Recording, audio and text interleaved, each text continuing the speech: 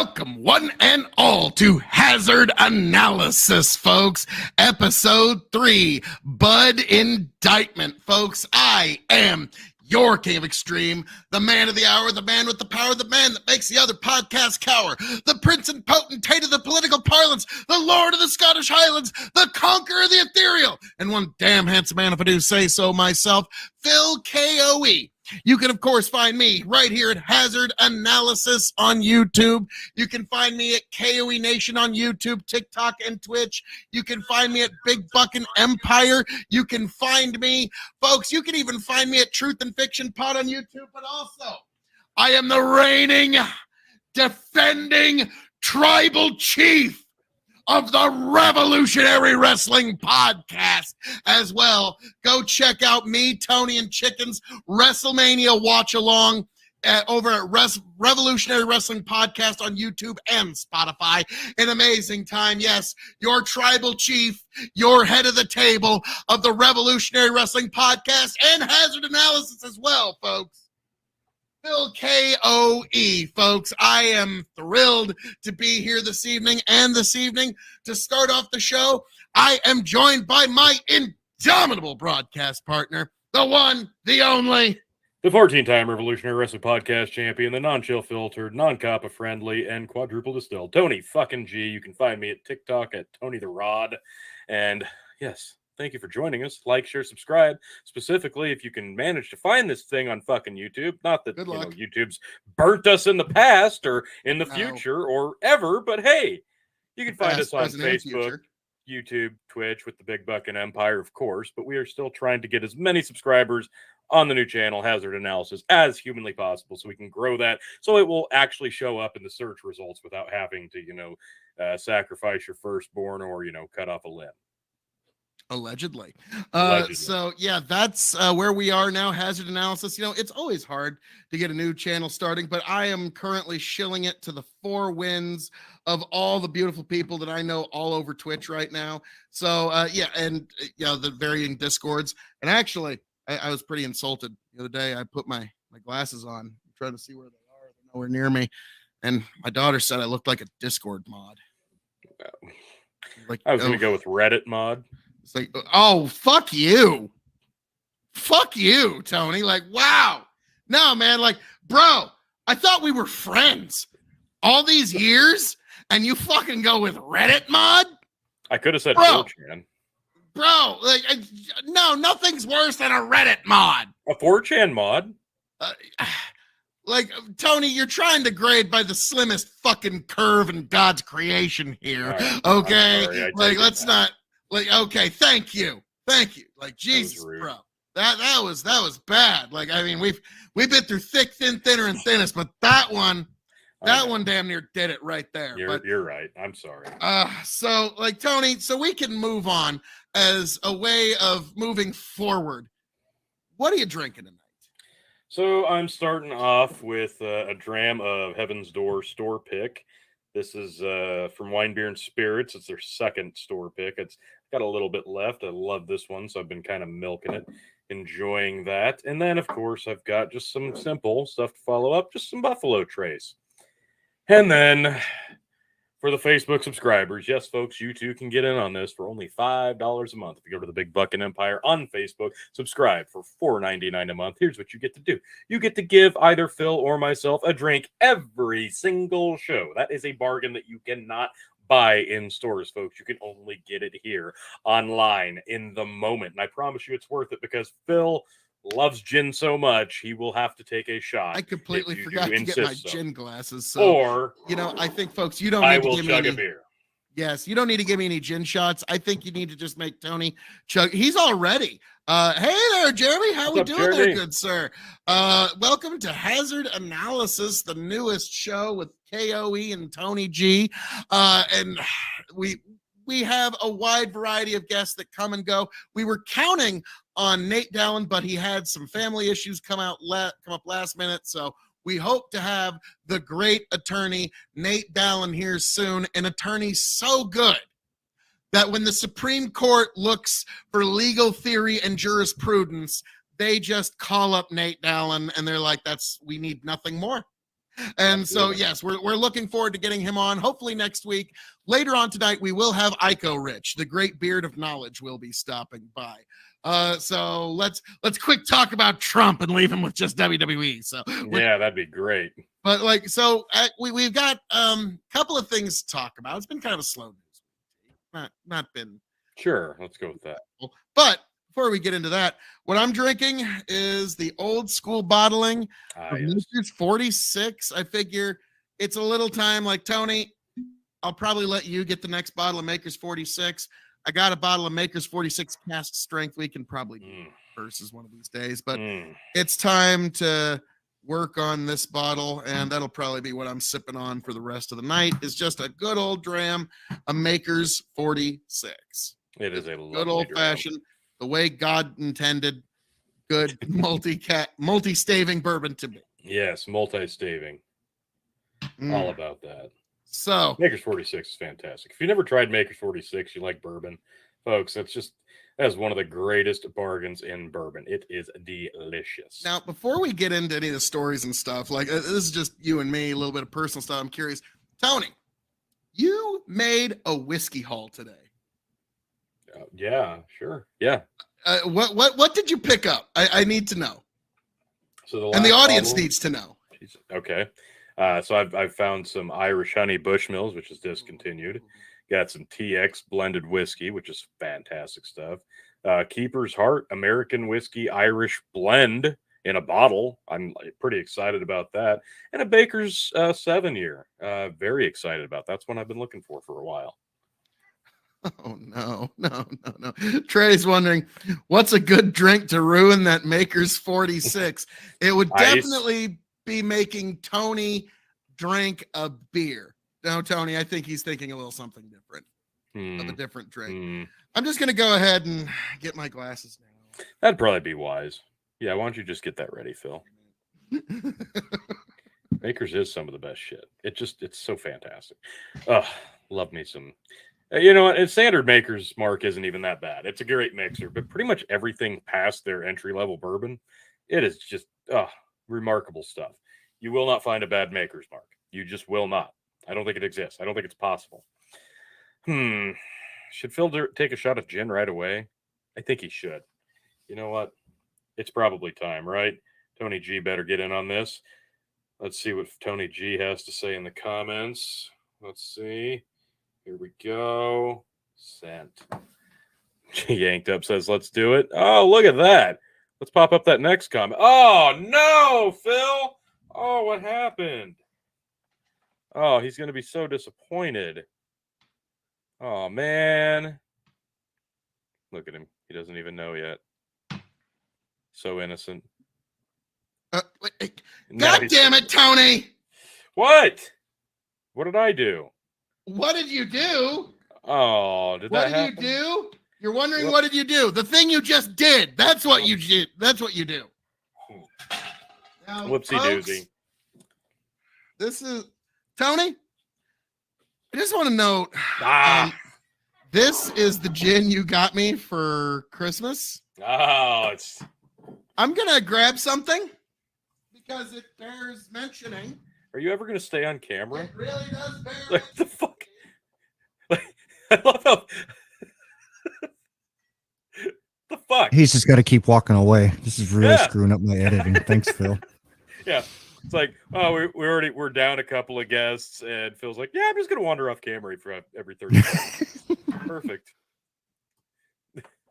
Oh, he brought out the Dalmore. So, Tony, this is the gin you got me for Christmas. Mm-hmm. Okay.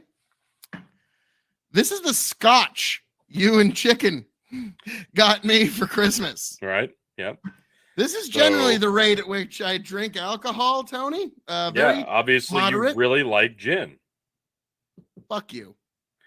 The results don't lie. It's science. It's basic science. It's basic science. God damn you. If you like the Dalmore, you would have drank it. But obviously, you like gin. Tony, I'm sorry. You know how much that hurts. But guess what, Tony? You've drank. Yeah, I know. I'm just saying you've drank more Brickway gin than you've drank Dalmore 14. The results don't lie. God, I hate myself a little bit. Yeah. But, Yeah. Tony, give me full screen. Give me full screen. Folks, to fighting, stealing, and drinking. If you're going to fight, may it be for a friend. If you're going to steal, may it be a lover's heart. And if you're going to drink, by God, I hope it's with me.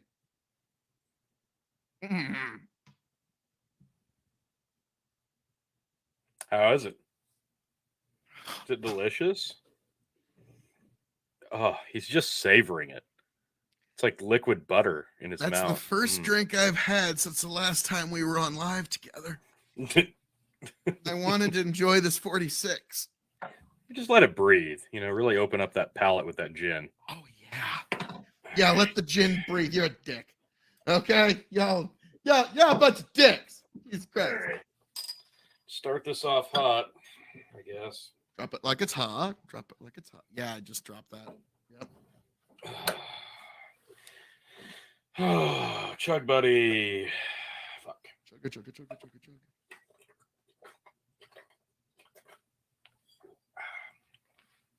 Cheers. God damn. Tony G, the one human being to be able to exist without a working liver. It is impressive, Tony. That is... No, it works. Not only does it work, it does overtime. Well, yeah, but like the Chug Buddy helps, but you have to have a body that can contain all of that. Like I know a lot of people, you try to get a fourth of that bottle in, it's coming back out one way or another. So well done. Did you just take a shot? No. Just a drink. Okay, I thought it was like, damn. It's like, fuck you. That's how I'd follow up. Yeah, I'll just fucking get shit fresh out of the gate. Well, no, I was gonna say, like, man, one thing can be said: us Nebraska boys can hold our liquor.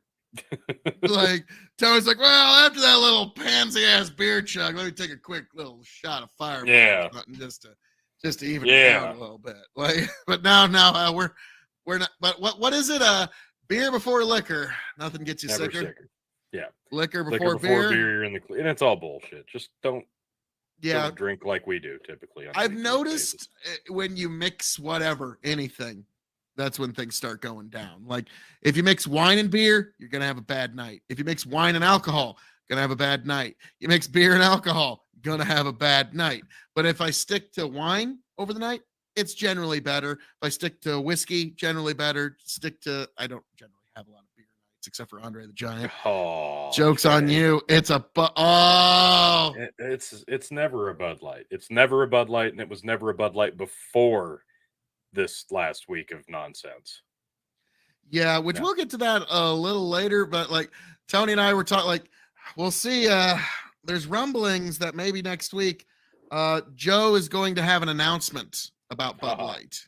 Like I've heard from my varying channels, Tony, that next week Joe Biden on this show is going to have a very special announcement about Bud Light. So be sure to tune in for Hazard Analysis episode 4 for that.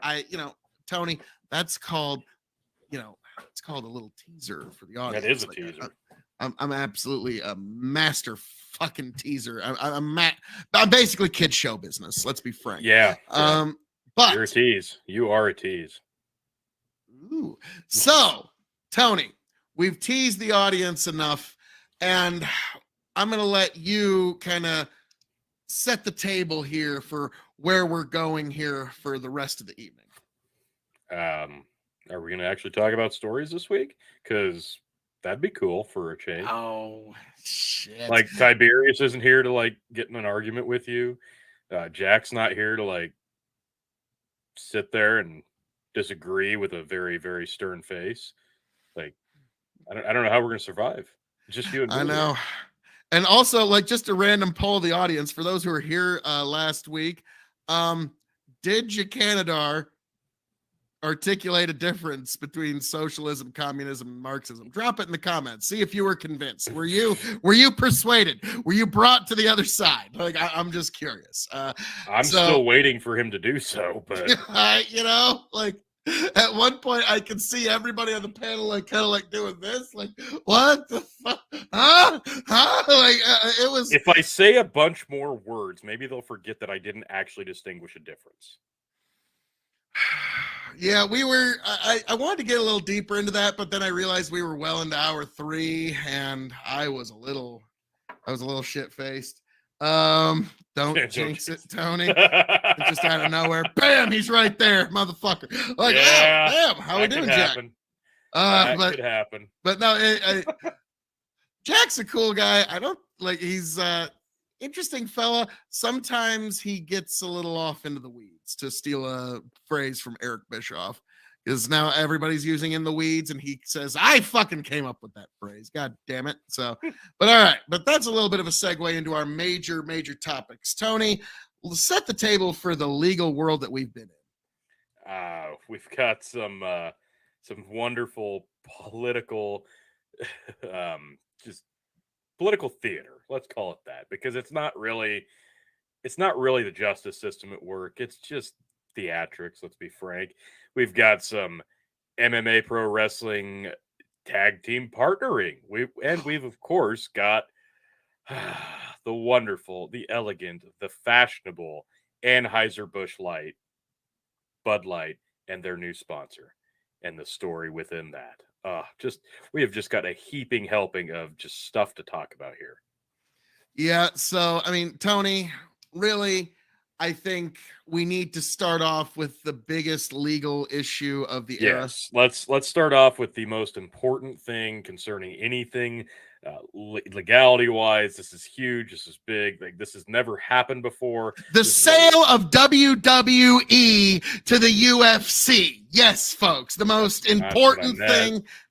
What? Whoa, wait. No, Tony, there's nothing bigger.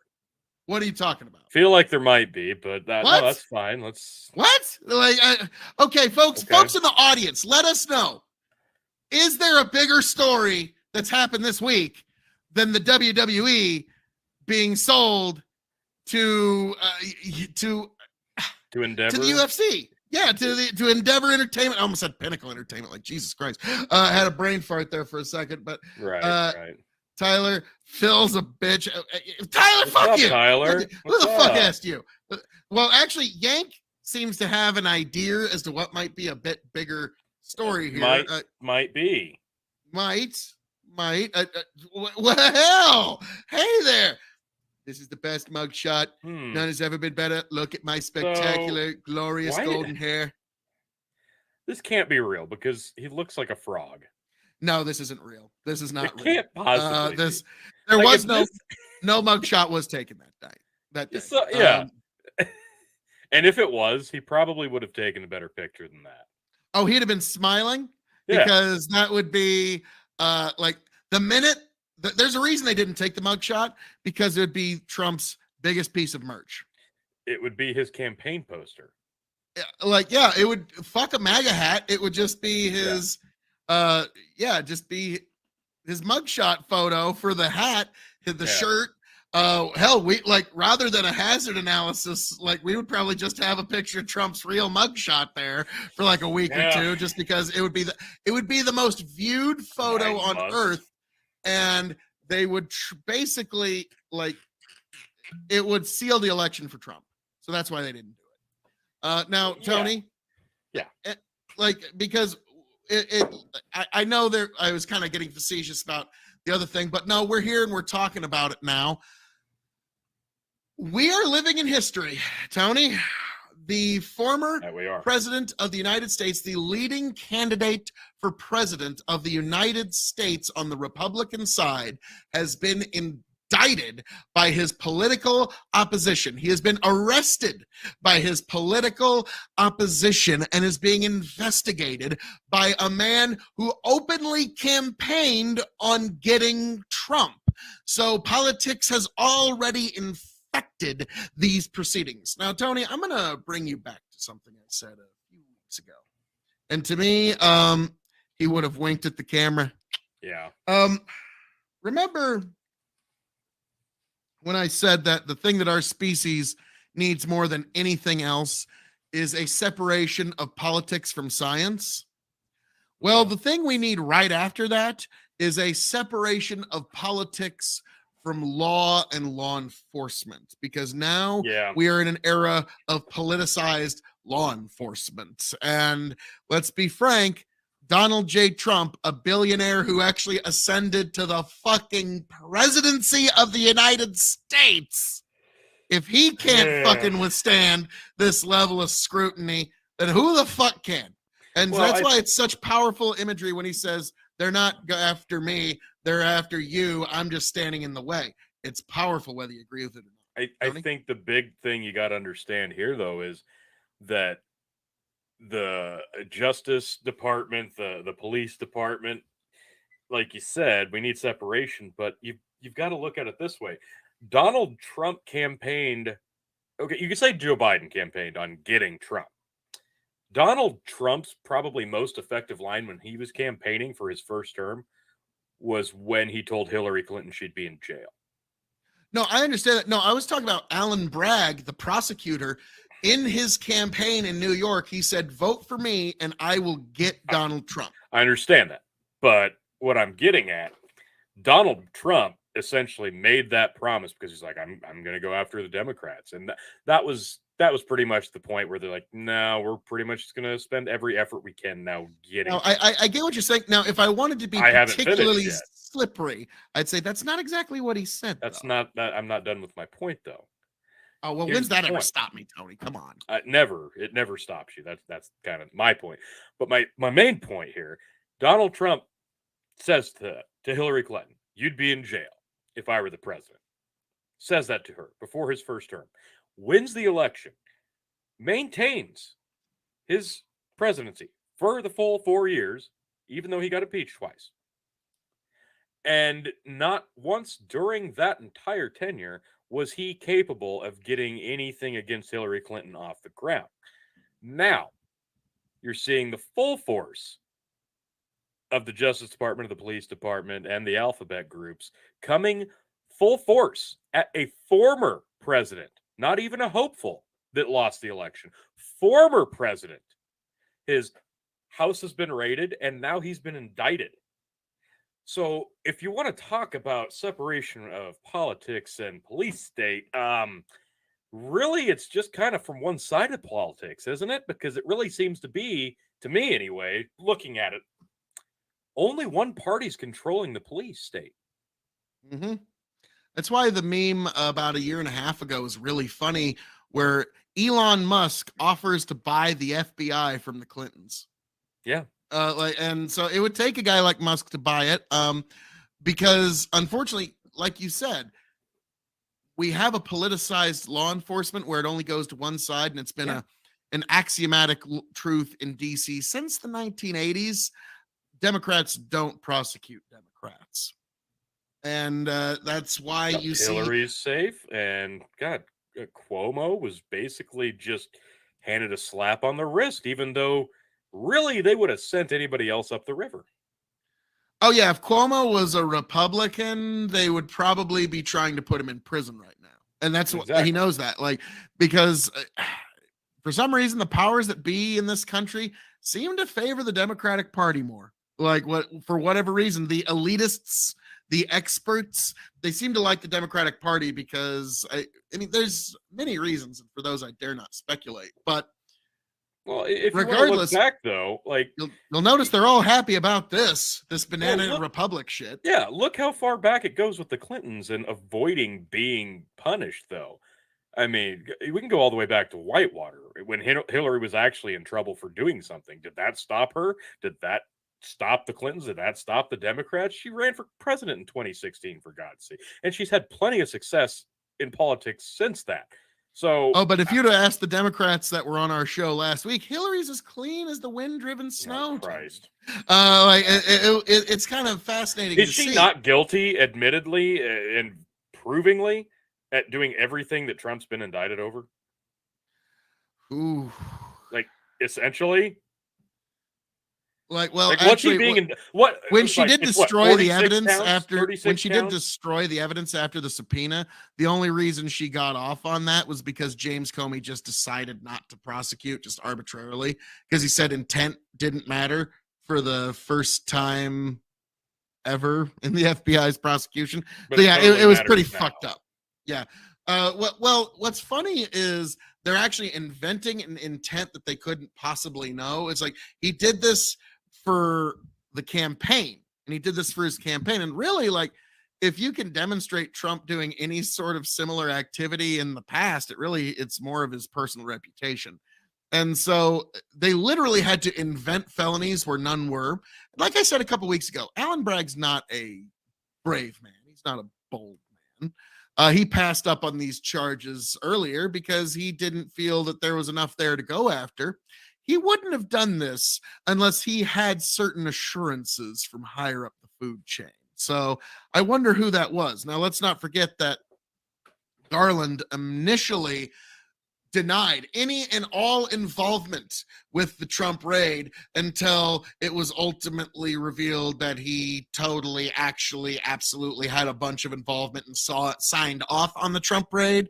So I would not be a bit surprised if it was Garland or one of his lackeys. Now, yeah, no proof right now, but you really don't need a weather vane to know which way the wind is blowing. So that's what and this is literally a political prosecution to try and take a leading candidate out of contention. Trey Powell reversed that. He said she didn't intend it. Normally intent to, okay, I got you. But yeah, for the first time, intent didn't matter. And the first time, and the FBI's, which I think is what I said, but I don't know. The court stenographer will let us know later. But now, Tony, we're to this point where we're not really going to have honest people running for office anymore. Okay. Well, okay. Well, at this level, when if you try to actually change anything, look at what they're going to do. Look at what they're going to do to you if you try to actually change things in Washington. Doesn't matter how fucking high you make it. I'm sorry, you can't. Like, how far back can you make that statement though? Like, that's not a new concept. They're all politicians. It doesn't matter. So at least when they try to get in, they at least have some good principles in their mind when they show up, and then DC corrupts them. Mayor of a small town? No, like DC seems to have its own gravity. Oh, once you get there, it pulls the you in. more corrupt you get. Come on, let's not beat around. Well, yes, we all know that, but I'm saying once you get to DC, everybody's got that bright-eyed ideal, but not anymore. I don't think you're going to have that anymore. You're going to have people that are cynically after as much power as they possibly can, and you're going to have literal Patrick Batemans running for fucking office. Like, no, the idea of a statesman, I am empty and dead inside. The idea of the statesman is long dead and buried. Like, there's no such thing now, because even the one that has the best intent, that's going to go out the window at the lowest level of politics. Like, the higher up, like I said, if you become a mayor, great. Then you're going to start learning, even at that level, shit, I got to shake the hands of the wrong people just to make things operate cleanly, because that's just the way the system works. And the higher you work up, governor, senator, whatever, it doesn't get better. Like, the people surrounding you aren't going to get less shady, less corrupt. It just doesn't work that way. So it's the same. And if you get up high enough, you start singing that old song, "Lolly Lule Lo." It's a classic. It's the same trope.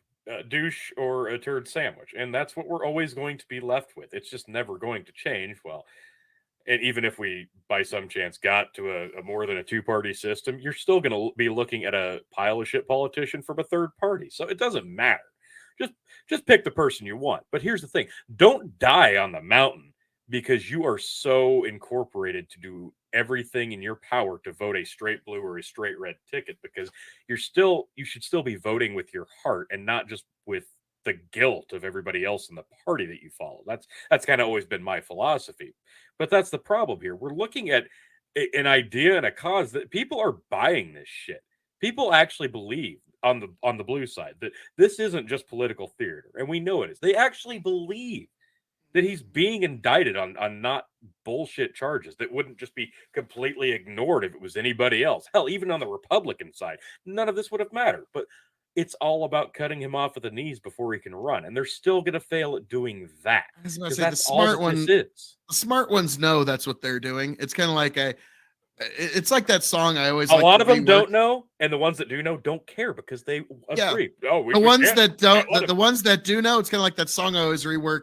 The indictment's a lie, and I think you'll find most Dems know, but they just don't mind. Like, it's unfortunately that's where we are. And if we have one half of the country that's willing to just prosecute their political oppositions out of participation in any elections, we don't effectively really have a country anymore. No, we don't. Because nobody is actually voting with the intent to make the country better. They're voting with the intent that other guy bad. And if you go into a voting booth with that mindset already firmly in place, you're really just more of a statistic at that point than anything else. And it doesn't really matter because you're not going to believe anything. Your mind has been made up, and not just made up, it's been made up for you. And if we're gonna do that, and we're just gonna believe, like we're actually getting worse, because people all know everything you see on the political theater news channels is bullshit. But now we don't care. We don't care because it's all about voting a straight ticket regardless, because Orange Man bad or Sleepy Joe Biden. Well, he really is Sleepy Joe Biden, but nevertheless, you get the point. And now we're going to actually get to the point where we're policing former presidents of the United States because they're such a threat to freedom and liberty that they have to be stopped at all means necessary, at any cost, before they can regain control. Now, here's the thing. Why is that a problem? The lefties call it they're ontologically evil. Like they literally believe that their political opponents are just like evil at their core and just need to be stopped. And like once you believe that, like the left believes a lot of that. Like once you start believing that, then it doesn't take a lot for a twisted mind to start justifying even things like violence. And so that's why you need to get really worried about that kind of rhetoric. Now, Tony, something that you were touching on a little bit earlier, and it's the strange guilt tripping that comes every election season that you have I love it. Done more than your part to try to resist it over the past several decades. It's bullshit. Well, now I do understand. It's like, say this Tony, without that smug grin. If what? Say what? What you're about to say. I don't think I can. Because you're already grinning ear to ear, knowing what you're about to say is total bullshit. Well, no, because every election cycle, like moderate normies like you have to deal with if you do not vote for my candidate, then you don't love America. You hate grandma and apple pie. And yeah, that's what happens every time around. And it's fascinating, like, because I was watching the South Park episode about the Obama-McCain election with my daughter. And I was like, unfortunately, this is how it is every election. In 2016, I was Randy out in the streets because of Trump. And then in 2022, I was Butter's dad because Obama, and not just me, everybody I know does the exact same fucking thing. And everybody, and here's the funny part, folks. If you think you're the one that's the exception to it, I got some sad news for you. Unfortunately, nobody's above this shit. It's just the way of our bichromatic rainbow that is American politics.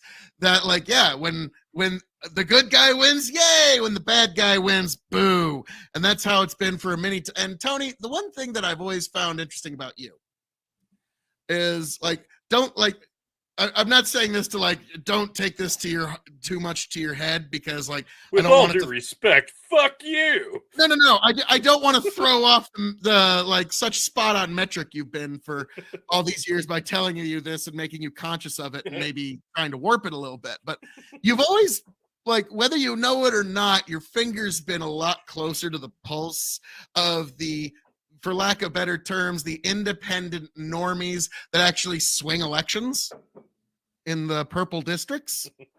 I know that sounds very strange, but you're a lot closer to that pulse than just about anybody I've ever met in God's creation.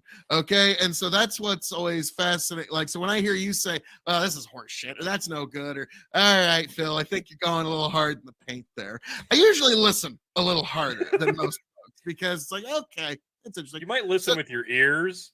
You sure don't listen with that mouth, though.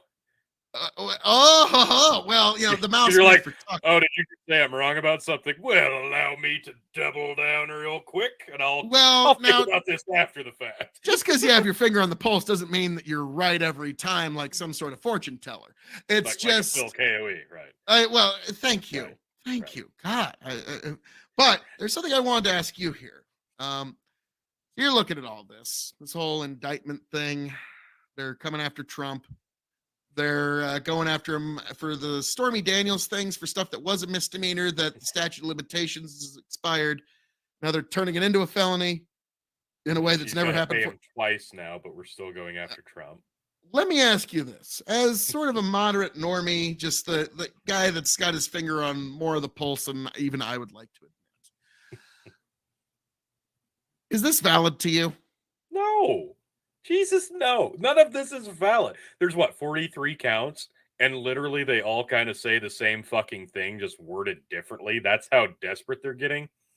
Well, there was a guy on fucking, oh, Jesus, who was it? I can't think of the guy's Yeah, name. normally when they try to stack charges like that, it's because they're not very sure of the indictment they're going to get. Yeah. So they're hoping that they'll get a jury that's like, they're hoping they get a bunch of jurors like Tiberius D, where it's like, well, let's split the field here and just convict him on a few of them. Because that's how some dummies, not that Ty's a dummy, but that's how some idiots on juries actually think, unfortunately. Trey Powell, the reason why the Banana Republic really matters is what's the next step? Political assassinations and military coups? Like, unfortunately, oh man, Trey, I hope that's not where that goes. I really do. But like, no, like, unfortunately, like, people need to realize, like, unfortunately, in justice, especially on juries, people try to split the difference like that, which is really stupid. A person is either innocent or not. Right. You know what I mean? Like, and so I've always kind of despised that idea. Oh, speaking of going hard in the paint, Phil Chin, and then wait a minute, what? Tony?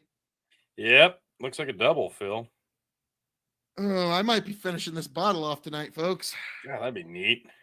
Fuck you. Let's make that happen. Only you can make that happen, folks. Only you can also prevent forest fires. Or if you support Republican legislatures in heavily forested states so that they actually support logging out at least the dead trees so that there won't be such a severe burn. But all right, Tony. Tear it up, buddy. You got this.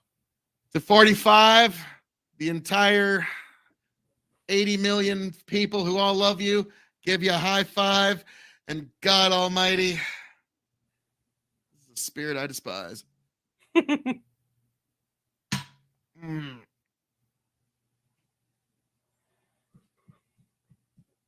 How is it? Describe that flavor. Regret. But why? Regretting that I have a tongue. No, that's fair. That's fair.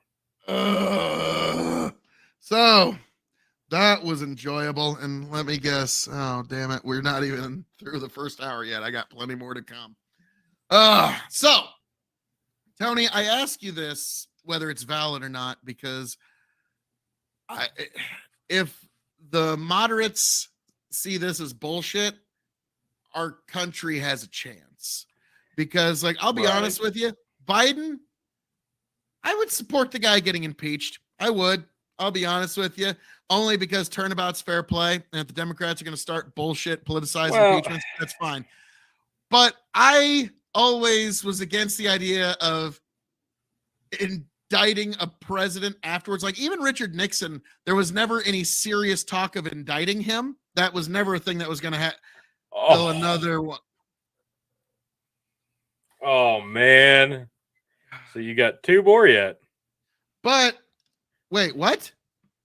What do you mean? I did a double. Oh, you did a double. Oh, okay. Okay.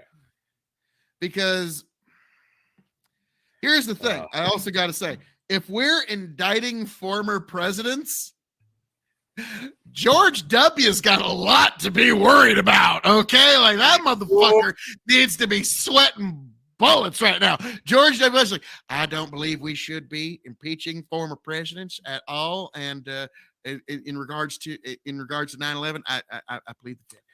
So as you prepare that, you're asking me, as the moderate normie, who doesn't subscribe to either political ticket up and down, is this bullshit? Of course it's bullshit. And you know how you can measure this as bullshit? Fucking John Bolton on CNN. Oh, wow. After this happened, even said, this is really weak and this isn't going to stick. Wow. There you fucking go, folks. John Bolton was basically, hey, Senate, I'll start talking and you let me know when you have enough to convict. There you go. So if even some of the harshest critics of Donald Trump on the left are like, this is weak, this isn't going to stick. Folks, I've said it before, I will say it again. This is just the fourth impeachment. The first two before he got out of office. The first one he was in office. The second one he was on his way out of office. The third was the January 6 hearings. And this is the fourth impeachment. And the motherfucker's not even the fourth one was his house getting raided.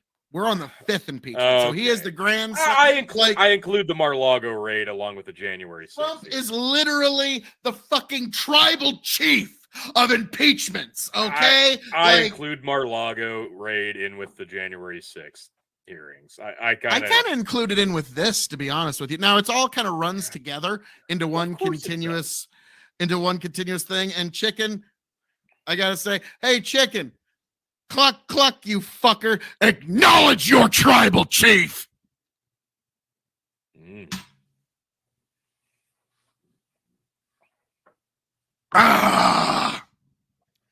Broke your WrestleMania streak, Chicken.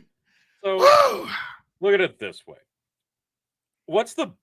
Say you're a Democrat. Say you're an anti-Trump voter. Ew. Just go with me here. What's the best case scenario here? Really, what is the best case scenario? I ask because if we're going to pretend the best case scenario is they load Orange Man into a cannon and fire him to the moon because Orange Man's so bad. That's just it. Literally, it's a child's fantasy is what they want. That's what they want. That's exactly what they want. They want to see Trump in handcuffs. They want to see him go to prison. So say that happens. Say that Donald Trump is successfully indicted. This all goes swimmingly, and he goes to jail. What is the cost? What is the cost worth it? Because what is that going to cost you? If Donald Trump goes to prison for these ridiculous bullshit, they're all the same 34 charges. If he goes to prison, Phil, what would you say the cost of that would be? Ultimately, not the immediate, but long term. Let's be honest here. As a whole, what's the cost? Donald Trump is not going to prison under any way, shape, form, or figure. Even under any rational court, this would be thrown out. But you got to keep in mind that the judge also has a lot of political connections to the Democratic Party. He's got a lot of biases against Trump. His daughter actually worked for Kamala Harris. So unfortunately, when it comes to the judge, it looks like the fix is in here for Donald Trump, because if it's not thrown out on a motion to dismiss, this pretty much tells you the fix is in. And honestly, I'm not all that impressed with Donald Trump's defense team. I remember an attorney named Barnes was actually on. He says he needs to hire Alan Dershowitz, okay? Because Alan Dershowitz, he litigates like his freedom depends on it. And then it like I'll never forget. It was a great scene from our cartoon president. It was Bill Clinton and Donald Trump talking about then our great attorney, Alan Dershowitz, he litigates like his freedom depends on it. Then it shows a picture of Alan Dershowitz, and then it pans out to showing him and Jeffrey Epstein standing next to each other, and then Trump goes, and it does. Yeah, fuck that. But Dershowitz would be a good attorney for this. I'd go for Jerry McDivitt. Fuck that. Jerry McDivitt. Yeah. Jesus. Saul Goodman. No, he kept fucking Vince McMahon out of prison when the fucking steroid trials hit, and that was a slam dunk case, even though that was also bullshit. Who was Rittenhouse's attorney again? Oh God! No. Yeah, it was pretty good. Yeah, he needs to assemble the greatest right-wing attorney team of all time. It'll be the best. No, that's the thing. He doesn't need to, because they're all bullshit charges. And if he assembles just a crackpot team of the best, it's going to make it look like there's actually something there. So honestly, while his defense might not look that strong, if he put too much into it, that might actually send the wrong message. We'll also keep in mind that every time somebody tries to sign on for an attorney for Donald Trump, suddenly they find themselves with the deep state's crosshairs on them. So they've been trying to even keep this guy from having competent representation for years. So, like, to me, it's the fact that it's taken so many years and the charges are so feeble, they are so weak, and they are so thin. This really shows, like, this does really, like, liberals always like to say, oh, conservatives have a persecution complex. Well, when they're being openly legally persecuted, it kind of does that. Yeah, remember when you used to get Secret Service for life if you were president? Now you get investigations, constant investigations for life. I was about to say, like I said, we got some former presidents. Like Carter's about the only motherfucker that ain't got to be nervous about shit. Yeah, he's got an exit. I was about to say he's on his way out anyways, but like even like he's the only motherfucker that's got fuck you bitches. I got such a sterling Carter would reputation. have had to They have ain't actually, coming after me. Carter would have had to actually have done something to be indicted for something. Yeah, and I remember Tiberius is telling me they found some old records of classified stuff that Dukakis wasn't supposed to have. And I was like, I think just let him keep it. Like, yeah. I mean, like, let's be frank. It's like, ooh, this was classified in 1982. Let's go get Dukakis. Yeah, like, it's like, I think. Finally. I've been losing sleep over that ever since. Before I was born. Just let him keep it. Like, it's just like at this point, like, it's just something that's kind of neat for his grandkids to read when he dies. Like, it's political wizard that is Dukakis. Yeah. I was like, how the fuck did he even manage to get his hands on a classified document? Made the most of that run. Who even accidentally gave him one? like what the fuck is this? Like, no. Yeah, somebody handed him something because they thought he was a secretary, and he's like, "Here, go shred this." Ooh, I get to keep this. Hey, nice. I got some memorabilia. So yeah, no. In a nutshell, no. You can look at this as a whole, and that's the beautiful thing, because we don't live in a blue state. Obviously, we're in a very, very heavy red state. Thank God. And I think even if you go to the blue portions of this state and you ask an honest person who's not, like, without a camera in their face, because God forbid I actually give an honest opinion here, you ask a person in a blue portion of this red state, and they're probably going to agree, yeah, no, this doesn't feel like a slam dunk by any means, because here's the thing. Even if they would have believed that this was a slam dunk thing, a lot of the people that have been just touting, yeah, get him, get Trump, any means necessary. First impeachment failed. Second impeachment failed. The January 6th hearings failed. The fucking Mar-a-Lago raid failed. It's like, fool me once. But here we are going on now 5 times. At this point, you're just getting their hopes up. You're stroking them off, and you're not getting them off. It's not going to happen. And they're going to keep doing this because he's announced now. You know he's running. So they are trying anything they can. And at least people can now see through that it's okay. They just want to stop him from running because they feel like they have to. And they're losing people. All these feeble attempts that are just wasting everybody's time and resources, nobody cares at one point, because at one point, even the staunchest of staunch blue ticket voter is going to go, nothing's going to come from it. Now they can assume, well, that's because he's just so evil and crooked. He can get away with anything. That's why we have to put him away. At one point, they've got to go, maybe my party isn't actually doing what's best. And they're just scared of this guy. And that's what it is. And a lot of people are starting to see through the veil. They're starting to see, okay, yeah, this is literally just trying to weaken a political opponent, because none of this has anybody's best interest in mind. What does Donald Trump going to prison actually do to help you on a day-to-day basis? What does Donald Trump going to prison do to help you save money at the fuel pump? What does Donald Trump going to prison do to help you save a few bucks at the grocery store? What does Donald Trump going to prison actually do to help prevent World War III? What does Donald Trump going to jail actually do to secure your 401k and your retirement plan? The answer is fucking nothing, folks. And that is the basis of what the Democrats are running on in 2024, putting Orange Man in jail instead of addressing the very, very crucial, critical horrifying things that are going on right now. Inflation, the fucking US dollar tanking, brooding World War III. For God's sake, folks, those are the things that the Democrats should actually be focusing on. But no, instead, here we are, more worried about did Donald Trump properly cross his T's and dot his I's when doing paperwork for an alleged meetup with the fucking porn star. That's what we're focused on. Not inflation, not World War III, not our economy tanking. No. That's what we need to focus on. Donald Trump going to jail. Yep, campaign on that. I'm telling you, folks, this is what you want. If you're a blue ticket voter, this is what makes you feel good about voting a straight blue ticket. What you're seeing right now, this is the real hard-hitting issue. As a fucking moderate normie, I'm telling you, you are going to fail tenfold. And if you see some crazy, ridiculous record turnout and another historic slam dunk win for the Dems, at that point, even the blue voters are going to go, this still doesn't smell right now, does it? Yeah, unfortunately, Tony, what this appeases is people with severe, almost incurable TDS, and also what his true crime is. His real crime was, Tony, 2016 was supposed to be her turn. Don't you understand? That was the crime. That's what the indictment's about. Now, folks, we have something special here. We have a very special guest that just made a very sudden run-in. And don't worry, Iko, I'll stretch for you.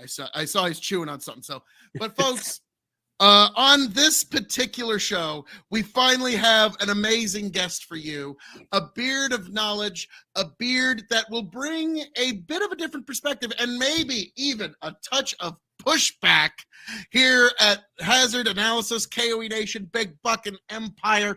But we shall see, because he is a man that it doesn't matter which side of which.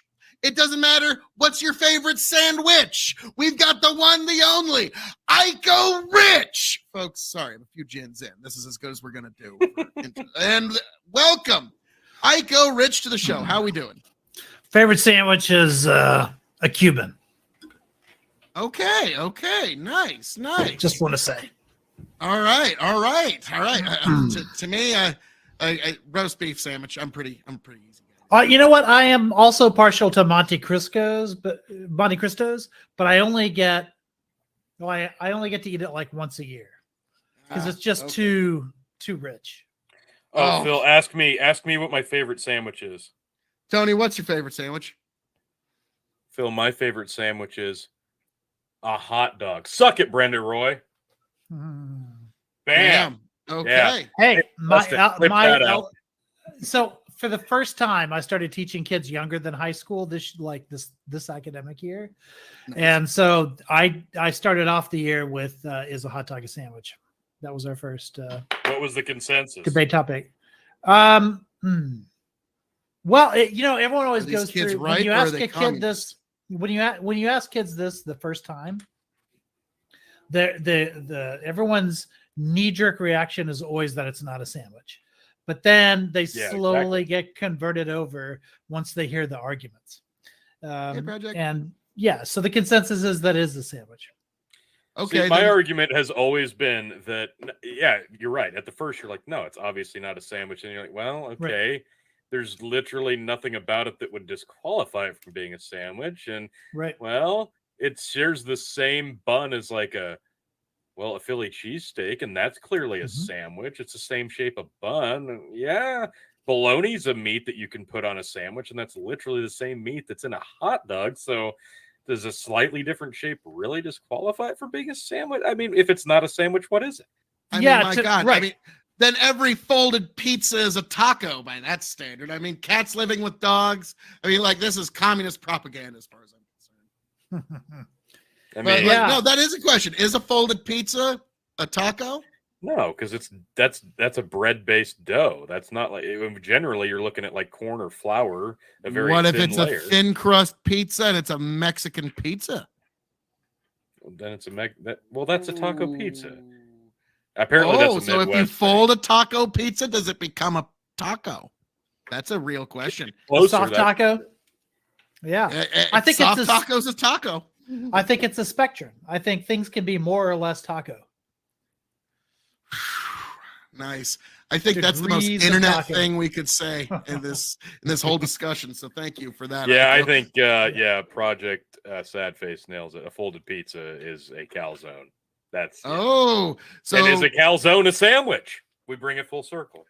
so what you're saying is it's sandwich all the way down. Yes.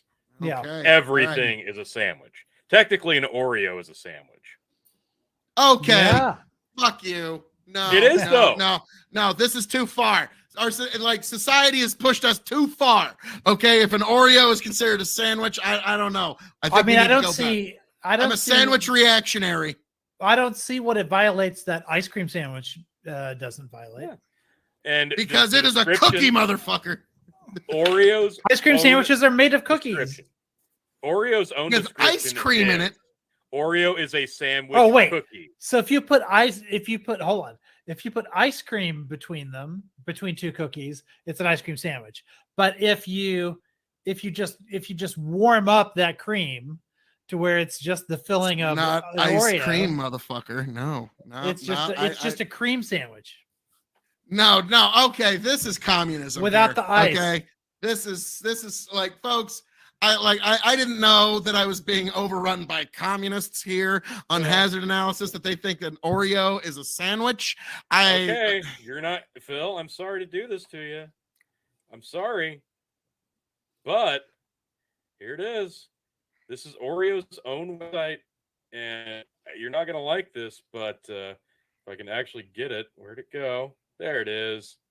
Well, let's get rid of the ad. I was about to say Oreo chocolate sandwich. Okay, cookie. so the conspiracy goes deeper than I thought. Yeah. This is on Damn it, it goes all the way to Oreo.com. Oreo. What? Hold on. So what you're Oreo-cookie. saying? That's an interesting argument coming from Tony. What he's saying is a sandwich is anything that identifies as a sandwich. Tony, Since are you Oreo going to surrender to the since Oreo's self-identification of self-identified as a sandwich, that means it must be a sandwich. Well, they self-identify as a sandwich, and they meet all the qualifications of a sandwich. Yeah, It's no, got I a agree. top, They it's do. got a bottom and a middle. Yeah, they do.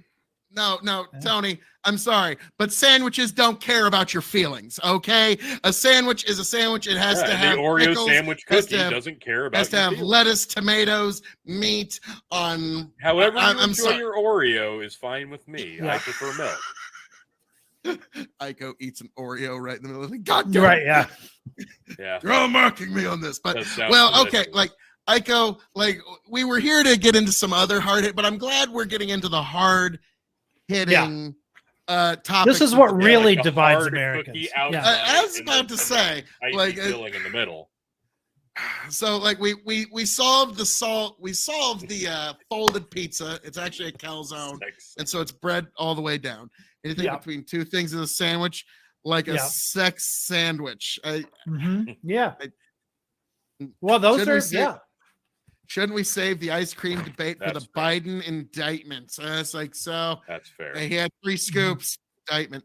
Like when somebody says it's sandwiched between them. Oh, son of a bitch. I was about to say, if we're going that far, then isn't a 3-car wreck a sandwich? Technically? I A mean, car sandwich. like, Yeah. sheesh. Cats living with dogs, up is down. The We world do is say a- that. I guarantee you can find a police report that says that a car got sandwiched between two. Oh, other vehicles. absolutely. Well, there you go. You've done it. Like, yeah. You've done By it. the way, that's called anthemeria when you use a noun as a verb. There we go. Yeah. Look at him using all his book learning stuff here on the hazard Yeah. analysis. Yeah. But no, Okay, yeah. we appreciate you here, Aiko. Now, Aiko, now that we're getting, oh god damn it, we just passed the next hour. So I think Tony should take all the beer chugs. We What just happened? passed the hour, so now it's resetting on gin shots. And Oh, such. right. So God Almighty. Sadly, and I Lord can only be I'll only be downing Topo Chico for this show. that's fine. Easy. Woo. You go slow on that. Which is, by the way, the best soda. I'm told the best soda to mix with any other like form of alcohol that you would normally put soda in. It's Topo Chico. because it retains its fizz better than anything else. I will have to look into that now. Yeah. I've never tried a Interesting. Topo Chico. It's All it's the official like soda of the Southwest, I think. Like Is it like Sprite? No. It's just fizzy water. So it's the sort of thing you would put like in a gin and tonic or whatever, right? Okay. Okay. I see it. okay. I see it. Okay. I've Yeah. seen these in a cup. They actually sell these at Wine, Beer, and Spirits up. in- Okay, perfect. Oh, yeah. So, We can try them. It retains its fizziness. So like, whereas like if you were to take like a what is it that's normally like Ginger a buble ale. or and yeah, but ginger ale has sugar in it. This is just just tonic fizzy water. like Perrier. Yeah, like Perrier, tonic water, the Yeah. buble, all of Okay. those. But this, for whatever reason, I don't know why, but it tastes sharper on the tongue. Okay, here's a little secret. If you're trying to give up sodas like sugary sodas like Cokes and stuff, the reason you should go for Topo Chico is because there is something about the bubbly that's in a soda that activates the pain receptors on your tongue, and those pain receptors are associated like with the flavor of sodas or whatever. So if you're giving up sugar or you're trying to like stop drinking sodas because you're just found out you're diabetic or something, then if you drink these things, it'll sort of satisfy the craving of drinking a soda because it activates those pain receptors Interesting. for whatever reason. I don't know why. People's tongues are BDSM or something. I usually just slam a glass of water and then burn my tongue with a Bic. Right. Yeah. So, This sounds like a way better way to go. Right. so I got to give you credit, Aiko. Yeah. So on your Friday Go night, fast. your Go advent. fast. Oh, okay. Sorry. No, it's I fine. got somebody His going by. adventurousness is a bottle of extra fizzy. Yeah. Like, Oh, my God, like, jeez. Oh, God bless Phil. you. No, I mean, don't get me wrong. Like I have a rule. So I really like beer, but hold on. I'm going to go off camera just for another second. That's fine. I got to pour a double, so that's going to finish off this bottle. Phil, What's it's that, a triple. Phil? So It's a I triple. really It's like triple. beer.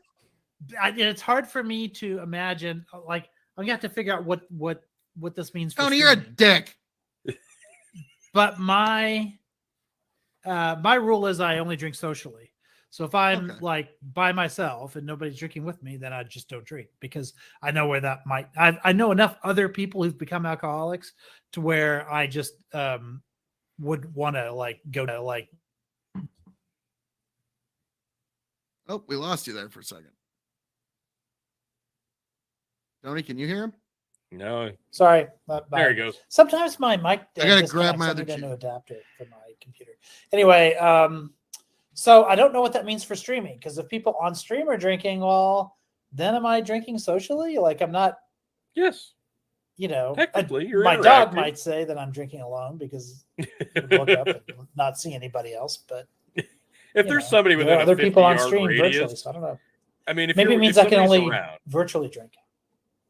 if somebody's around you in like a 50-yard radius that can like you can see, yeah, you're fine, totally fine. At least that's my rule. Uh-oh, Phil, what'd you do? I went do and you grabbed have? my Snoop Dogg gin. Oh, because you have to do a Right, I'm triple. back. Yeah, I do. I have to do a triple. Yeah. Dick. You know what? Because I can't think of any other any other, and this is a mixture Oh, of the last of my Brickway God. and one shot of Snoop Dogg. I'm just gonna do the classic Gaelic Irish toast again.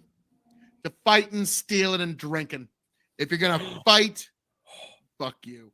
May it be for a friend. If you're gonna steal, may it be a lover's heart. And if you're gonna drink, by God, I hope it's with me. Oh, this looks so bad. Triple shot of gin. Oh, get it down. Keep it down. Swallow it. See, talk about pain receptors. Yeah. Oh, that actually like that hurt me. Ugh. Okay, Phil, sorry. What I was trying to say is Oh. my rule is I only drink socially. So I don't know what that means for being on stream. Because if people on stream are drinking, am I drinking socially? Can I have a beer at that point? Yes. That is an interesting question. Yeah, like, I've 'cause some never people had would to- say yes, some people would say no. Yeah, No, this is my 2020 first time. proved the virtual bar was a thing, and it became a thing in 2020. So absolutely, it is no Alright. longer drinking alone. In that case, I'll go get a couple 6-pack of like Dos Equis or something, and Hells yeah. Hells yeah. Ah, Sierra shit. Nevada. Sierra Nevada, my favorite beer. Oh, nice. Nice. It's very Tony has to do a simple. beer check. All right. 'Cause this is the high-minded content you come here for. Now, I was about to say, it's like we start getting into, is a root beer really a beer? Is it like, All right. Pull me all up. right, It is. ziggy zoggy, ziggy zoggy, oi, oi, oi, ziggy zoggy, ziggy zoggy, oi, oi, oi, ziggy zoggy, zig, oh, well done, Tony. Ah, Tony Go Down, the one human being to operate without an actual liver in his body. It's really amazing, folks. I can answer the root beer question, or I can give you my opinion at least. Rocket. A legitimate root beer is technically a beer because it gets its fizziness from like yeast, like emitting gas. So it has trace amounts of alcohol in it because of that. So it is technically a beer. However, the way in which root beers are made today is they just take a bunch of CO2 and they infuse it into the liquid. And that is not a beer. Okay. And this is why we call you the beard of knowledge. Yeah. Well, I used to Okay. be, I'm obsessed with coffee these days, but I used to be obsessed with beer. And so like all of the, as much as I like obsessively talk about coffee today, like if you'd found me 20 years ago, I would have been doing the same thing with beer. So I kind of still have a little bit of that beer knowledge kind of like residual, like I haven't forgotten it all. Well, sheesh. You should I used to start make my own filming- beer. You should start doing coffee reviews. Like that would actually tell you which kind of coffees would be worth a shit. Because Oh, yeah. I'm just getting new into it because I've heard, now again, not to be construed as actual medical advice, but I've heard that drinking coffee can actually help mitigate a few, not all, but a few of the negative health effects associated with drinking alcohol. Yeah. So I've Well, been you know getting what? a little interested in the possibility of drinking coffee. We could collab on making an Irish coffee. yes. Oh, We could do a video essay on that. Delicious. actually, that's a perfect tie-in because right now on my YouTube channel in K.O.E Nation, we're doing the 32 Irish Whiskey Tournament of Extreme, where we're going to find out actually next week, the championship match, what is the best Irish whiskey in all God's creation. The last semifinal just dropped today. The championship match is actually Redbreast 15 versus Tullamore Dew 15. And so Redbreast 15 is a lot easier to find. So that would be an excellent one for any kind of Irish coffee. And there's actually a bar in San Francisco that's like their specialty. And like All if they you watch use it on is YouTube, Tullamore Dew, standard Yep. Tullamore Dew.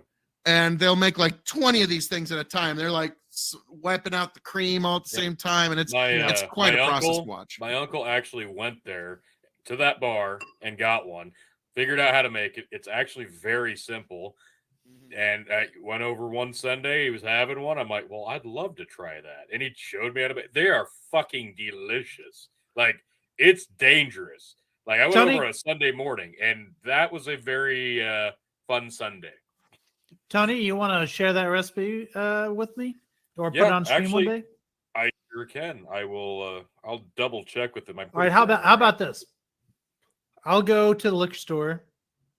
You tell me what to get, like for Irish for all of this stuff, like what you just mentioned, Phil, like that brand, and then like whatever, and I'll get a couple of those, and I'll start a little bar here in the apartment, and then I still will only drink socially, but what I can do is I can use my new document camera, which I've been using for debate note taking and stuff, and I can point it at my coffee setup, so we can figure out, okay, do we do this with drip or do we do it with a like watered down espresso? Like, what's the best way to get like because if my theory is if you do espresso like watered down, espresso because it uses pressure is a lot more oily, and I suspect that oiliness would mix well with like the whipped cream, and you would get like a really sort of luscious Irish coffee doing it. So you've got to, it's that little stir you get off like Amazon with the circular spring. You push the button, it spins to like mix up something like a very simple. Oh, right, one of those coffee mugs with the magnetic. Yeah, one of those little stirs, and you take like I think it's just heavy whipping cream. I'll have to remember for sure, but you just whip that up. You get like the coffee, you dump in the shot, I believe, and then you like scrape the mixture that you whipped up on top of it. I can't remember which step is which, but yeah, I can get it. And it's absolutely delicious. But all you need is just Tullamore Dew, regular green bottle Tullamore Dew, and apparently that's the best thing you can use. When you talk about espresso, this is actually a very famous drink. It's called the espresso martini, and Kate Moss went into one of the most famous bars in LA. This is years ago, and she walks in, and it's kind of early in the morning, and she'd been up all night the night before, and she tells the bartender, I need something that's gonna wake me up and fuck me up.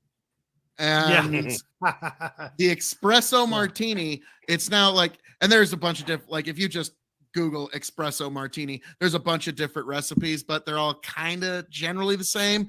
But yeah, that is one of the great iconic Hollywood coffee drinks is the espresso martini.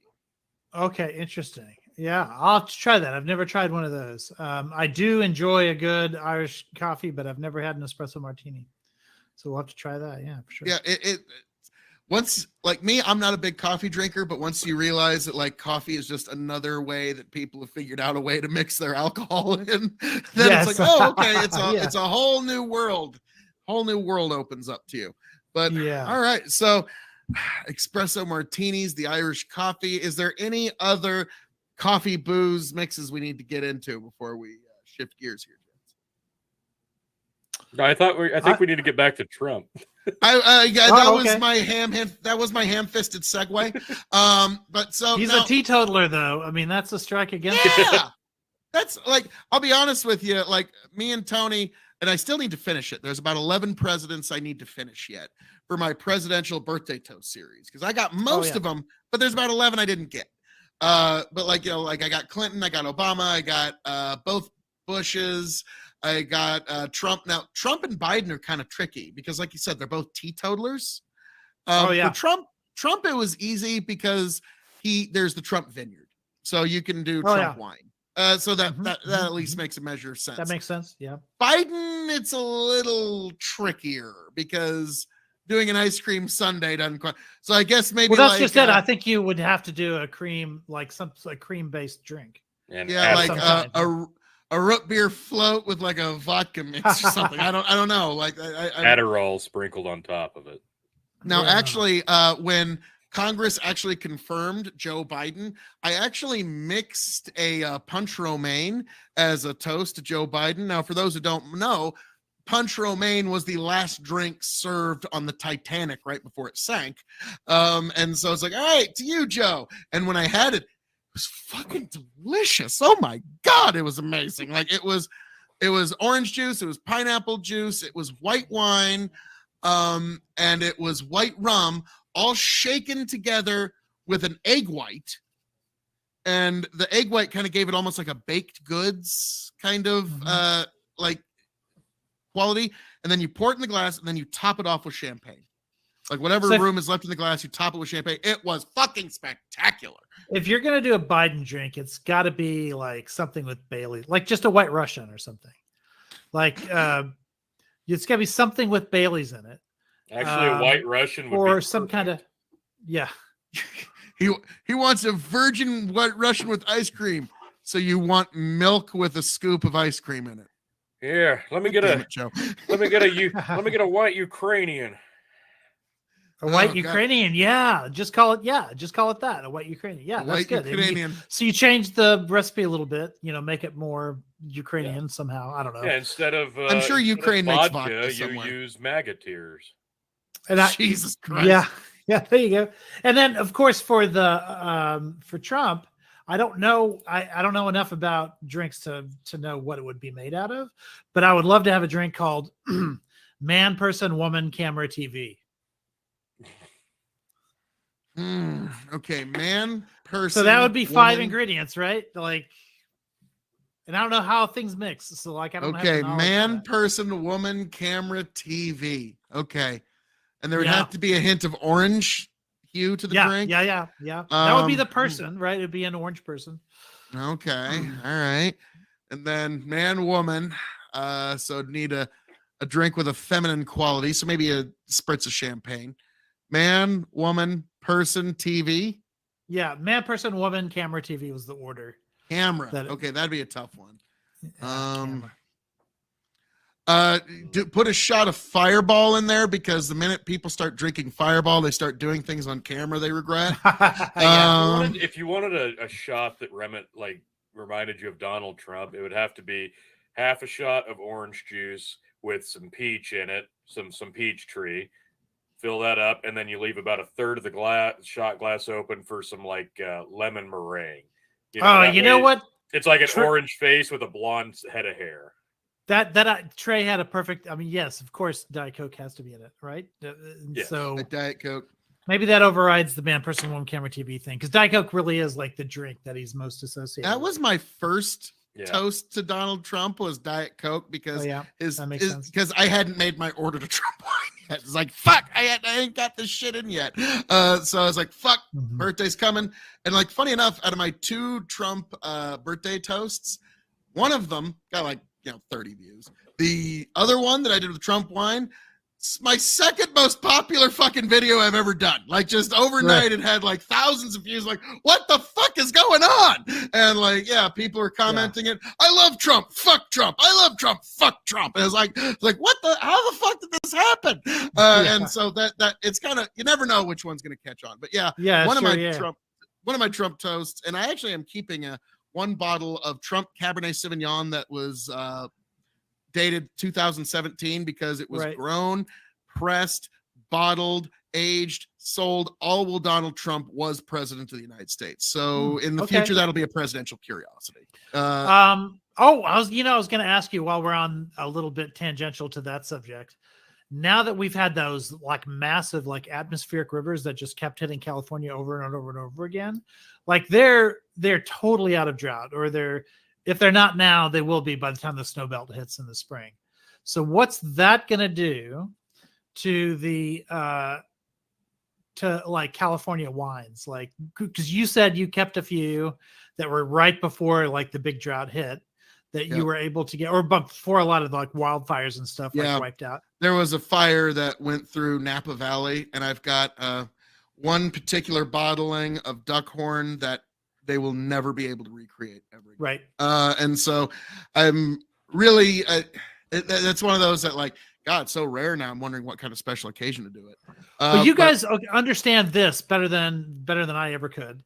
But one of the sort of silver linings of these fires, of course, is that a lot of carbon gets put into the ground, right? Because of the fire. So that plus the combination of now very available water, groundwater and reservoir water, that combination surely will lead to some really unique varietals at some point, right? Oh yeah. Depends on the weather. Yeah, because with wine especially, there's something called terroir, where you take into consideration. I'm sure you know, you're kind of a wine guy yourself, or at least you're telling me about some wine adventures in Europe. But they kind of take into consideration the quality of the soil, the weather that year, how much rain they got, how dry it was, how hot it was. All this stuff comes together to make certain vintages. And if the terroir is just perfect in this area, then that's the vintage you want to go for. And so it really kind of that extra water definitely helps. We've had some back and forth on this before in the past, Iko, about California doesn't really have a lot of appetite to capture a lot of that water that keeps escaping into the ocean. And until recently, and then when I bring up this, it's all I get back is environment. I get it. I get the environment's important, but I'm not for sitting me. here on team people. I'm from Texas. We have You're like, man-made lakes. Like I think we're second only to like Michigan or something for man-made lakes, or Wisconsin or whatever. well, Like, we yeah, make because a shit ton of man-made lakes here, and it's come in like it's saved our butts multiple times. I absolutely think that California needs to learn from Texas on that. here, nice. Yeah. And I got some kinfolk in California that are not liking to hear that. But like now, let's see. Phil.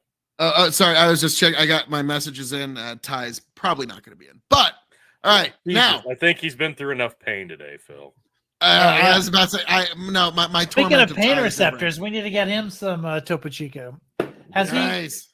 Did he make it to the? Because I think he had something today or yesterday. Like he was going to get access to a dentist finally, or like finally get something done.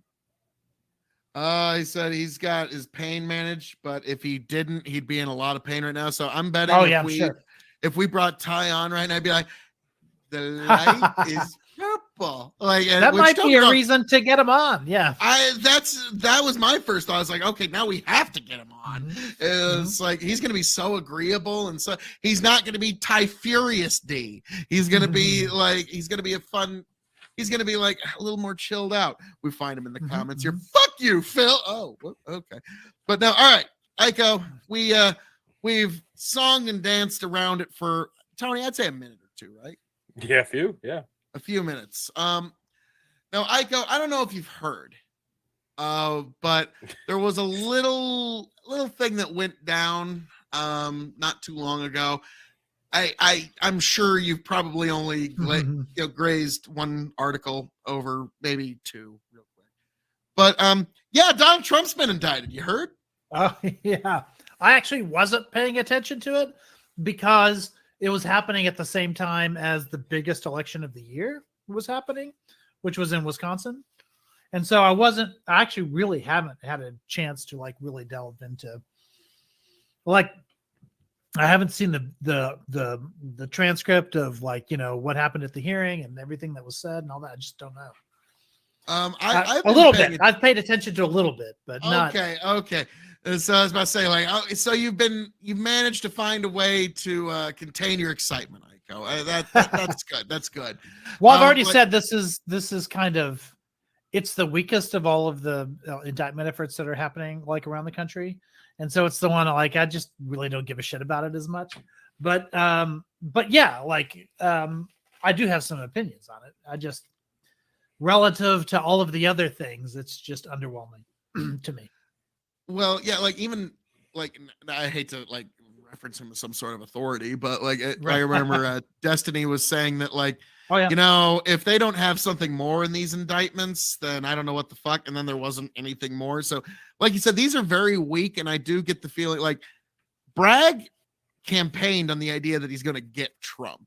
And so the idea that this isn't a political proceeding is kind of just like Trump campaigned on putting Hillary in prison.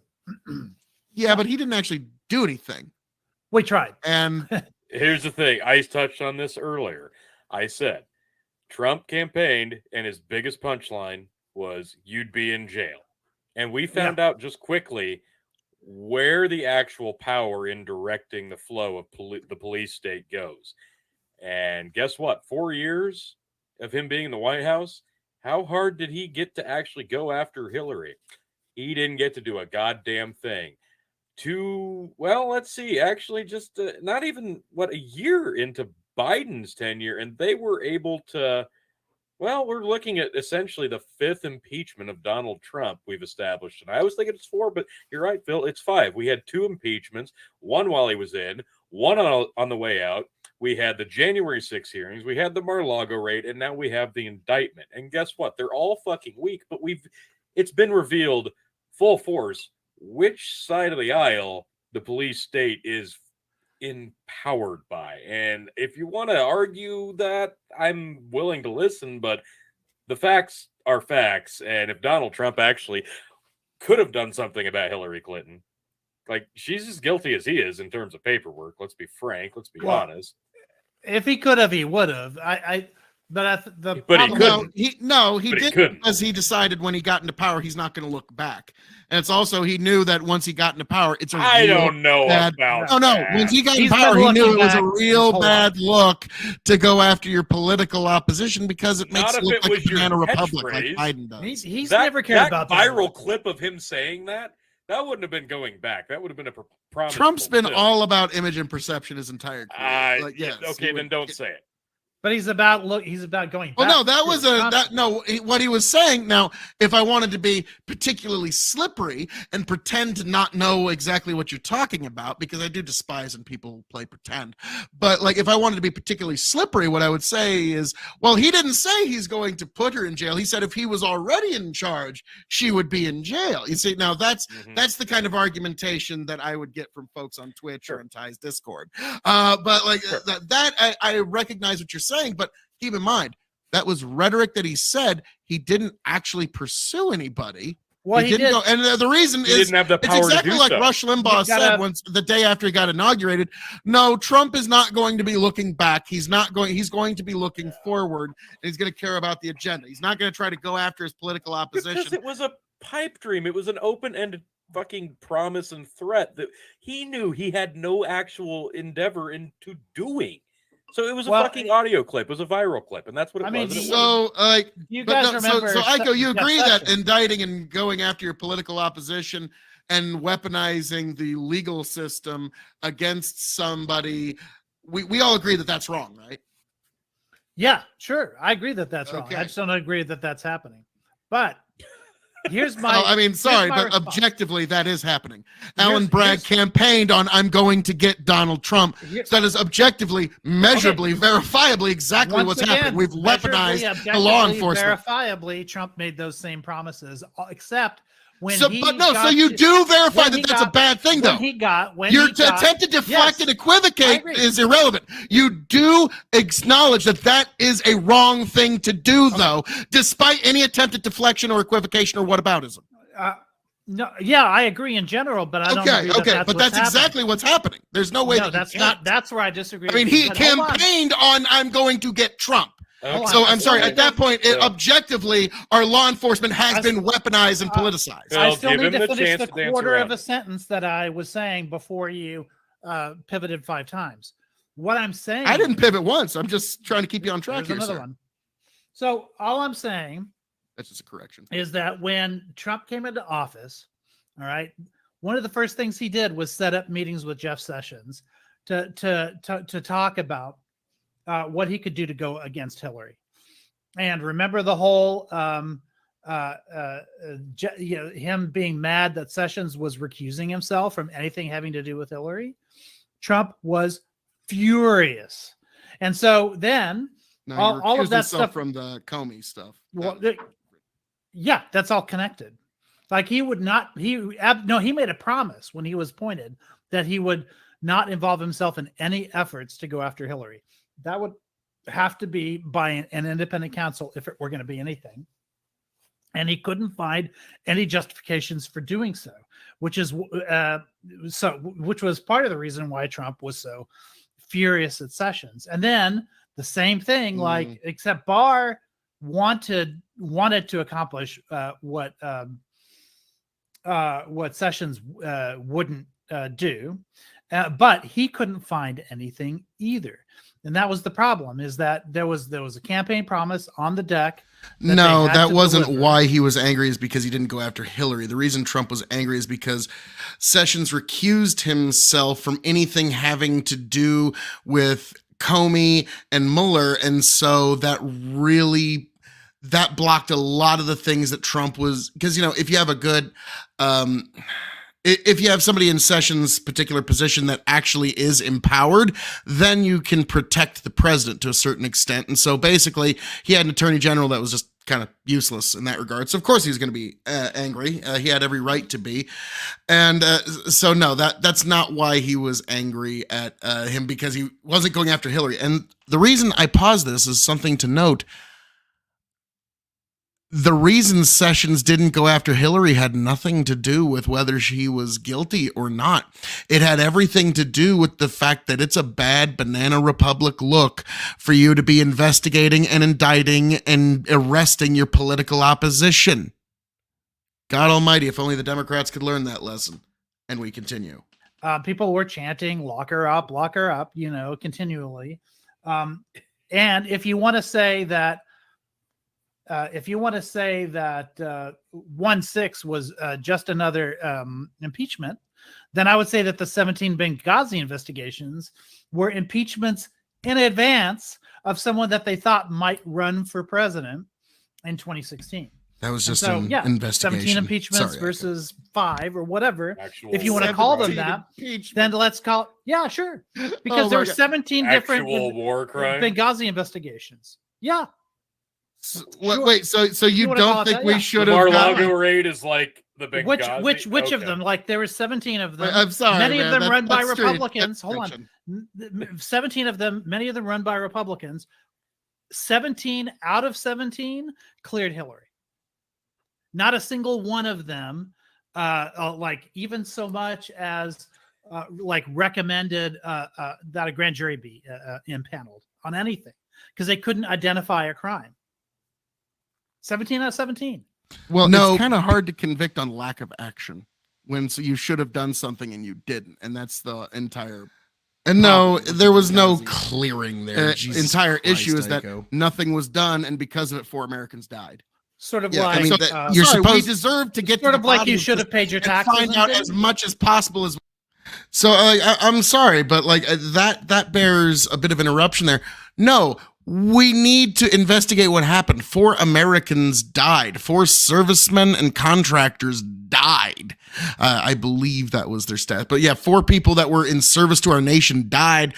You know what? If it took 17 hearings, if it took 27 hearings to get to the bottom of that, I wouldn't object at all. And I don't really see why there would be any objection other than somebody just maybe favors Hillary Clinton for whatever reason. And don't pretend like we don't know everything. And actually, we didn't know everything about January 6th until Tucker actually started releasing footage to the public and we started knowing more. Yeah, sure. If you have if you have videos of a guy committing a crime and then also videos of that same person walking peacefully after the crime, yeah, you can say they should, or being escorted down the hall and doors open for him. Being escorted, yeah, right. Because they knew if they didn't, and then him praying for the officers later after they escorted him in front of a big speech. So I mean, like, I'm sorry, like the timeline for everything that happened to the Buffalo hat guy doesn't really add up. And to be frank, I think that was a moron that just got railroaded. If I have video of Trump shooting somebody on Fifth Avenue, right,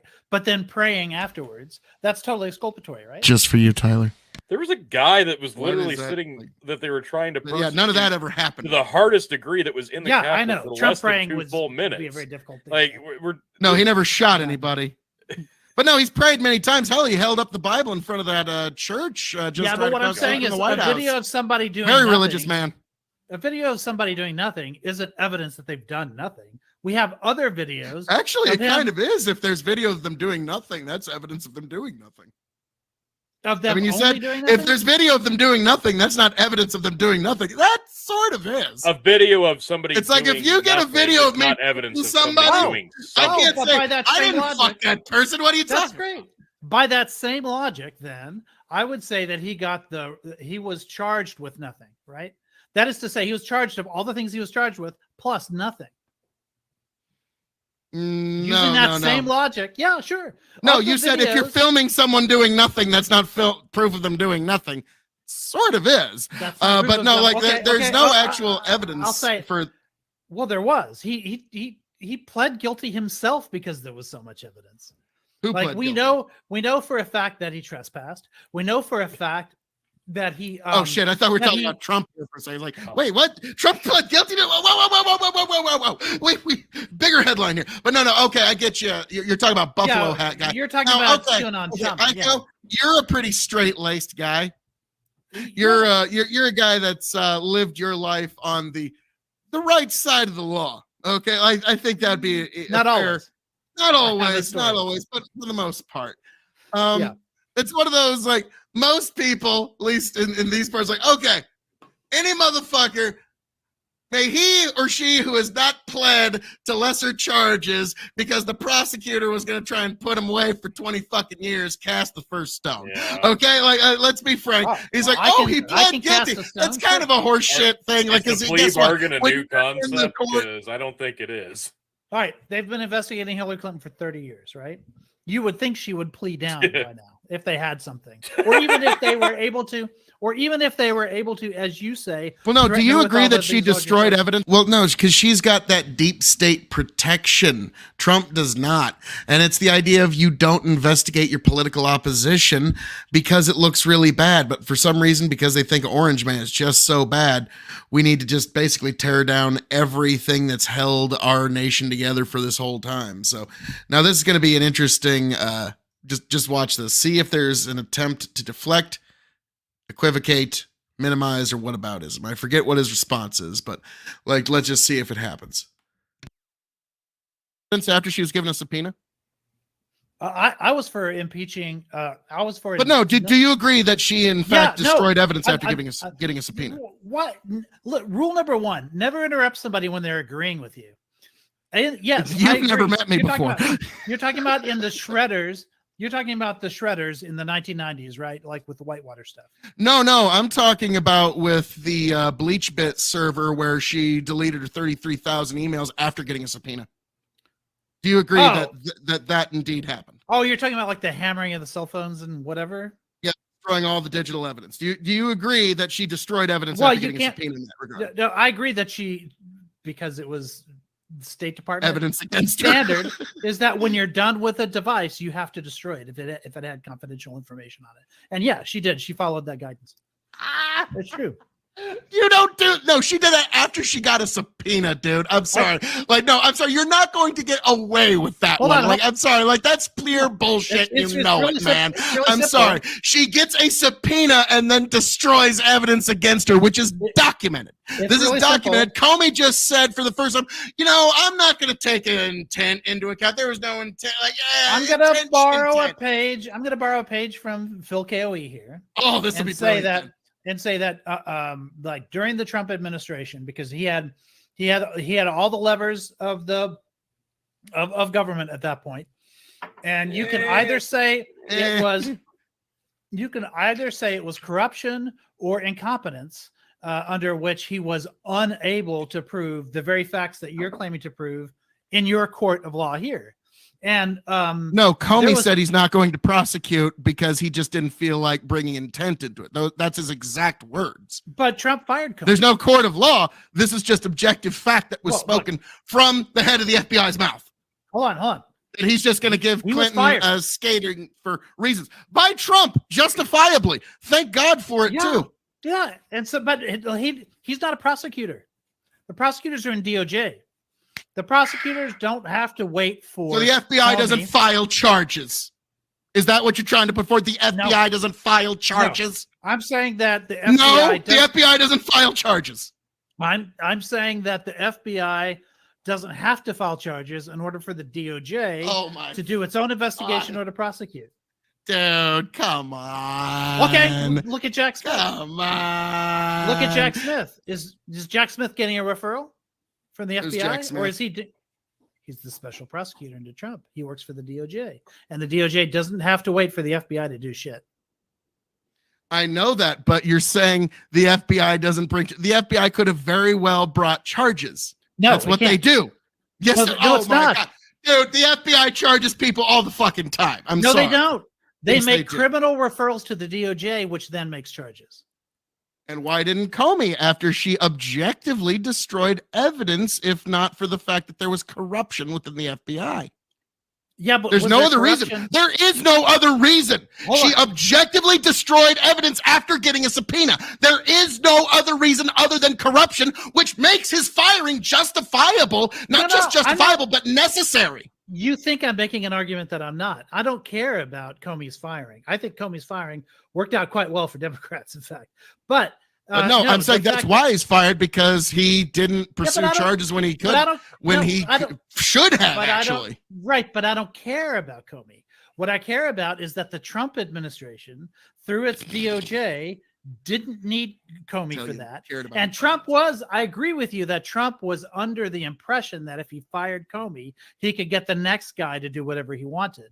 But in fact, it didn't matter. Like it didn't matter. You just get rid of an insubordinate that's not on your team. If they're not on your team, get rid of them. Yeah, he did. And good. He did. That was one of the better decisions he made in his early administration. And that led to the prosecution of Hillary, right? Unfortunately, no, because so is it corrupt? Well, no, because even you've said the deep state is sort of a holdover of previous administrations, and so the deep state that was loyal to the Clintons made sure that she got away with it. Let's be frank. That's what actually happened. They don't make decisions. That's a spoiler alert, The decisions folks. are made by the people at the top who Trump appoints. So Trump appointed the people Sessions. who are over Trump. Trump appointed Sessions and then got rid of Sessions and then appointed Barr and then got rid of Barr and then appointed whoever else he wanted. Wasn't Barr around till the end? Barr resigned because he wouldn't lie for Trump over. Are we really going to pretend that the reason that Hillary wasn't indicted or persecuted, that because she did nothing wrong, there was no evidence to prove that she did anything wrong, and she's just so squeaky clean? Or is it because of the trail of bodies that, are behind her? I don't know. It's a mystery to me. Well, again, you're either appealing to the Trump administration's corruption or incompetence. One of the two. Well, no, I'm appealing to DC's corruption. With the fact that Donald Trump, DC is a corrupt city, had nothing to do with even Trump once himself. He was in office, had to battle most of the other government to do fucking anything. So True. yeah, I don't think that it really came down to Hillary was pretty squeaky clean. He's got the right person to fabricate evidence. He's got a majority of the Supreme Court. He's got every agency. Not only did he fire people, every single person at the top of every agency. So you'd be surprised if Hillary. We had this debate a few weeks ago about the deep state and how well ingrained they are into the government, and there's things that even the presidents can't get rid of within the deep state. And you were talking about how that's a good thing, and I think that's complete bullshit and horseshit. Because guess what? The deep state isn't in the Constitution. If you want holdovers of previous administrations, that's the judicial branch. And so, fuck the deep state. If there was a clean sweep of all of them and they all just went home with their pensions, I'd be happy. Well, there's a reason that he's saying the Clintons are innocent and the deep state's a good thing, because they're the same thing. I agree with that. The deep state's a good thing. Deep state is the one thing that's holding back Biden from getting a lot of the stuff that he wants to do, because there are holdovers from the Trump administration that won't do everything uncritically. That the Biden deep state isn't elected. Well. Fuck them. Nobody elected those fucks. Fuck them. My pet name for those appointees is the shallow state, but either way, like it's like the deep state, nobody elected them. They're not, they represent nothing except for the deepest, most entrenched political class interests. I thought we weren't a democracy. I thought we weren't supposed to. We are a representative republic, true, but no, nobody elected these fuckers. Nobody appointed them to anything. People who were elected appointed them. No, nobody. Okay, but then they need to go once the person that's elected fucking gets out of office. And if you think, well, they should hold over. No, that's what the judiciary is for. So fuck the deep state and fuck them deep. Okay? Because that's what they're doing to all of us. Because trust me, the deep state doesn't give a fuck about you, doesn't give a fuck about me. It gives a fuck about keeping the powerful even more powerful, fat, and fucking happy at all of our expense. I would fuck the deep state, but it would have to buy me dinner first, all right? That's all I'm saying. It ain't buying you. What if you buy it dinner first? Like, I mean, come on. Well, it depends on what they're wearing. You know, the deep state would have to wear a pretty short dress. I don't know. What do the Skull and Bones usually wear during their meetings? You're going to be going out. You're going to be going out on a date with somebody in the Eyes Wide Shut mask. Yeah, usually items with like elephants on them. All right. Yeah, there you go. That's usually what they wear. That's what they're wearing then. Yeah. Yeah, sure. No, the deep state. Okay, if the deep state's a good thing and Hillary was innocent, I can see why you think that now. Yeah, I can agree with both those statements. Yeah. I see why you agree with both those statements. They're the same statement. That's the picture. Corporate needs you to see the different. Tell us the difference between these two pictures. Sure. They're the same picture. They're the same picture. They're the same picture. No, I agree. Yeah. But the deep state, Yeah. So deep of state course also the deep got state, Trump i.e. elected. Hillary would be So in. like there were plenty of people. The deep don't state forget- tried to do everything to stop Trump from Do you getting know? elected. Do you know? Have you ever heard of Trumplandia? Trumplandia.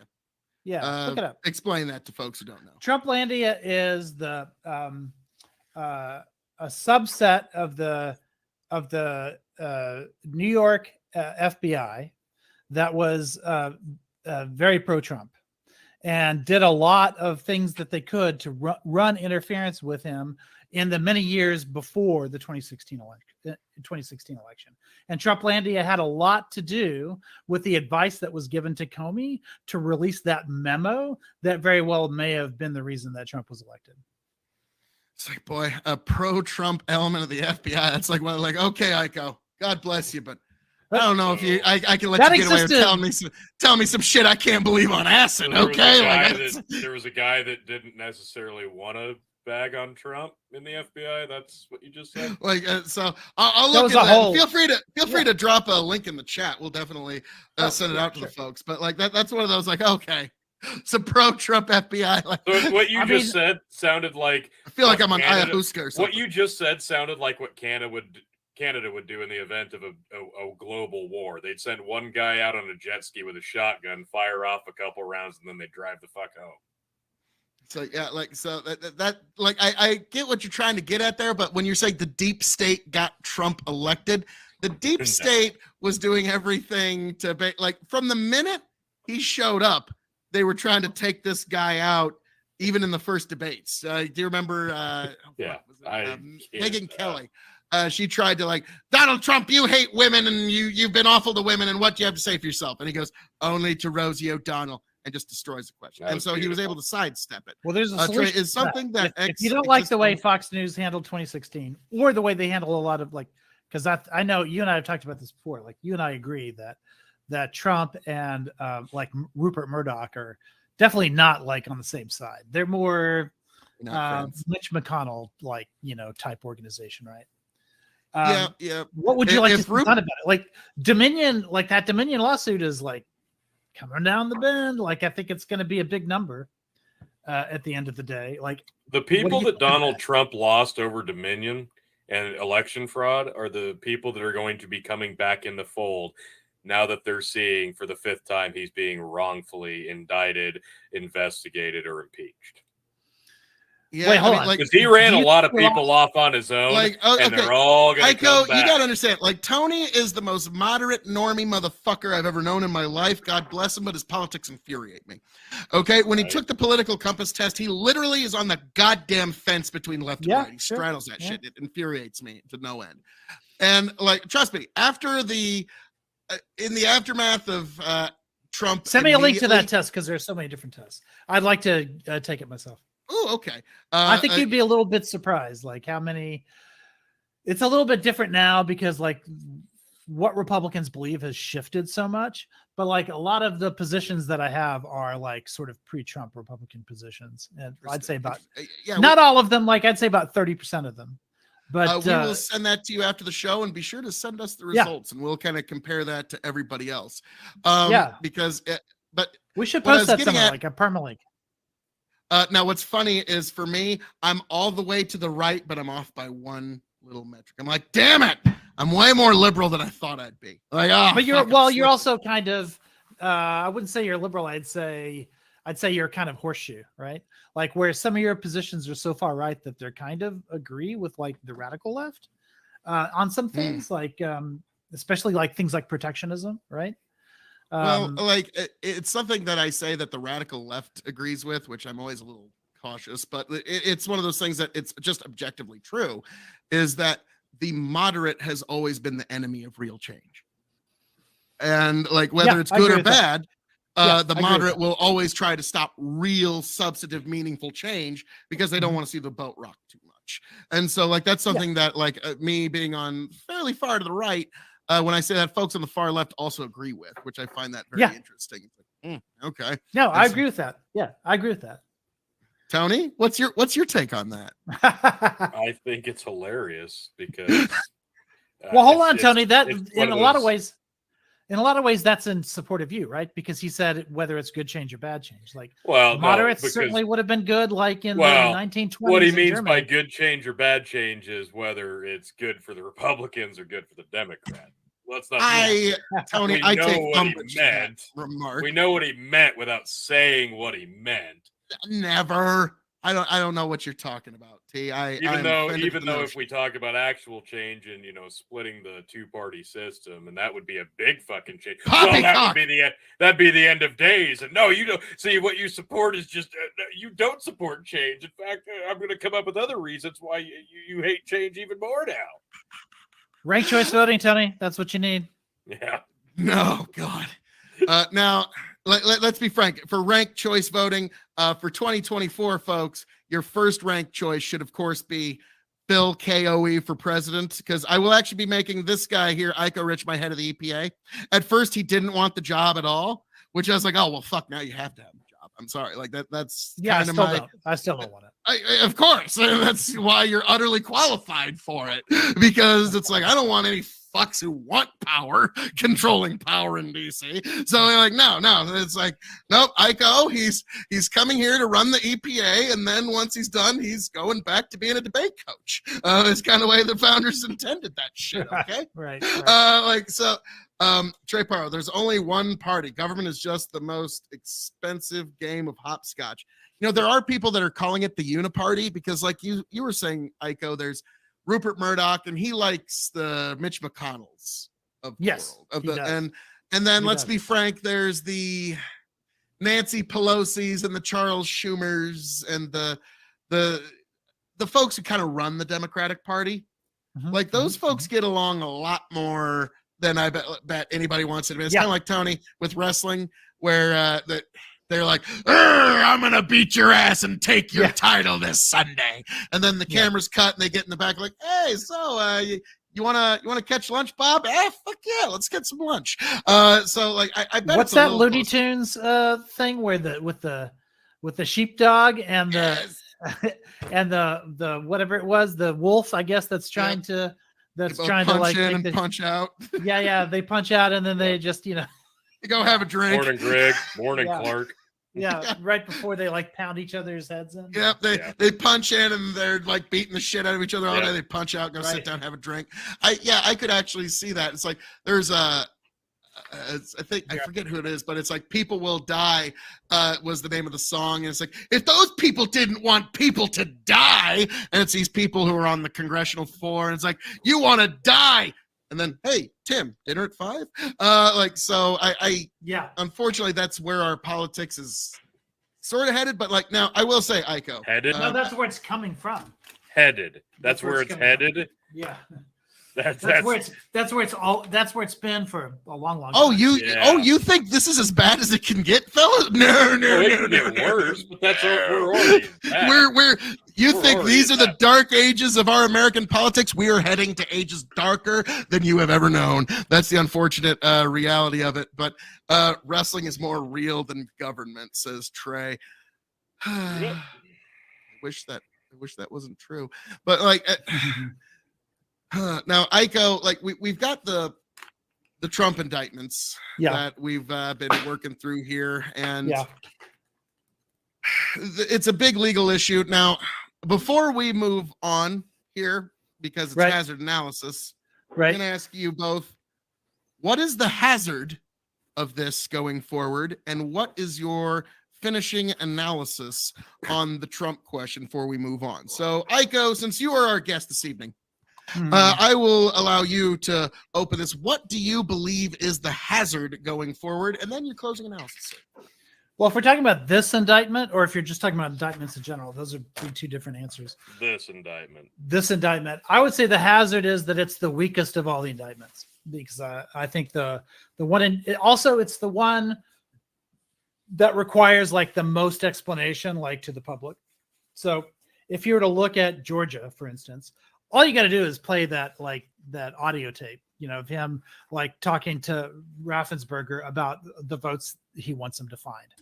And that in and of itself, like, wouldn't require a whole lot of explanation. So that makes it a much stronger case than this, which is like 34 repeating indictments where like there's like 4 for each check that was written. And then you've got to explain what an escalatory crime is, which is a crime that New York doesn't have to prosecute. It just has to show that the intent was to cover up for that crime. And so that's 2 steps, right? If you have to do 2 steps instead of 1 step, that makes it harder. Like it makes it easy to obfuscate as well.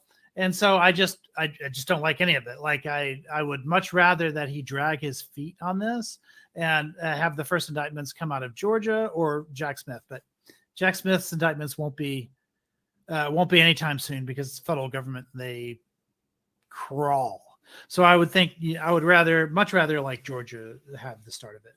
But then you've also got indictments in the state of New York, one of which is already done, the 17 criminal indictments for the Trump organization. And then the next one is like the $200 million civil suit that is against Trump directly, and not just the organization. And then the potential, because we haven't gotten a decision on this yet, criminal violations on those same tax charges. I've got a friend of mine who is like a natural gas guy, like he's like a quarter billionaire or whatever. And he was always saying, there's no way they'll get Trump on anything, because the presidents are too powerful. You just never get them. And then when that tax thing came out, because he knows taxes, because he pays out the butt for him. He was like, yeah, I don't know anybody at my level of wealth who could get away with this criminally. So of all of those things, the one that comes out first is like Stormy Daniels. Like it doesn't, that's the hazard. Because then everything might get connected to this like later on when none of that other stuff has anything to do with this one. So you're worried about Bragg might have just wanted to grab some headlines and jump out ahead early, and it's going to kind of tarnish the rest of the investigations. Yeah, or he couldn't drag his feet any longer. Like he already had people resigning from his office because he wasn't bringing prosecutions, and people felt that they had a case, and he was slowing it down. He was slow walking everything. And at some point it became like untenable for him to run his office if he wasn't going to actually do something. I mean, look, the topping point on the right on this, before they were saying that he was rushing on things, was just the opposite. They were saying, well, if he'd have had something, he would have charged it by now. Why is he dragging it? Why is he taking so long? And now, I think you might have heard something similar from one certain unnamed devilishly handsome outlaw. I think might have said something similar to you okay. on some panels once or twice. Well, I mean, like now. Oh, yeah. Like I do recall saying so. Like, but it wasn't just you; it was everyone. Like that was a constant refrain on the right. Was that people are like if they'd have had something and they would have done it by now. Why are they like slow walking this? Why are they dragging their feet? Because they wanted to wait for election season. Well, they wanted to wait for the midterms to be over, because everyone would have said that this was all about knocking him down for the midterms. So doing it immediately after an election, is the long. This is why Trump ran when he did, because he wanted to be able to say that he was a presidential candidate when this crime is going, under the theory that as long as you're running for president, you're above the law. Oh, like I made the joke a couple of weeks ago. It's like, and he's going to announce his candidacy to get ahead of them indictments. And I was joking at the time. But like now we find ourselves living history. Now, Aiko, the final analysis on this, just on these particular charges. We'll get into Georgia later. Do you think this goes anywhere? Well, I think it does. I think it goes to court. Now, where it goes from there, I don't know. But I can tell you this: it takes 1.5 years to prosecute these crimes, and we also still don't know what the escalatory crime is. Like, we're told that it has something to do with conspiracy charges, but that's not in the indictment, because at this stage in the game, New York doesn't have to say what the escalatory crime is. At some point, they'll have to. There's the Trump administration can sort of force them to release that. They'll try to make them release it as early as they can. But yeah, because like Alan Bragg's like, there's no precedent that I have to. I don't think we it might be in the public interest. Eventually he'll be forced to. Eventually he'll be forced to. He just wants to delay it as long as he can for strategic reasons. But here's the thing: it normally takes a year and a half. But there's a strong case for relocating this trial, like somewhere else in New York, because I mean, there's a strong case for the relocation, but I don't think there's anywhere people haven't heard of Trump. So, I don't know, like how much that'll do, but it will delay things. So I think it could go 2 years, 2.5 years, which means it goes past the election. Like we may not have the trial. What you call a bug, the Democrats are calling the main feature, Iko. Yeah, I mean, you could say that this is like Benghazi 2.0, but with Benghazi 2.0, they try to drag it, push it forward in time as long as they could as well. But after 17, wait, I thought you didn't like Benghazi. I'm sorry. I thought you didn't think that was a good thing that happened to people. No, I'm saying why would you want that inflicted on more politicians? Then? Well, I'm saying you could say that this is similar to the 17 Benghazi investigations, but this is just like, at least on these charges, this is just one. I suppose they could have decided to like try each one separately, like to have so as to have 34 different juries. But they didn't go with that. They decided to do it all in one lump sum. It's just that I don't think we're going to get a result from this. I don't think we're going to get a result from Jack Smith either until after the election. So I think in that sense, it doesn't matter. It's possible that we might get something in Georgia because things happen a little faster in Georgia. But yeah, that's my final analysis, is that no analysis is final on this one because it's going to take a long time to do. Like, court cases just take time. We supposedly have a right to a speedy trial in this country, but like nothing is speedy in America. Yeah, that kind of like the Fourth Amendment. That's one of those that comes with a winky face. It's unfortunate. But yeah, if you're driving anywhere in America, you effectively don't really have it while you're doing that. But okay, we are in the next hour, folks. Bring on the shots, motherfucker. Let me get another Topo Chico. Now, Tony, living on the edge. While you're getting that ready, that was some really good hazard and analysis there from the great Iko. Tony, I think it's time for you to take a shot of Tito's. Jesus fuck. Yeah. All right. Guess I'll do Beer that. before liquor. Nothing gets you sicker. 2 says Alisto. All right. Well. Damn. Thank you guys. Thank y'all. Well. That I do appreciate. So Tony, drinking vodka. What is the difference between when you have to drink gin and when you get to drink what you want? The audience just likes to torment me in particular. Right. That's the difference. No, they just make the request. Okay. So it's whatever the person wants. Okay. Yeah, and the audience knows I hate gin. So that's what they keep. Yeah, I knew that too. That's why I was asking. Brendan Roy, this is Iko Rich, the great beard of knowledge. He's also my head. Oh, thank you. My knowledge has reduced a little bit in this week. Oh, he trimmed his knowledge there. Yeah. It's like Samson. But like, he's also my head of the EPA. How we doing there, Brendan? From Dad's Intercontinental. Great show.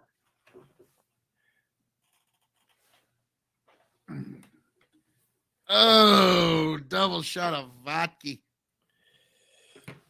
Okay. Now, Tony, Jesus I'm going to let Christ. You go to, hey, Rich.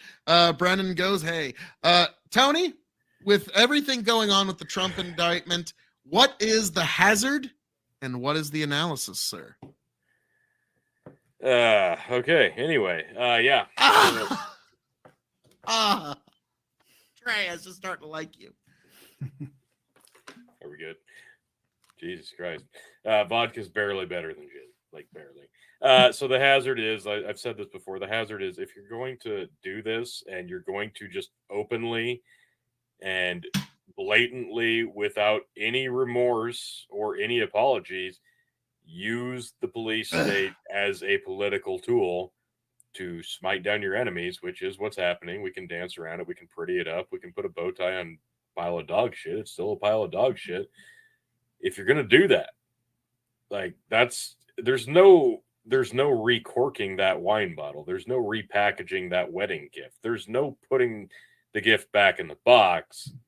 That's just life now. So if that's the box we want to open, and we just want to openly use the police state for political leverage, okay, because that's where we're going to go. And not that hasn't happened many a time before, but if we're going to do it openly, and the masses go, yes, we absolutely have to because evil.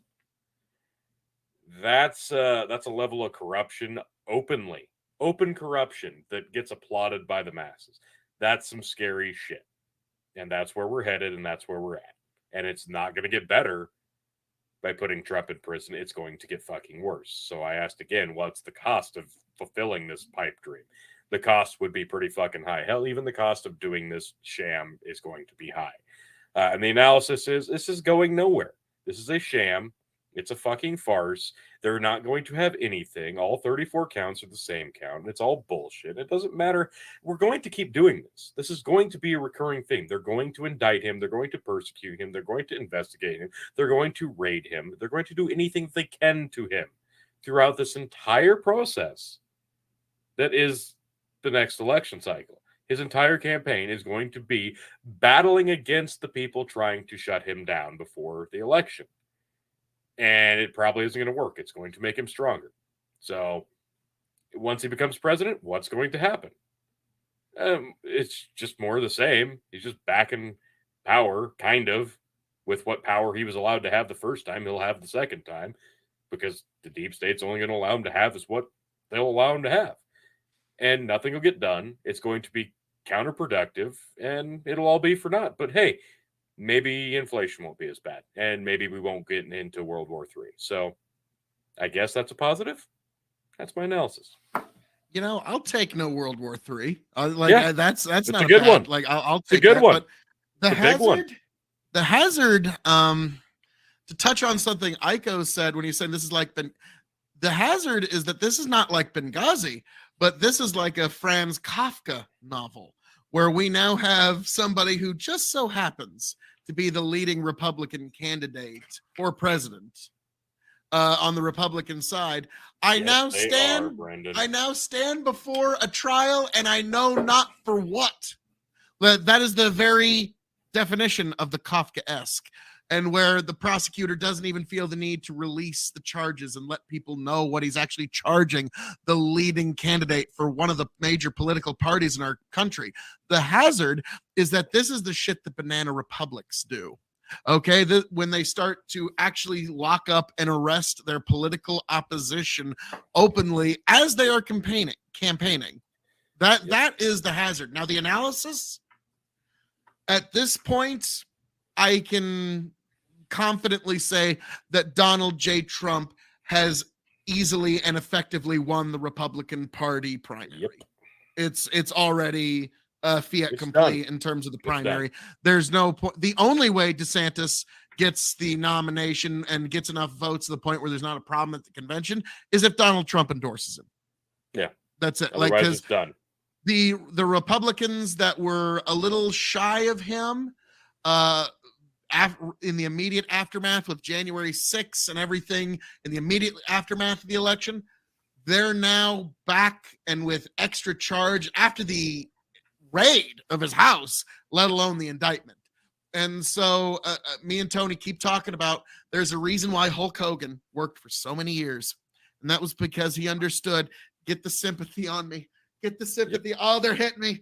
Oh, they're coming down on me until I start hulking up and then the people get behind me. And Trump knows how to jazz a crowd better than anybody in politics. And so, like, the Democrats like to call this the persecution complex that Republicans have. But let's be frank, everybody in politics, if you're involved in politics in any measure, every side's got a little bit of persecution complex. But Trump knows how to use that better than anybody. And so we're in a very weird and real position. And the reason they're trying to take Trump out is, this is the final bit of analysis, and I keep pointing it to it. it was 3 states and a difference of 44,000 votes was the difference between Trump winning and losing. And if you think he can't make that up with the ability to rally in the next few years, you got another thing coming. Now, the way that they beat him last time is they took away his ability to rally. They might try to do the same thing again this time around by saying, nope, you can't travel around states while you're under indictment. They might try to limit his movement. Did you not see the video I posted a few days ago about Trump rallies in 2020 versus the Biden rallies? Thought that was a really funny video. Wait, you got, oh, is that just one you pulled from somewhere else, or is that like one you got on your YouTube? I think it was a TikTok that got reposted on Twitter. Okay. I was about to say, wait, Iko, you've got a. Where can people find you, motherfucker? Yeah. Like, wait, what? Like, no, that's news to me. But it's no, I do remember massive Trump rallies, and then there was Biden with the little 13 cars in a drive-in. Yeah, exactly. So you can't ballot harvesting can do some amazing things, can it? So 2020 took away Biden's ability to rally, but it didn't take away Trump's ability to rally. No, he tried to rally throughout most of the COVID 2020 season, but he wasn't able to. And so he wasn't able to get rallies going until you can look it up. It wasn't until October when he was finally able to get some rallies going. And that was a big hand because Donald Trump is a master of if he can get you in front of him, he can motivate you to vote for him. Like he's very good at that. I think. And so if he could just do that in Arizona, Wisconsin, and Georgia, he might be able to pull this off. Wisconsin's going to be a little tougher after this last election. You are correct, because let's be frank, the fact that the Supreme Court of that state's going Democrat shouldn't have any influence on the 2024 election, but we all know it goddamn is absolutely 100,000% going to. Right. But that's what I mean is like that election had an 11-point margin. Like it's amazing. If you look at the very Republican counties in the WOW counties and in the driftless areas, like the Protasewicz, like really just outperformed Evers by about probably about 12 points in those areas specifically, and it was enough to take a 50-50 state and give her like an 11-point margin. Now, whenever you're talking about local state elections, I always kind of like pause at the idea of like, and then we can amortize that to the next election for a 1-to-1 ratio, because like I always remember like, okay, I think it was Alabama or remember that state where they put up Roy Moore for an election cycle? And they're like, no, in theory, a Republican's supposed to win this state, but they put this fucking doofus clown up for a nomination. And so in any state that Jesus, okay, wow, covered Iko even. So like let's see, well, there's more than just travel ballot harvest, so more than all the equally good. Well, Trump, and this should really make Democrats a little nervous, as Trump says, we're going to be the king of ballot harvesting. We're going to be better at ballot harvesting than anybody. And the thing is, like, where ballot harvesting matters is the swing states. That's it. That's the only place where it matters. Yeah. I mean, this is why, this is why Trump has been like such a disaster for electoral politics within the Republican Party from 2017 on, because he was constantly doing things like telling people like not to collect their votes, not to use ballot harvesting, not to use mail-in voting, not to use any of that stuff. And listen, you can go back to my tweets, like going all the way back. I was saying that these are like major mistakes that the Republican Party is doing. And I find it, I think it's a positive thing. If they support mail-in voting now, if they support like every American like having a chance to vote and maximize the amount of voting that they're doing instead of calling it cheating, then that's a positive. And I'd like to see the party go like more in that direction for sure. Now, I made this speech the other night. I don't know if you were there. I hope you were, but it was on Lethe's panel. And even Lethe is like, you know what? If Trump talked like this, I would vote for him. And it's like, this is the speech that Trump needs to make. And you got to admit, like, whether you like him or not, this would be the persuasive speech to make, where, all right, we're not going to look back. We're not going to look to the past. Yep. We're going to look to the future. And what I am going to do, the best thing that I could do in my time as president, is to ensure that we have the most transparent election with the most integrity imaginable, that when you go to cast your vote, you know that you have full auditable transparency of every single vote, every single ballot. And so you have full confidence in your elections. And that is the greatest legacy that I can leave to my beloved country of America. And Trump, if you don't start campaigning on that, your king of extreme is going to start campaigning that way, because that's how I would legitimately campaign. Is like, no, I want to leave my home better than I found it. And if Trump honestly campaigns like that, he's going to win over a lot of the moderates. Brennan, we're not going to look back at all that shit tons of money that I spent. We're not going to look back at the money that I spent. We're not going to look back there. Alesso, mail-in ballots should be serialized, the individual ID check, just like the military vote, in my opinion. There's ups and downs to that, because like I remember when I was a kid, like, you know, as I would hear about, like, if you were in a certain union town, they would have like ballots that were colored, like one would be red, one would be blue. And one was for one candidate, one was for another candidate. And if you took the wrong colored paper, everybody would know you were voting for the guy you weren't supposed to. And so, like, I get secret ballot is a right in this country. It's a constitutional right. Like, yeah, like I like the idea that nobody gets to know who you vote. Like, because let's be frank, we also elect our prosecutors in this country, and I don't think anybody would yeah, I voted against the prosecutor that I now have to deal with. Like, yeah, like, no, I don't think anybody would like that to be out there. Now, me, I kind of wear my presidential votes on my sleeve. I'll be honest with you. In 2008, I could not bring myself to vote for John McCain, so I wrote in Ron Paul because I felt that he was the best person for the job. 2012, I held my note. Okay, like John McCain never saw a war he didn't like. He also was he was very instrumental in trying to get mixed martial arts banned, and I was really into Ron Paul. I actually have an autographed book of his. He's really pretty. I know, Tony. Can you believe it? We stuck on a topic. In 2012, I held my nose and voted Mitt Romney, and because like I didn't like it, but it was just like, well, you should have stuck to your principles, man. He was marginally better than Obama. I loved Ron Paul. Oh God, I wanted to write him in, but it was like, okay, maybe Mitt's got a chance here. Well, you should have. And then 2016, I bet neither you can guess that one. Yeah, you voted for Hillary. We know. Oh, wow. So like, I don't really care about like telling people that, like, because some folks, like, it's like the Dave Chappelle joke where it's like when you ask certain folks, like, so who'd you vote for? Dave, I'm trying to tell you how I fucked my wife here, and you're wanting to ask all these personal questions about who I vote for. That's a very, very personal thing there, Dave. So I totally get that. Now, curious, Aiko, last few elections, would we be surprised by anything that you threw out there? Well, you might be surprised to know that my first Democrat was John Kerry. I had never voted for Democrat in my life until then. And that's the one that turned you?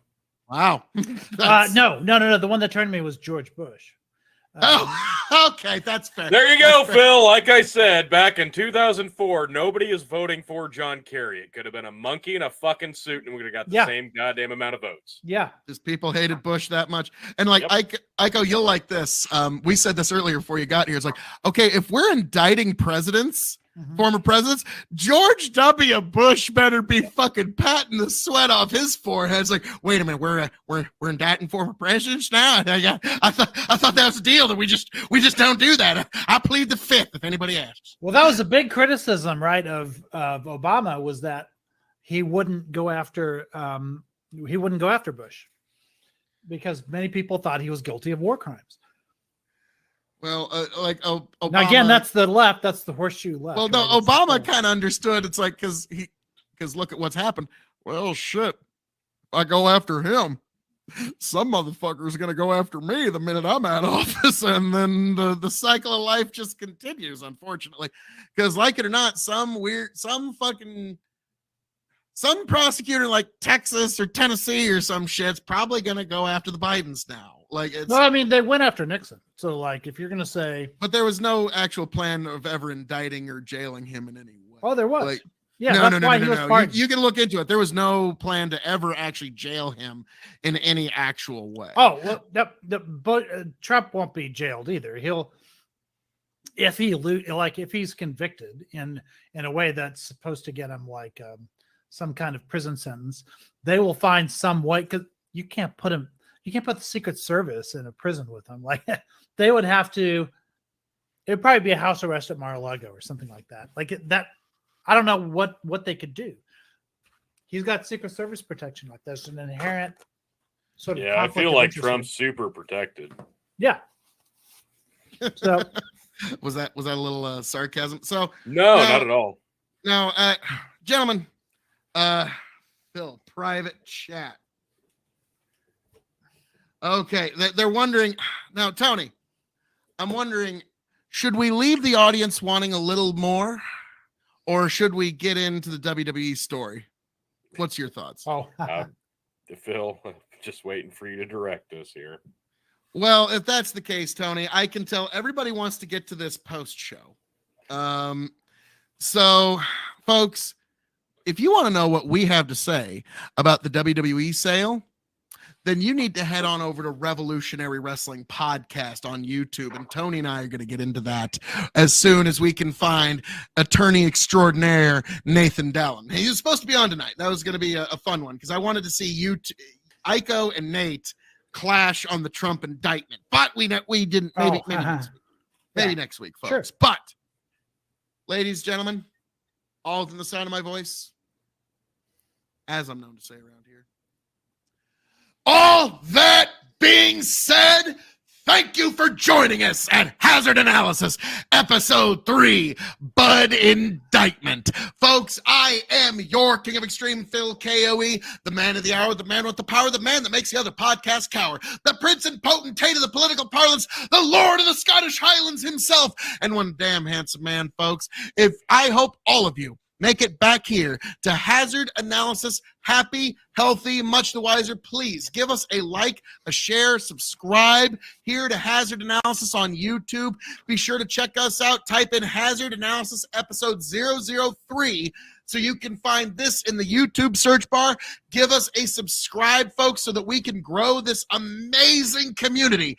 And, folks, I am your King of Extreme, Phil K.O.E. You can, of course, find me at KOE Nation on YouTube, TikTok, and Twitch. I'm probably going to be going live Easter Sunday after all the worships are out of the way, so come join me there. And folks, God bless every last one of you. I hope all of you make it back here happy, healthy, much the wiser. Iko, thank you so much for joining us this evening and lending your acumen, lending your incredible rhetorical skill to us. And we enjoy, and like all the pushback is legitimately appreciated because no problem. we like getting into it just a little bit. And yes, Iko, I'm going to interrupt you even when I'm agreeing with you because I'm sorry, I literally can't help myself. It's like a reflex. But God bless every last one of you. Iko, tell the folks where they can find you, and Tony G, take it away. Well, I'm not a streamer, but you can find me on Twitter at the same name, ICowRich, and I am trying to stream soon. I just got to figure out, the technicalities and what I want to do and whatever. Nice. Well, we appreciate you coming by here in that meantime, Iko, and future head of the EPA. So, Tony, take us away. Oh, we thank everybody again for joining us. Thank you, ICowRich, for joining us and being a guest tonight. And yeah, everybody, I know it's always a big ask when I ask you to get on your YouTube app and hit subscribe. I know it's super hard to do, but please, I beg of you, look for that little logo down there. Hazard Analysis, episode 001, 002, or 003 now.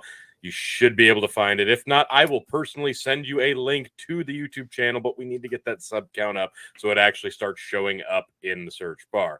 And of course, if you can't do that, at least go over to the Big Bucket Empire on Facebook, go over to the Big Bucket Empire on YouTube, and of course the Big Bucket Empire on Twitch, where we also host this fantastic show for you to watch on a weekly basis. So folks, I really appreciate everybody joining in, watching, and especially the paid Facebook subscribers and everybody who even watches any of the short clips and the replays on the YouTube shorts. We just appreciate the support. We appreciate the views. We appreciate the interaction. We do this out of the kindness of our hearts because we're just so good at it, but we appreciate everybody for appreciating us. And we will see you again next week for probably assume Hazard Analysis episode 004, unless we're going to eventually see a Return of the Dog and Chicken show, which whenever that happens, we will do a reconfiguring of the time slots and the days of the week and blah, blah, blah, blah, blah. We don't need to talk about it now. If you want to see the post show, here's the links. Here's the link all the chats to Hazard Analysis. You should be able to get to the YouTube channel. Should. I hope. If not, I will personally give you a fucking link in Messenger. Just hit me up. But yes, here is the post-show link. And folks, again, thank you for joining us.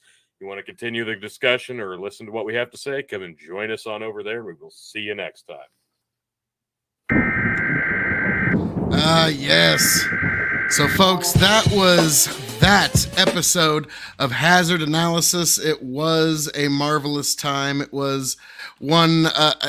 it was an episode that I was really happy about. So, folks, here is the link right there. Hazard Analysis on YouTube for all you beautiful people to see. Now, we're going to get into something really fun. It's not very long, but it's interesting. And it's a video of my brother, a farmer in his field. Actually, here, I'll actually show you the screen that I'm looking at. This is Grow the Farm Up. It's my brother's YouTube channel. And his latest video is actually a really good one. It's called A Farmer in His Field. And I want us to just kind of enjoy this together. And then after this, folks, we're going to have a exclusive review of a Nebraska wine. Because we're doing some Nebraska fields and then Nebraska wine. So, folks, we're nothing if not topical. Without further ado, folks, this is, and I'm just going to give you the full, I'm going to even drop the logo and the banner for a moment. And folks, just enjoy A Farmer in His Field.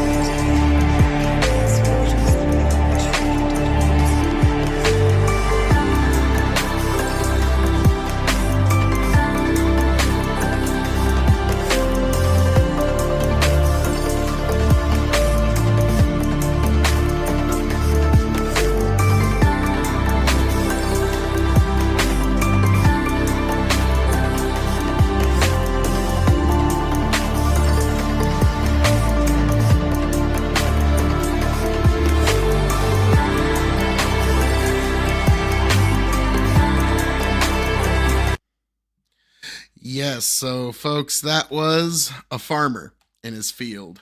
Grow the farm up. It's something you definitely need to check out. Now,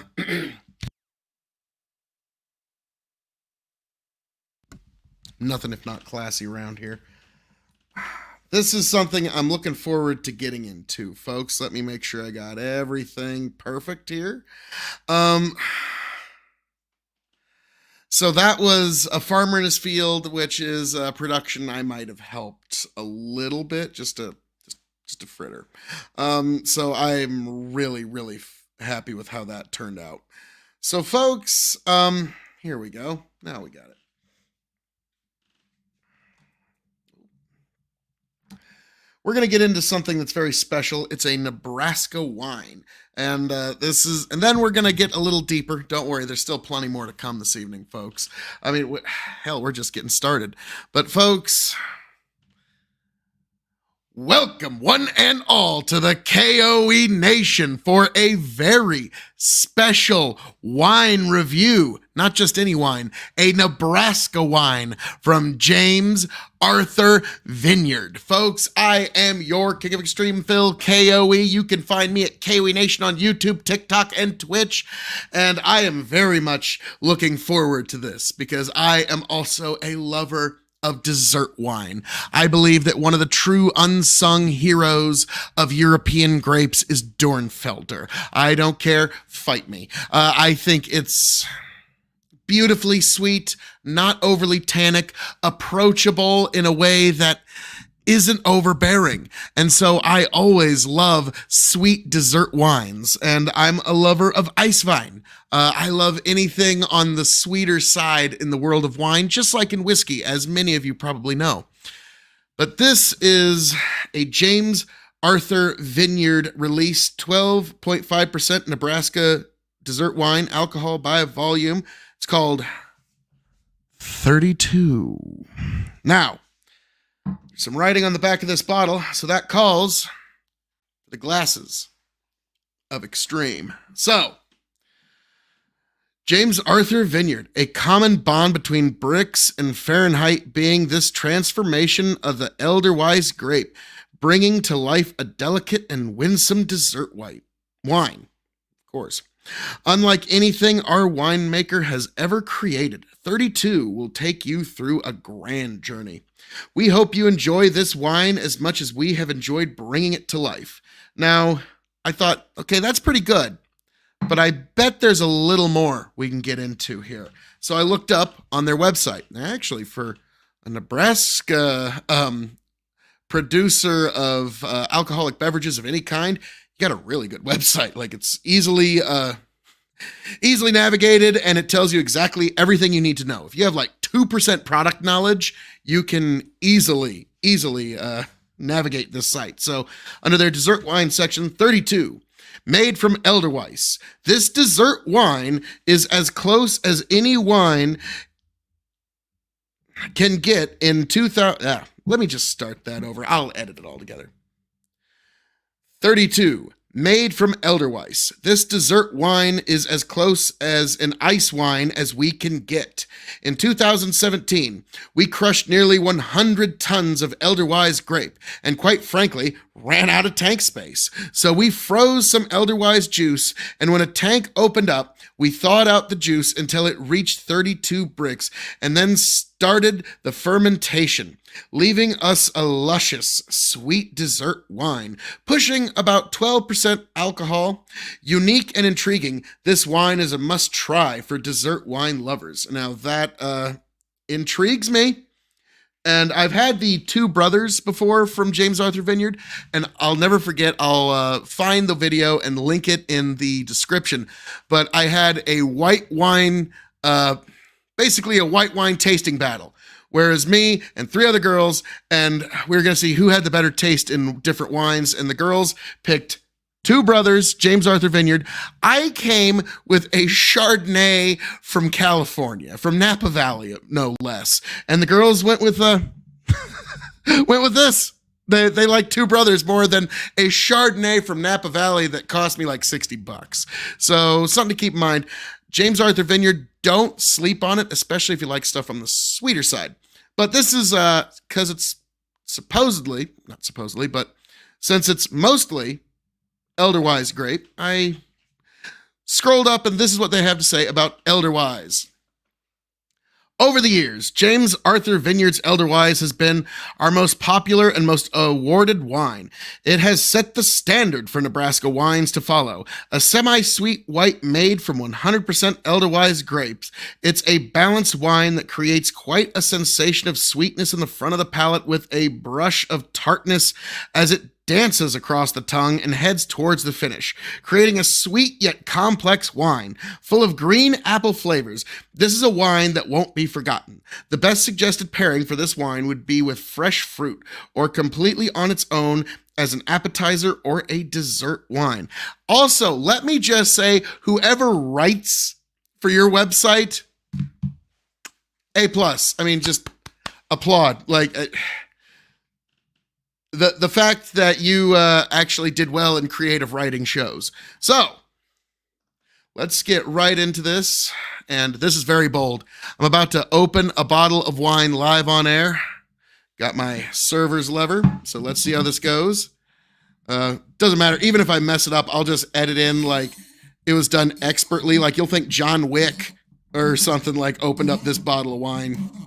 You'll think John Wick and James Bond at the same time got this bottle of 32 open. All right, so far so good. Nice. And the cork, you can see, has their name on it, so I'm glad this doesn't fall to pieces. You can see that they actually have some pride.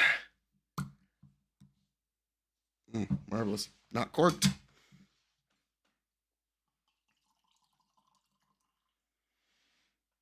Yeah, I've been looking forward to this, if you can't tell, because I'm a lover of dessert wines. But, you know, even me at the rates that I drink, this will probably still take me a couple of days to really get down. Yeah, we'll just do that for the moment. So, let's let that get air. Because, yeah, normally I've heard the window for wine is about a week. Once you open it, you should drink it within a week. There's some folks that are like, really, I wouldn't know. There's some folks that it's gone that night. Me, it takes a little time, but it just kind of depends on the wine. If it's like a good sweet Dornfelder or something, I'll be all over it. But let's let a little air get in there.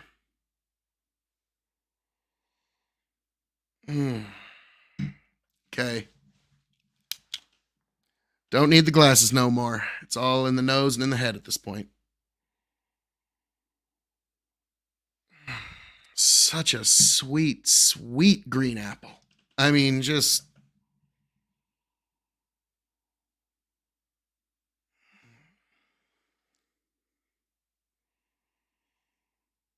like you don't even get grape. Like, I know that's so strange, but it just smells like, is this like wine made from pure apples or something? Like,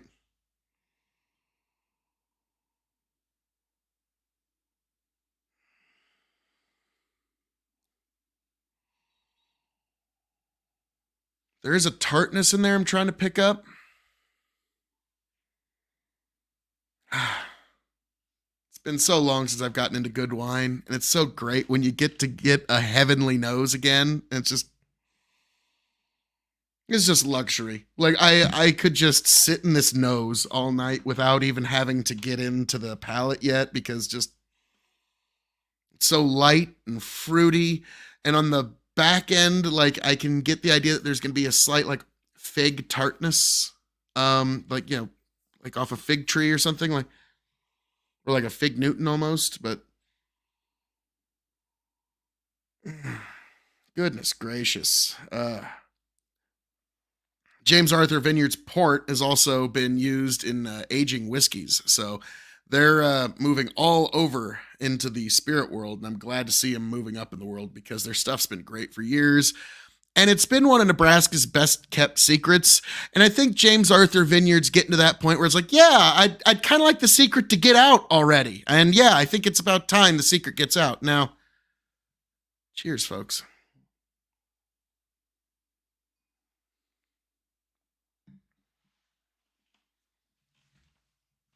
Mm.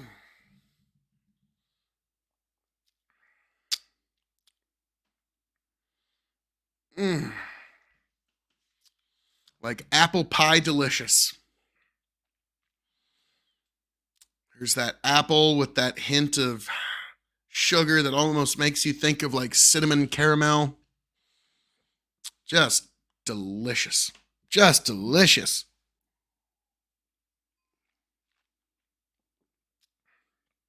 Mm. Mm.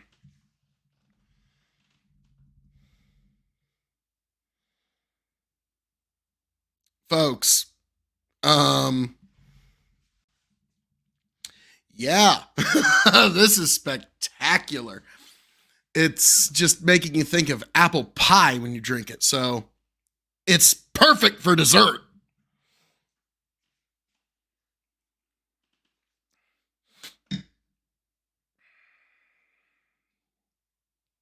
Well, folks, now we get to the fun part, the grading. For those who don't know, we grade on a 5-star scale. 5 meaning you have to have it before you shuffle off this mortal coil. 0 meaning pass it on by, the K.O.E Nation has advised you well. We're going to grade this as a Nebraska wine, as a dessert wine, as a white wine. It's as a wine in general, just grading it against all wine, and then the secret 5th question. So, on a 5-star scale, as a Nebraska wine,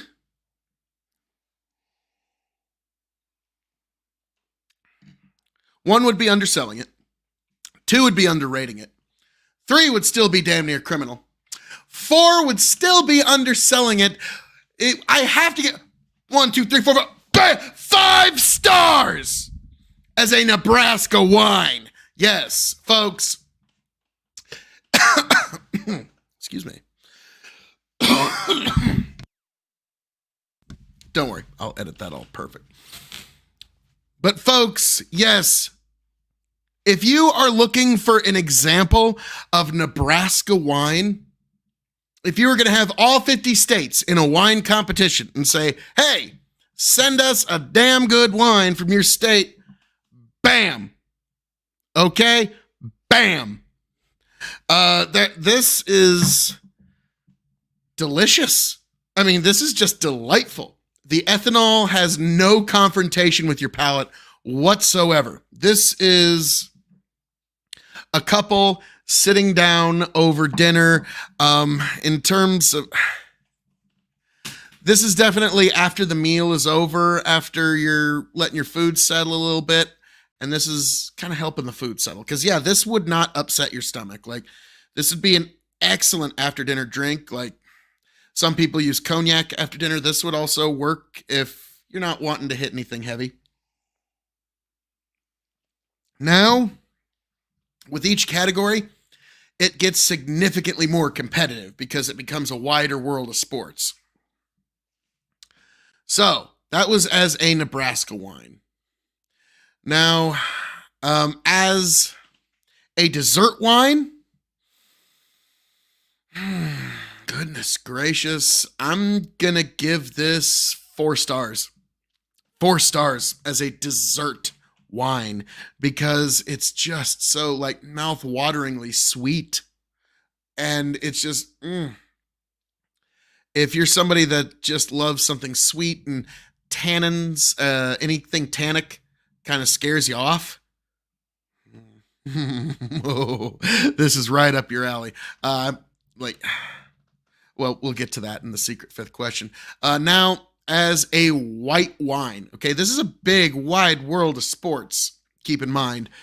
And keeping in mind all of that, I'm still going to give this 3.5 stars on a 5-star scale as a white wine, because if I had people from around the country internationally that were coming over and if I were or was even, my English teacher's very happy with that. If I was entertaining guests that evening,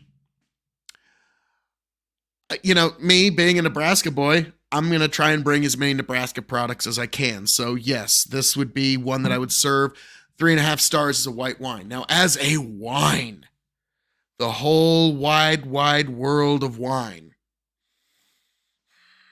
This is including all the French reds, the champagnes, the sparkling white wines, the sparkling wines of every kind. You name it. I'm going to give this 3 stars.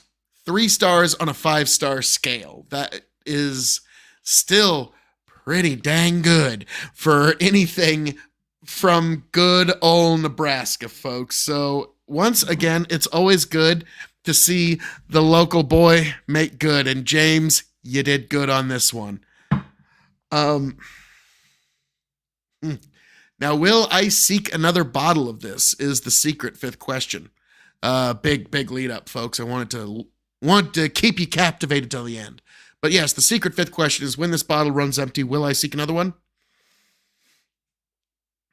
Yeah, this is going to be a bottle that I use for Christmas gifts probably this year. Most people in my life will probably be getting a bottle of this year because I gave Icevine as gifts last year, but this is a little bit more local, and I always like to, especially when I'm doing gift giving, I want to keep that money in my home state, in my beloved state of Nebraska. And it's always great to see Nebraska businesses make good, and I always want to help highlight them. And that's one of the great projects and one of the great underlining goals here of the K.O.E. Nation is I want to give a little bit of highlight to Nebraska wines, Nebraska whiskeys, and all that such, because the Napa Valley folks don't really need the attention, and the Kentucky boys in the bourbon business don't really need the press.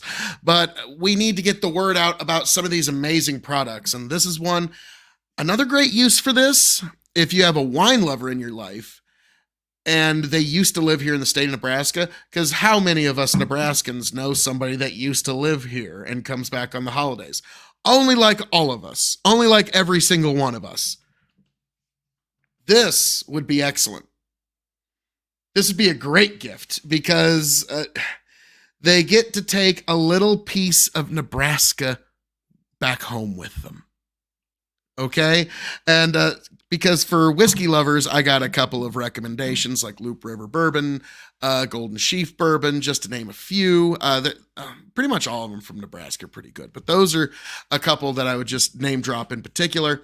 In terms of wine lovers in my life, this would be something I would send them home with. So yes, definitely a pickup if you can find it. James Arthur Vineyard 32. So folks, as I'm known to say around here, all that being said, thank you for joining us here at the K.O.E. Nation for this very long time coming wine review, folks, of James Arthur Vineyard 32. Folks, thank you for being here. Thank you for joining us. I am your King of Extreme, Phil, K.O.E., the man of the hour, the man with the power, the man makes it the podcast cower, the prince and potentate of the political parlance, the lord of the Scottish Highlands, and one damn handsome man if I do say so myself. Signing off and handing it off, I hope all of you make it back here happy, healthy, much the wiser. Raise a glass to yourselves. God bless. Please like, share, subscribe right here to the K.O.E. Nation. Can't wait to catch you right back here. Travel well, folks. And that, folks, is how the sausage here at the K.O.E. Nation is made. Yes, folks. So, yeah, that was a very long time coming, but God damn, this is good shit. Like, yeah, no bullshit. That's just good shit right there. For the folks who just came in and are watching, yeah, that's no bullshit. Actually really, really good wine right there. Now, we are going to shift some gears here, folks, because gears must be shifted. Now, tomorrow, I'm not going to spoil, but tomorrow there is a special video dropping, and I want you all to know about it. Tomorrow, we have the finals for... Hey, Zig Mover, how we doing there, sir? Just so you know, tomorrow night will be, I've been saying 8:30 Central all night, but it's supposed to be 9. is going to be the showtime tomorrow. Tony had just something he needed to get done and push the show back a half hour. But I'm just letting you know, sir. But yes, we are on for tomorrow night. We're going to open with the Endeavor sale, and then we're going to go on to different varying topics of the day over the night, so you can stick around for as long as you want, or we try to be as open as we can here on K.O.E Nation. And now tomorrow night, hazard analysis. Works for me. Super excited from, oh, yes, hot takes. And if you're comfortable getting into the political realm, because I remember you and I were on a panel that did get a touch political one time, and like just kind of generally ideas of the world stuff. So love to have you, sir. You were a joy. Anywho, now we're going to get into something that I hated, but it was fun making. Tony had me do a blind taste test review of a rye. And I didn't even know it was a rye at the time, but I was afraid it was going to be a brand that I liked. And the more I tried it, the worse and worse it got. And I talked so much shit about this brand of whiskey that even I'm a little like, okay, Phil, that was a little much. Even I'm like, I went a little hard in the paint by the end of it. So this is one, definitely you need to check this out, because I'm just like, oh, God almighty, Phil, what were you thinking? But I always keep true to Socrates' most important commandment, to thine own self be true. And this is the truest example of that. So without further ado, we're going to get into my review of Elijah Craig Straight Rye Blind. Oh boy. This was something, folks. And also, I just want to say, this was an educational night, because this night, the first half of the film of this video is fine.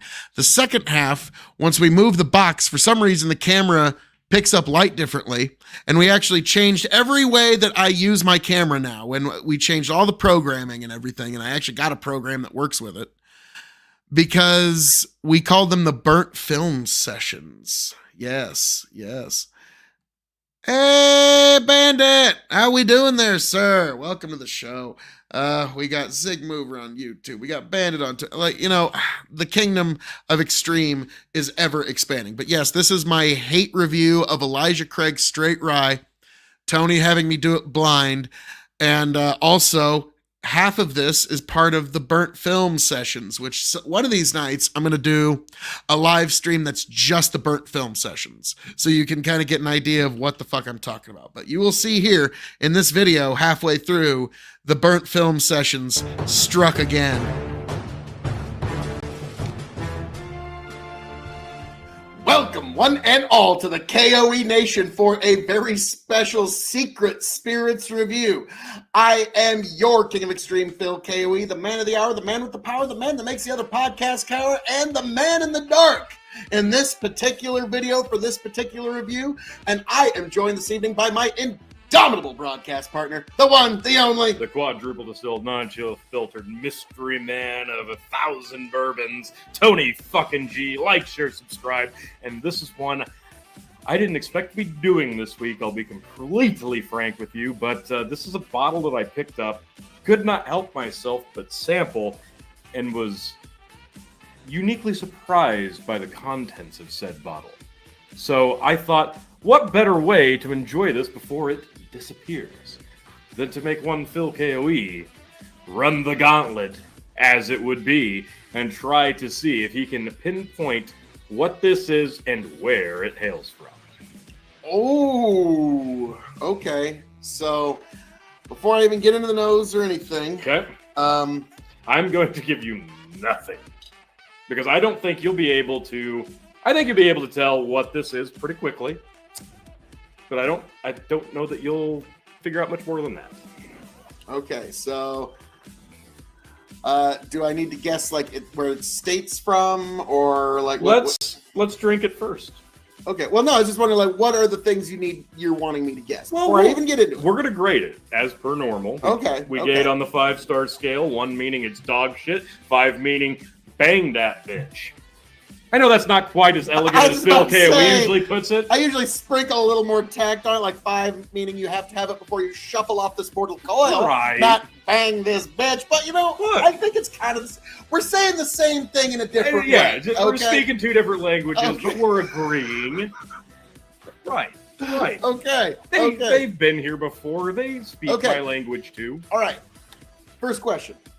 Is this a brand that I've had before? Yes, it is. Okay. Do you have the second question? I will answer if I can. Without revealing too much. Because he cannot see. You at home can see what this is. Kind of. But Phil cannot. Is this a bourbon or a rye? I can't answer that now before tasting son this. Of a biscuit. Okay. That would be revealing far too much. I have revealed proof in the past. Okay. What's the proof here? It is either 100 or lower.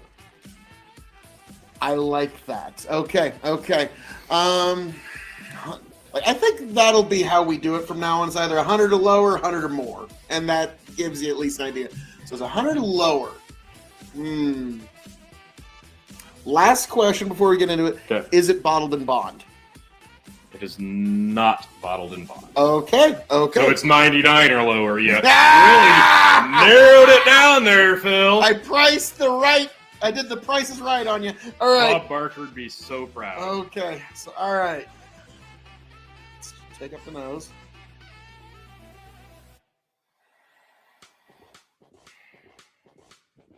First instinct, and I know I'm going to be wrong on this. First instinct is high rye bourbon. Okay. I can see why you would say that. Guess the proof. You can guess it after you taste it as well. No more than 90. Okay. Oh, here's a fair question. All right. Is there artificial colorings or distiller's caramels in here? Ooh, That is a fair question to ask. I can't actually answer that. I'm not 100% sure, to be honest. Okay.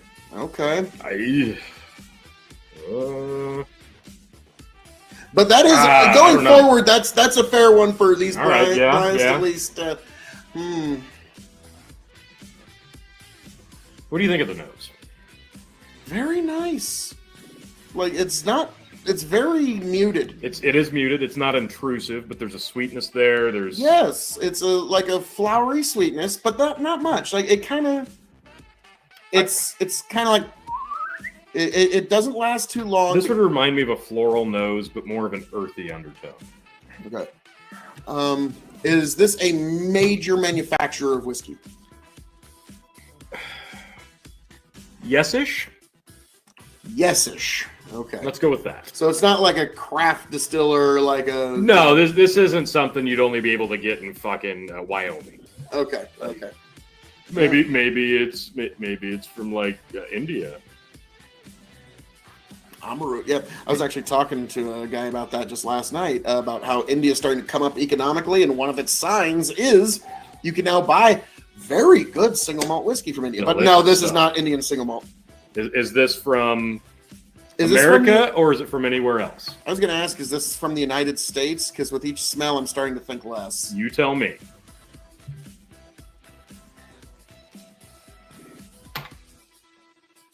I'm going to say no, this is not from the United States. There's some bourbon casking influence, but this is not from the United States. I'm guessing probably somewhere over in the UK. Okay. Maybe Canada, but... Let's take a taste before you start getting too in-depth with your answers here. Okay.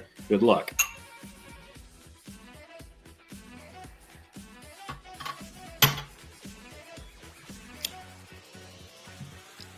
Okay. It's just as good as I had the other night. Okay.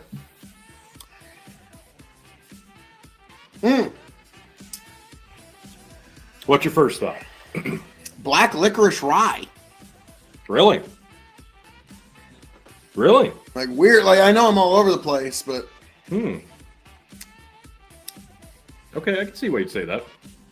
Yeah, it's like I got black licorice heavy on the front of my tongue. Well, to be fair, we tried that Weller Foolproof earlier. Yeah, but I cleansed my palate pretty Right, heavily, right. So, But I understand what you've got that taste in your mind. yeah, but that was the first, like, hit me.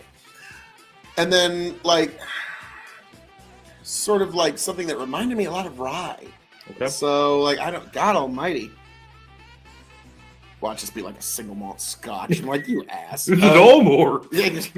No, I would have picked that up in about 5 seconds. This is, I was like, It's not Dolmore. Yeah, I was about to say, like, You'd be so fucking mad if it was. He's like, this will never see the light of day. Tony's like, gotta like smuggle the file out tonight. Like, oh, this drop. I brought a USB plug into the computer. Maybe I can get it out. God, this is a really okay. Fair question. Have I had this before? You have never had this. I can tell because, like, you can see the look on my face when the minute it hit my palate. What the fuck is this? Was the first expression that hit me. I'll tell you right now. I really like this, but I'm sure you already guessed that. Mm-hmm. Now, we can't grade it on all the scales because you don't know what all the scales would be. So let's grade this as a whiskey before we do any reveal.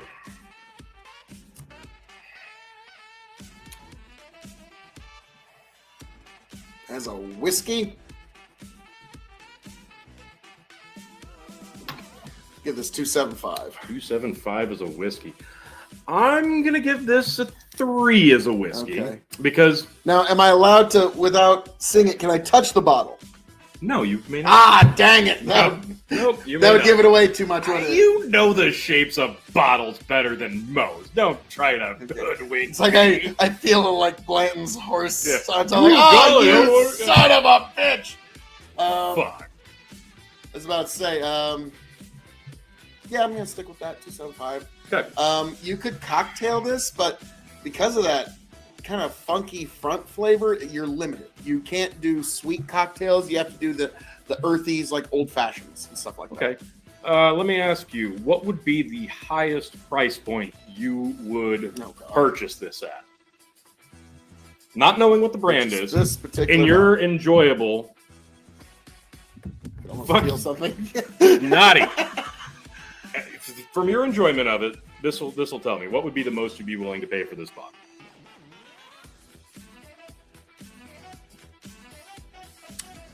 I'd say about $60. $60. Okay. On a scale of 1 to 10, how much do you enjoy this whiskey?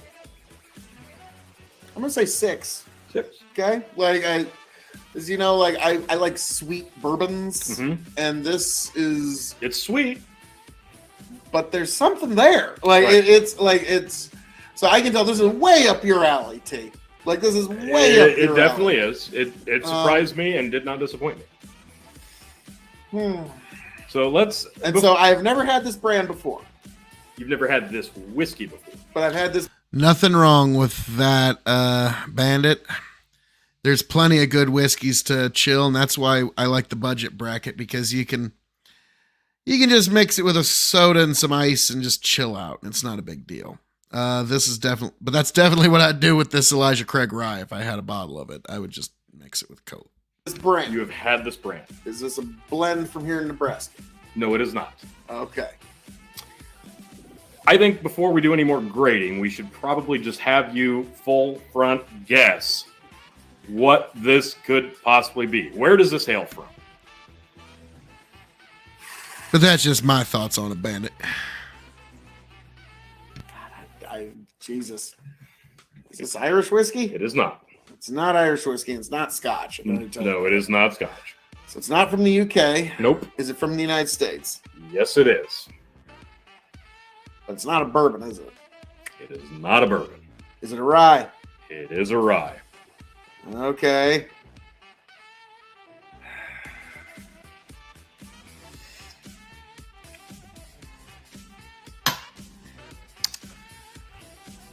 Is it Golden Sheaf rye? It is not. Okay, I was about to say, I hope not. I was hoping I'd like it a lot more, but it's a rye. It is a rye. Okay. from a brand that I've had before. Yep. Okay. Is this Loop River Rye? This is not. Damn it! I was because I was really going to be disappointed there because I was really hoping to like that one. Yeah, I haven't bought that bottle yet, but I will be. Yeah. We kind of leave the rye to this guy now. So, okay. Major manufacturer of rye-ish? Major-ish? Major-ish? Okay, it's major. Okay. By the teeniest of hairs, I would consider it major. So it's a brand I've had before. Yep. Okay. Does this brand have a bourbon that I like? I believe it does. Have I had this bourbon before? Yes. Well, yeah, if you like it, you've had it. You're trying. It's a tall bottle. That's all I can think of there. Okay, it's not Woodford. Good job. It's not Woodford Double Oak. Great job. It's not. If Blanton's. Woodford did a double oak rye. I'd be all over that. Like, you good luck stopping me from sitting in line for that. God almighty. First thing comes to mind, just blurt it out. Jim Beam. It is not Jim Beam. Do you want one more guess? Is it something from Buffalo Trace? It is not. Okay, thank God. This isn't great. Okay. I'm going to be honest with Okay. you because Okay. I was kind of dreading like it was going to be a brand that I really like, but this is not wonderful. As cask aged, is there an age statement? No. Okay. As cask aged, I'd give this 2.25. This would be a Give it a bottom 3. shelf for me, and I would probably just let you buy another bottle, to be honest with me. full disclosure. It's a $30 bottle. Okay. One more guess on the distillery. Heaven Hell. It is Elijah Craig Straight Rye Whiskey. Yeah. Like, I mean, like, go back. Because Like, of course it is. I want to edit back in the moment where I take a taste. Like, the fuck is that?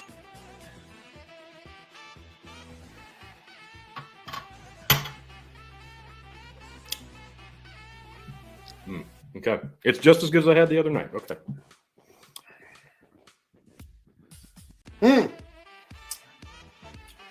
What's your first thought? Black licorice rye. Oh, like so. Yeah, this is not good.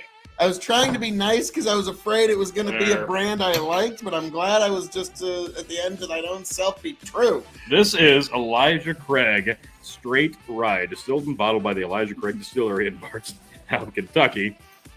This is 94 proof, 47 ABV with corn. It's spicy rye, perfectly balanced. They with had corn. to water that one down because cast strength probably tastes even worse. For a distinctly smooth taste. First char oak barrels. Yeah. This is, I'll be honest. Smells like the dead mouse that fell into the vat. Oh, no. Tastes like that at the cast strength. So I'll be honest. Down a bit. I actually enjoy this. This is the best Elijah Craig I've ever had. That includes all of your shitty bourbons. The best Elijah Craig I ever had was a bottle of 12 year that they sold at the grocery store one time in York, Nebraska, and just because it mixed well with cola. That was it. Wow, ouch. No. So actually, the best bottle of Heaven Hill I've ever had is Mellow Corn and Cabin Still. Yep. Yeah. Oh, I would take a bottle of fucking Cabin Still before this. I figured you rated that one very, very highly. Yeah, it's a good mixer. But look, like comparably speaking, the Straight Rye Elijah Craig, to me, this blows all the bourbons out of the fucking water. Maybe I'm a bit of a rye fan, but I think there's more flavor here than even in the 18-year bourbon. Or even in the barrel-proof bourbon. Is that not a little fair to say? You were at least picking up black licorice. Tell me There's one flavor. There's flavor. There you go. I didn't like it, but there was flavor. I'll give you that, T. I mean, By cracky. There was flavor there. It was. This is the most flavorful Elijah Craig that I have ever had. And to me, at 94 proof, I think this drink's heavier. I mean, it's heavy going down the gullet. I'll give you that. It's difficult I to think get it it down. drinks heavy. But like, yes, that is true. I want to be clear here. The fact that the $30 bottle of straight rye is the best Elijah Craig I've ever had. God, I want to be crystal fucking clear here, folks. Stop paying over insane prices for Elijah Craig 18. You're wasting your money. It's trash. I mean, it would be better. It would be a better investment to put that money into an NFT. Ouch. Not to be construed, sexual investment advice. But but no, like at least you'd be throwing your money away in a more efficient manner. Ouch. No, I actually enjoy this. Like this is a rye this could be a daily drinker. It's an affordable rye. It's $30 a bottle. This has some flavor. Honestly, I like this better than some of the other like very, very name brand ryes like Jim Beam or Jack Daniels. And I'm sorry, this is the same price. Heaven Hill is a major manufacturer of whiskey. I didn't want to give it away. I don't think I would have landed at Heaven. I would have landed at Heaven Hill maybe like 30 seconds sooner. But like I was thinking, like, oh no, Tony likes to troll me. Is he like putting like a brand I really like here? He wasn't. And so I was worried about that because I'm really looking forward to the Golden Sheaf Rye review. No, you'll know when you're drinking. That's that. And I was thinking, you're not. And like I was thinking, oh please don't be this bad. Like, and luckily it wasn't. And so like, they give my stuff thumbs up on I wouldn't Facebook pages once in a while. Now so. You'll know when you were trying that, and I guarantee it'll be. But no, this better. is. To me, this isn't bad. This is a very decent, drinkable rye. It's not sweet. Good neither. It's not better than Bullet, but I mean, this is very, very drinkable. Elijah Craig. Look, okay, I enjoyed it. Elijah Craig, just quit. Just stop it. Just please, just like, but we try hard for this whiskey. Why? Like, I mean, I'm sorry, the effort isn't coming through to a base product at the end. Right, so, like, I'm sorry. Like, to thine own self be true, and I must be true to thine self. And so, like, I'm sorry. Like, Elijah Craig is, I may Sazerac improve you when they buy you. And that's coming. All right, so as a rye, how would you grade this? 2 stars. I'm going to give it a 3. I'm being nice. It's drinkable. I like it a lot. Well, if it's drinkable, then if it'll actually pass the palate down the gullet, then what else does it need? As a gas cage spirit.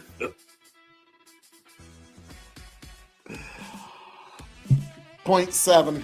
Okay, I'm gonna stick with 3. Okay, I'll give it 0.75. Thank you. Okay, I'm gonna go with 3 as an Elijah Craig. Oh, as an Elijah Craig release, 5 stars. There you go. Thank you. Okay, like it's unfortunate, but yes. There we go. As a Heaven Hill, not as a Heaven Hill, but as Elijah Craig, 5 stars. It's the best thing on the line. Bar none, it's better than everything Elijah Craig line has ever released. Yep, that's pretty much what I told Chicken the other night. I'm like, dude, this is the best Elijah Craig I've ever had. Like, this $30 bottle rye blows away the 18. It has way more flavor than the barrel proof. Like when you said how much would you spend on this, more than the I toasted knew barrel. Somebody was paying $60 for this out there somewhere, but thankfully not yet. But soon they will. Soon this will be one of those. Oh my God, you got to run out and get it. Don't. No, this is. Do not pay secondary on this at all. Is my advice to you. Yeah, this is a $20 to $30 bottle. 20. It cost me $30. I'm sorry. So, folks, T, anything else you'd like to say to the people? No, again, I understand the loyalists, and I'm sorry that Elijah Craig is once again completely underperformed your expectations that we did this blind. So, again, it's as honest as it gets. Heaven Hill is not that good. as I'm known to say around here, folks. All that being said, folks, we did another whiskey review that put me full of dread.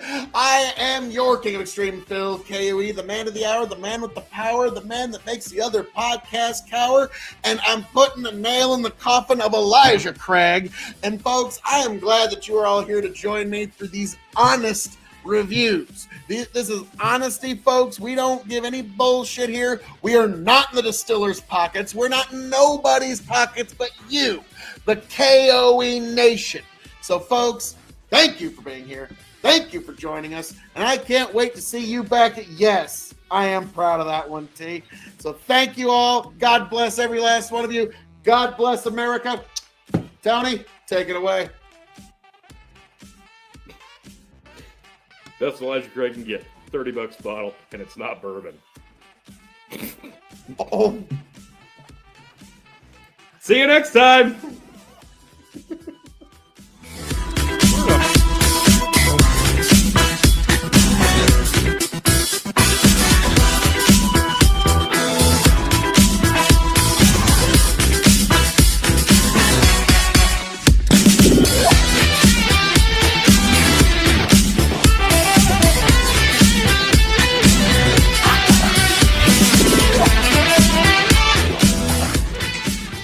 Itself out. Back, Boom, boom, boom. tell you what I'll do. That was pretty awesome. I like that one. Get back. All I right. promise to. Now that was a little fun that we had. That was Tony getting me back for something that I did to him. And so, since I'm here, might as well get into that as well. But before I do, Bandit touched on something. As a general rule of thumb, I refuse to pay triple digits for a bottle of booze. I used to be the exact same way, and then I got into some of the higher end stuff, and there's a few bottles of generally the allocated stuff that I will make exceptions for. Now, there's a few that I still haven't. Here's a great example. Ron Zacapa rum is the best rum I've ever had. Now, they have an XO version, which is aged in a cognac cask. Now, that's $130. It's a lot of scratch for one bottle. And I still have not made the plunge on that one yet. But that I may one day, but I have yet to do so. So I definitely understand that. Like, for a bottle of rum, $100 is a lot of scratch. Let's be honest here.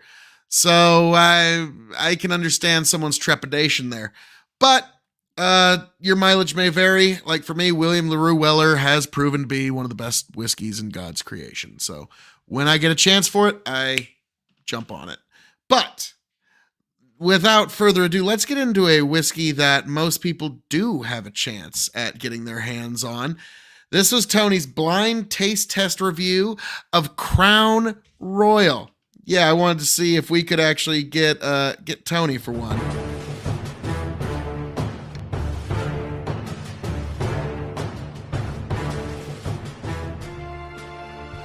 Welcome, one and all, to the K.O.E Nation for a very special mystery review. I am your King of Extreme, Phil, K.O.E, the man of the hour, the man with the power, the man that makes you the podcast cower. You can find me, of course, at K.O.E Nation on YouTube, TikTok, and Twitch, and I am joined this evening by my indomitable broadcast partners, the one, the only, your Big Buckin' Emperor Chicken. Find me YouTube and Facebook, Big Buckin' Empire. and of course, The 14-time Revolutionary Wrestling Podcast champion, non-chill filtered, quadruple distilled, Tony fucking G. Like, share, subscribe, and I'm tonight the man in the dark. So, without further ado, I would like to know what we are doing. What are the parameters? Okay. What do we What's got going? going to happen gentlemen? here is I am going to make the pours when you walk off camera. When only I. Yes. You two have had this. Yes. I have not. We will see. Okay. Oh, maybe So, I have. Maybe I have. Maybe you have, maybe you haven't. I'm not going to even give you that. Okay. So you're going to walk off camera. We're going to give the pour. The audience will see what it is. And also, I'm sure we'll have it somewhere for the folks to see. Okay. I then can't wait to fail spectacularly. You are going to grade this on a few 5-star scales. Okay. You're going to grade it as a whiskey, as a cask-aged spirit, its shelving, the secret fourth question, and then on a 5-star scale as to its actual class as a whiskey. Okay. And then you're going to try and guess what it is. And then the... Now, you know what? That's actually interesting thing you say. I'm interrupting the video just for this. Bandit says, I'm not saying it's wrong, just that I don't have the tongue to enjoy a triple-digit bottle. That's something to take some time and graduate to. But eventually you will get there where your tastes just become a little more refined over time. Like for me, I started fairly simple, and then I discovered the Dalmore. And then I discovered that there can be refinements beyond what I thought was possible. And it was a small journey, and it's a journey of a few steps, but over time, you'll find yourself gravitating towards something a little different, because we all like to explore. And so I'm not even saying you're going to find something better, worse, classy, but you will. It's always fun when you start branching out and exploring a little bit. And there, hang out with us long enough. Oh, don't worry, Bandit. You'll get that tongue. Don't worry about it. Don't you worry about it. The reveal. Okay. So there we go, T. So this is either going to be something I love and I'm going to shit on, or it's going to be something I have shit on and you guys think I wasn't fair to. 50-50. Okay. So, all right. With all that being said, Tony, if you'd be so kind. See myself out. All righty. We'll let you know when it's time to come back in. All right. So, folks, this is the whiskey of the evening. Here it is. So, this is one many of you have heard of. Many are, pretty. You either love it or hate it. It's an established. You either love it or Ish. hate it. Yeah. That would be the best way to put it. Yeah, give me generous for it. It's okay. Yeah. I mean, this is for science. This is for science. Alrighty. And now let me stash the bottle here. And all right, you're good to go, T. Come on back. Come on back. The pour has been made. And Raptor Tony is here. Was it a Merry Christmas, Tony?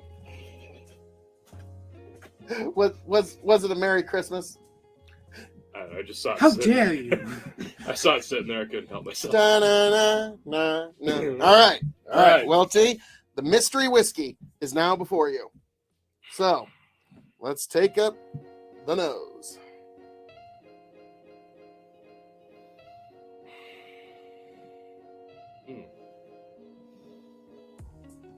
Don't give him any hints at all. I want to see what he comes up with here. But for those at home, I'm curious to see what your personal comparisons would be with this. So, what are you getting on the nose, T? I'm surprised with the legs.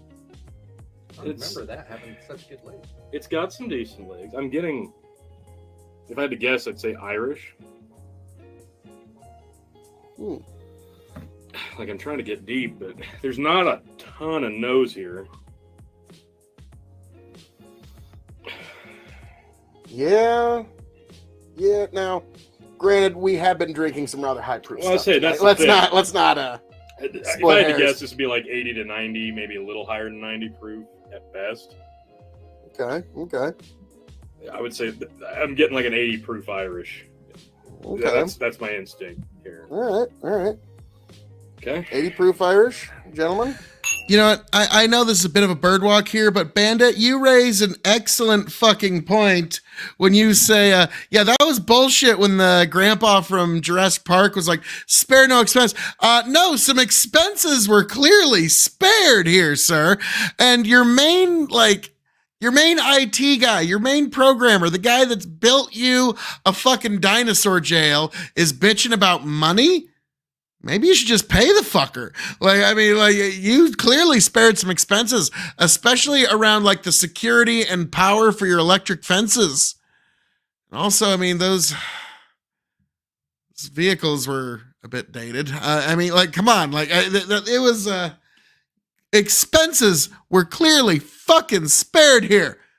Why? Because dinosaurs almost killed your fucking grandchildren, okay? That is not a good park review. It's like, oh, Well, the first time we decided to have anybody go around in the park, oh, what do you know? The park almost killed his grandchildren. Like, that should have been like a come to Jesus moment. Like, yeah. Hey, kids, why don't you just spend my money and just like surf on the beach now? Yeah, how about you just do that? Yeah, he almost dinosaured them to death. What the fuck? Yeah. Bandit goes, you had only one IT guy that had a gambling problem. Not even really a gambling problem, just the guy that made you a dinosaur jail and you're a gajillionaire that made dinosaurs out of frogs. Maybe make the guy feel comfortable at home. That's all I'm saying. Like, there are certain people in the market that are just worth more than certain skill stacks. Bandit, and you thought the Spaz 12 was I grew up thinking that shotgun was the shit, okay? All of us from the 90s grew up thinking that little folding stock thing somehow made it better. I'll be honest, I've seen them at gun shows and like I've had the opportunity, like, okay, would you put one on a Mossberg 500 or something? No, because let's be honest, any firearm that you put that fold over stock on, it's a range toy. It's not really anything that you would really count on in any significant fashion. So, and I don't generally like to stock range toys. I like to have guns that have a function. You know what I mean? Like, that's generally what I like. But yes, I grew up thinking Spaz 12 could basically shoot a T-Rex. That's what every kid in the 90s grew up thinking. But yeah, when it comes to Jurassic Park, expenses were fucking spared, motherfucker. Jesus Christ. Bandit. The one thing I'll shit on the last movie was that I thought it was a better movie because I misheard and thought Dodson was a reveal when they gave away. Okay. Yeah, the new movies are... that's the problem with trying to revamp a franchise. You end up pissing off more people than you please, and I think Hollywood just needs to make some new ideas. I know. Shocking. Slangeva. Oh, shit. Wrong one. There we go.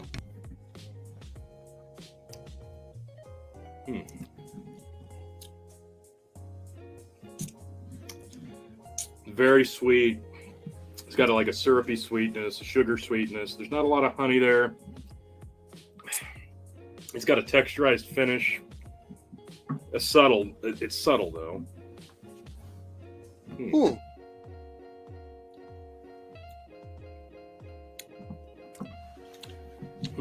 Any grain standing out to you?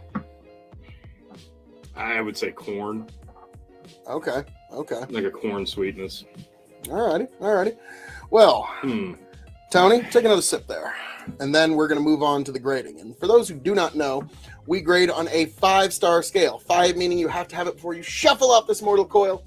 0 meaning pass it on by. The K.O.E Nation has advised you well. So, Tony, we're going to grade this as a whiskey, as cask aged, shelving, secret fourth question, and then its class as a whiskey.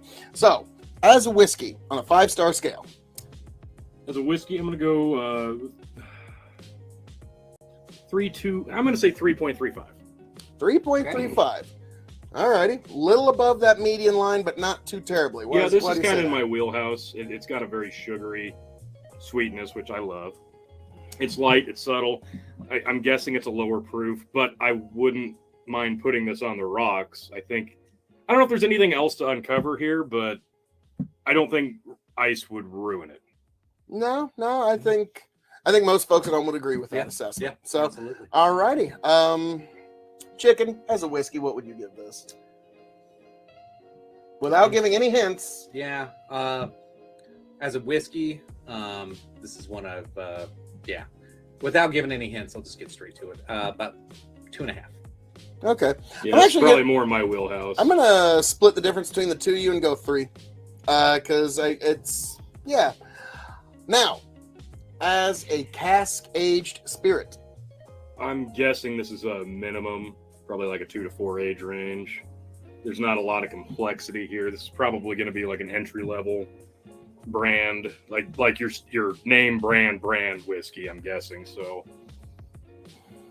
4 years max, I'm guessing. I'm gonna go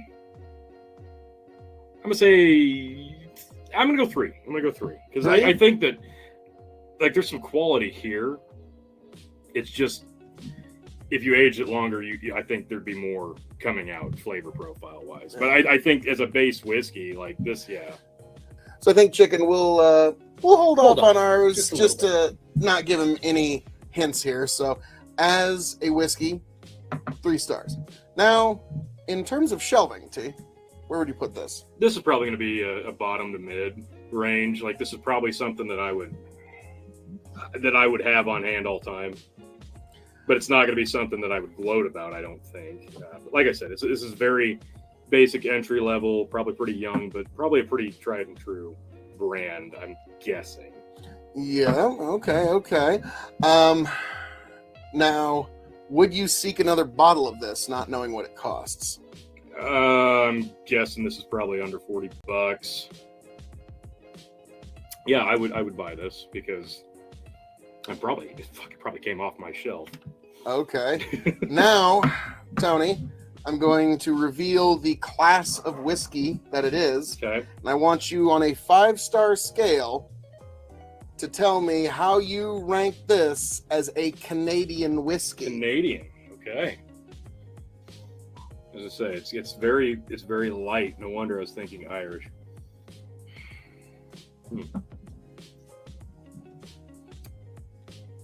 As a Canadian, it's a pretty low bar. So 3. 3 stars. Well, Tony, would you like to reveal? Is it LTD?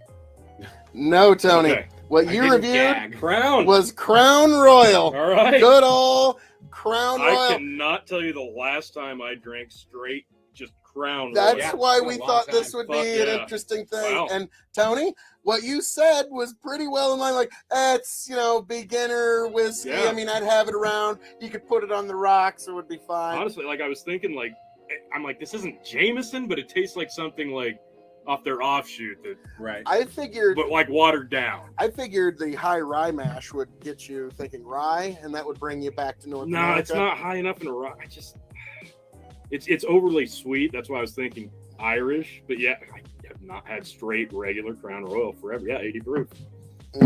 Yeah, Even nice. when you do have straight Crown, it's usually some of the more high-end Crowns than you. Yeah, and that's just it. It's usually not the big. This is Yeah. a classic mixer. Yeah. Or through Crown through. and Peach or Crown Apple. Yeah, Yeah. there's nothing offensive about this at all. This is very easy drinking. You can do anything with it. This is why this is such a popular mixer.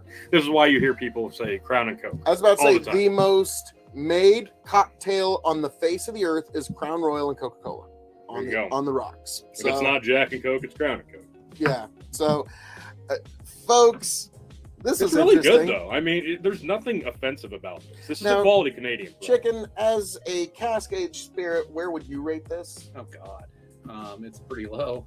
I'd probably stick with the 2.5. And I'm a Crown Royal fan. I'm a huge Crown Royal fan. I always have a bottle of Crown Royal because it's my go-to mixer, and that's all I use it for. I literally just mix it with Coke Zero. Yeah. That's all I do with it. To me, it would be 2 stars because it's literally like I don't enjoy this. This is the first time I've had Crown Royal neat in years, for that exact reason. But I figured this would be fun. And like Tony, you didn't fall into any traps at all, other than thinking maybe it was an Irish whiskey for a little bit. But you can be It forgiven was just for the that sweetness and the low proof that because threw me off. Crown Royal is easily to say it's a mainstream palate. I'd say Crown Royal is like, it just kind of covers all the bases of whiskey. You could pretty much supplement that into That's any why other Crown and cocktail. Coke is such a common Yeah. thing, because Crown Royal is literally the Coke of whiskey. Like if you had some Yeah, Scotch cocktail basically. and you didn't have any Scotch, you could almost use Crown Royal in place because it's just such a generic. Jack Daniels is the Pepsi. How dare you? How dare you? Unfortunately, I'm right. But, well, So, folks, Crown lovers, Crown haters. And what's Jim Beam's like the RC called? Yeah, it's actually pretty good. That's a good one. That's pretty accurate. Yeah, Oh, boy. Shasta. Well, Talk through thunder. We're getting into old crow I territory. was about to say. And then, like, Buffalo Trace is like one of those things that they charge you like $11 for a 6-pack of colas. Like one of those. That Like, you find at Hy-Vee with no sugar, but it tastes just like the real thing. It's Pib Extra because you can only find it once in a while. yeah. Surge. Surge, Well- baby. Folks, as I'm known to say around Jolt here, Cola. We totally just Jolt nerded Cola. out on pop and whiskey. This has been a fun one. Yes. I mean, Wonder why we're thinking about pop when we're talking about Crown Royal. and Elijah this. Craig is basically Fago. I was thinking best choice. I wouldn't Oh, even you- give it best choice. Giving it that much. It's huh? like it's well, like, no, that has it's like flavor. it's a best choice that you left out all night and lost all its fizz. Yeah. Elijah Craig 18's like the pop that your kid grabbed out of the cooler at the family reunion, took one drink and set on the picnic table, and you find it 3 hours later. And he had a lot of backwash. Yeah, a lot of backwash and a couple of flies in it. So yeah, there we go. So folks, He even managed to shit on Elijah Craig 18. hey, Had to be done. it is the Had to be holiday season. Tis the season. So, folks, as I'm known to say around here, all that being said, let's get out of here before this becomes more of a car wreck. Folks, thank you for being here at the K.O.E. Nation. I hope you like, share, subscribe. K.O.E. Nation, YouTube, TikTok, and Twitch. And I also hope you make it back here happy, healthy, much the wiser. Tony, we established your favorite in the world, Crown Royal. You like it more than any I don't other hate whiskey it. I don't hate it. that there ever was. It's Definitely clearly don't his hate it. favorite. It'll be one that he always keeps him on, and it'll be the first thing he reaches for from now on. Yeah, that's it. Yes. So, folks, thank you for being here. Thank you for joining us. Tony, Chicken, take it away. He's chicken, I'm Tony. I would say, yeah, totally went backwards there. Anyway, this was almost a total car wreck, and we were almost in the ditch, Almost. but I pulled us back Yeah, we're out. barely in the Just a Anyway, little. Tony, take it away. Inside joke, sorry. vintage. Vintage, stuff. vintage, super wait. vintage. Thank you for joining us for this mystery review. I have not had Crown in a long time. This was actually pleasant. Thank you. Thank you. Glad to see you. Catch you on the next one.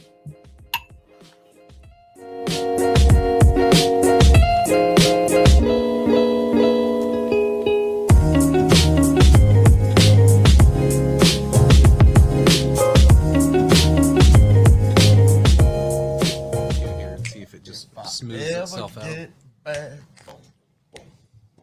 tell you what I'll do If I ever get back, I promise to refabricate you. Raging rivers of gold. That's what the brochure advertised. And Now we're lost. We gotta take it down. Let you down slow. It's hard to survive. Nice. I hope that one sinks for all y'all on the other end, because I enjoyed that thoroughly. Yes. Let's catch up here. I also have to shit on the state flag behind y'all. Virginia's flag has both nudity and a giant middle finger to the government. Wow. Okay. Well, like I was kind of joking. I used to have at the mill the Nebraska flag behind me back when my internet here wasn't very good. Now that my internet's better, I just do it here. But I was kind of joking with my dad. It's like, well, first of all, no one's going to object. And like, there's nothing less threatening other than maybe the Canadian flag than the Nebraska state flag. I mean, in terms of things you're going to have behind you, I mean, I dare somebody to come up with something to complain about for the Nebraska state flag. That's a challenge. Pre-energy drink discussion. Now, this is going to be the last little thing I'm going to leave y'all with tonight before we get to the poem of the week. And this is a good fun one because I'm just enjoying some time with good friends that we've gotten into. And this was a pairing of whiskey and cigar. Turns out Eagle Rare isn't only a 10-year aged bourbon, but they also have a cigar brand that's associated with it, and a couple of the leaves of that cigar are aged in an Eagle Rare barrel. So that's kind of interesting. And so we paired them together because it was a fun time. Let's see. Our slogan is Sic Semper Tyrannis. Ours is equality before the law, which I do like. And I was even asked one time if I was going to be on the Supreme Court, how would I rule on a case? And I love that question. And what I said is I would always carry my state's motto in my heart when I would be before any kind of case. Equality before the law. All of us have equality before the law. Whether your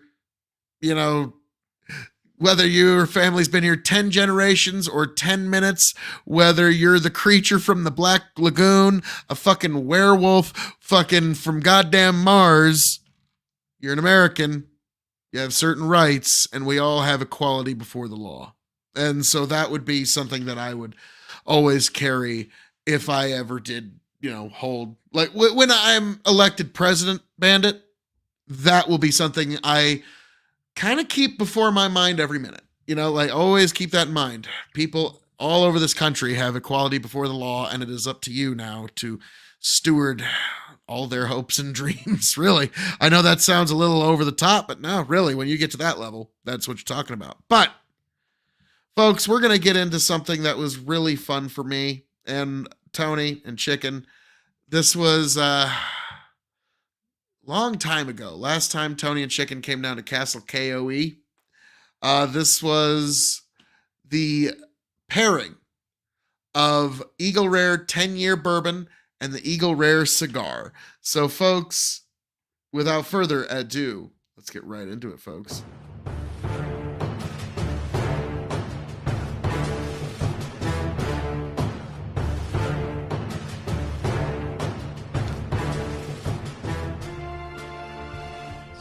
I give over reins to the show to the one, the only, the man of the hour, the man of the power, the man that makes the other podcast cower. The prince and potentate of the political parlance himself, the lord of the Scottish Highlands, your king of extreme, Phil K.O.E. Folks, we are here to explore many, many things. We're going to talk about the topics of the day, but we are also here to explore a new cigar that has just released onto the market here, folks. This is the Eagle Rare matching cigar. Yeah, folks, here at the KOE Nation, we are going to do a pairing of Eagle Rare 10-year bourbon with Eagle Rare cigars. Oh my. I hope the cigars are better than the bourbon. I got a feeling they will be. Excellent stuff, Jesus, folks. they're huge. Just like the bottle, oversized. True. And FYI, I quit smoking everything. Yes. Cigars 2 years ago almost. So, Jesus Christ, man.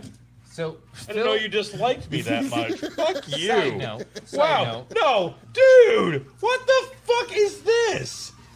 So, side note. Phil has a journey in life of 400 cigars. Would you like to enlighten us on that? Yes. Do tell. Yes, I'm going to smoke throughout my life only 400 more cigars. Now, I've Glad already you kept a tally of that I've your smoked entire life. 3 thus far when I decided to start that tally. 3? Yeah, I've smoked 3 cigars since I've started that I tally. think that number's off. No, when I started this journey, I've smoked many more before I started this, but Okay. But when I made all the right. decision that I am only smoking 400 from here on out, I've only smoked 3 more since then. But Really? this is one that I like. I want to get into all the Buffalo Trace releases. Lovely. I have not I believe had this is cigar Nicaraguan tobacco, in over but a year. 5 cigars specifically blended to enjoy with the fantastic Eagle Rare bourbon. Each different are they? contains a tri-country blend of long fillers combined with a Mexican San Andreas binder, all wrapped up in a rich Ecuadorian Connecticut shade wrapper. A mellow-bodied profile supplies an incomparable smoothness on the palate, while the natural nuances of the I've never tobacco had, but when I pleasantly do, complement you'll the definitely get a notes review of it. And I won't get into that. Yeah. So, yes, folks, this is one. Right? This is the only one I got at the moment. Oh, Phil. Well, you know, All right. we'll make it work. Okay. Cut me, bro. Cut me, Mickey. Cut me. This does smell. There's a. Thank you, chicken. Not for supplying bad. the cutter. Not fucking bad. It's a little plain, I'm going to be honest. Now, I was watching a guy who's a professional, like his family's in cigars, and he said, right. I'm just going off of what this guy said, and he said the way that you light a cigar is you actually put it above. Burn the the living shit out No, of it. you put it above the visible flame because that's where the most heat is. Right. This is a big stogie, so you're No, this thing's massive. What is So, also things you have to think about when lighting a cigar, especially one of this size, and while you're smoking it, you have to constantly rotate, especially one this thick. Now, this thing's at least half-inch thick, maybe more. I have so many comments I want to say, and I can't. That aside, like when you're taking on a stogie this size, say you're a new. You've got to be consenting. Like, you've got to consent to take one of this girth and length. If you're a newbie, Yeah, you should probably work your way up. take your time, because Start with a waffle. No, well, getting there, yeah, because my shit already went out because it's so goddamn big. it's thick. Damn, this is packed tight.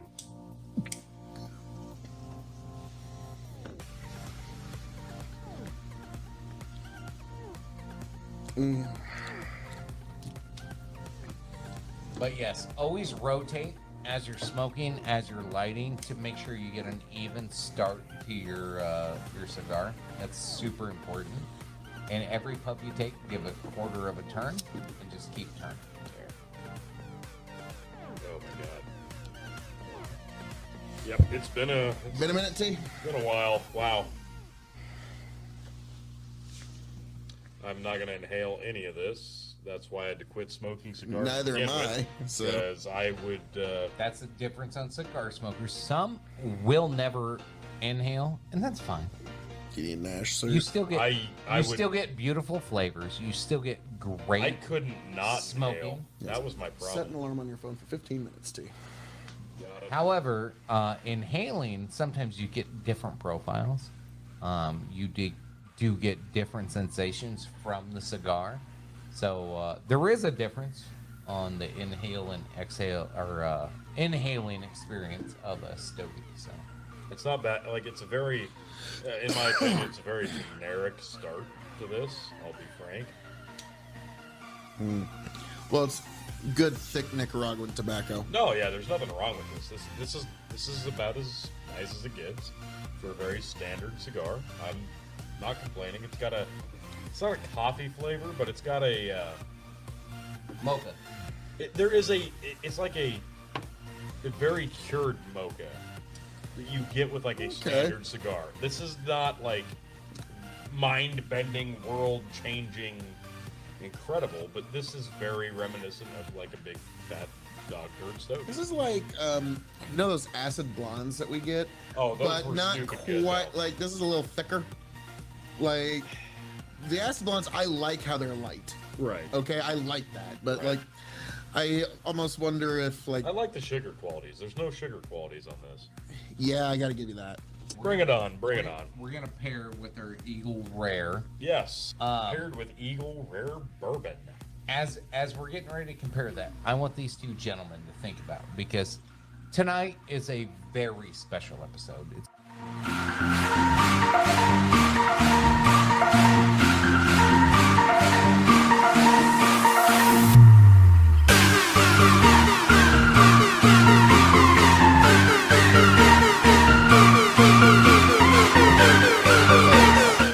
We are now at the 15-minute mark of this amazing cigar. So, let us know when we hit the 30-minute mark, T. I will. This So, is, thus far, 15 minutes into this All right. cigar, I'm chicken? gonna repair this. Yes. I just took another sip, and I'm gonna take another.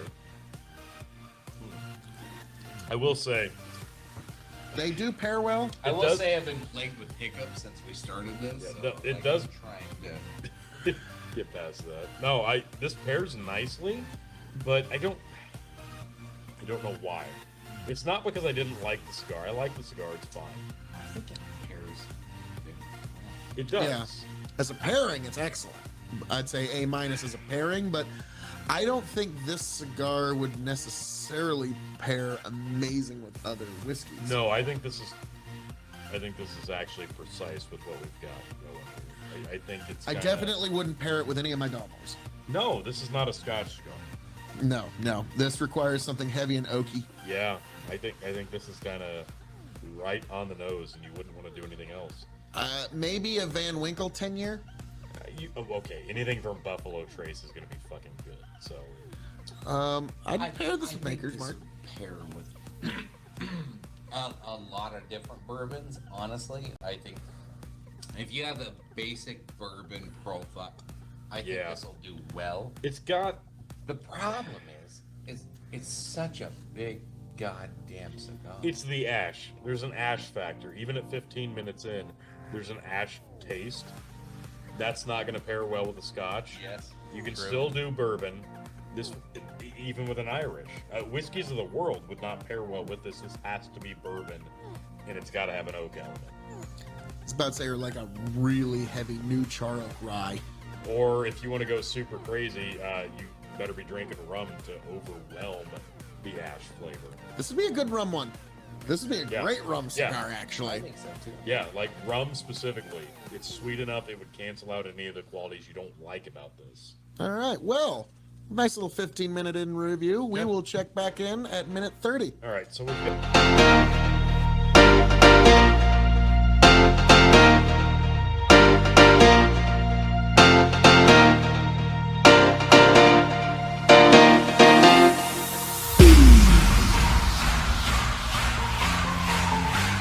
And now we are at 30 minutes. 30 minutes. So, I'll 30 minutes piggyback in. off of that here in a second. So, Chicken, you had to relight the cigar, did you not? At 30 minutes? Yes, I had to give it a little bit of flame too, yeah.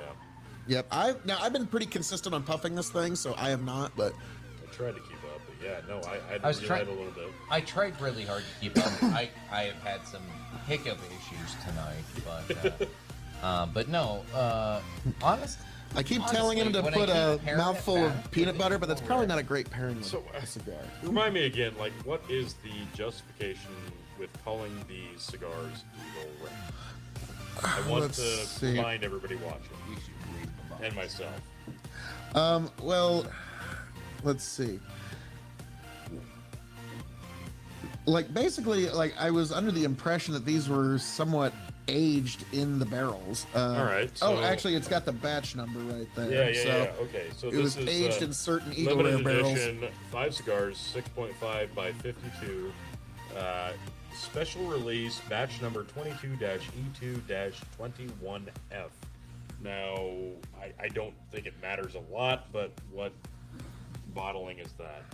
Just for the sake of science. Let's see. Does it give you said information on here? 'Cause, yeah, getting your Eagle Rare cigars to pair up with your bottle of Eagle Rare probably. I don't think you're going to do that. It's not going to happen.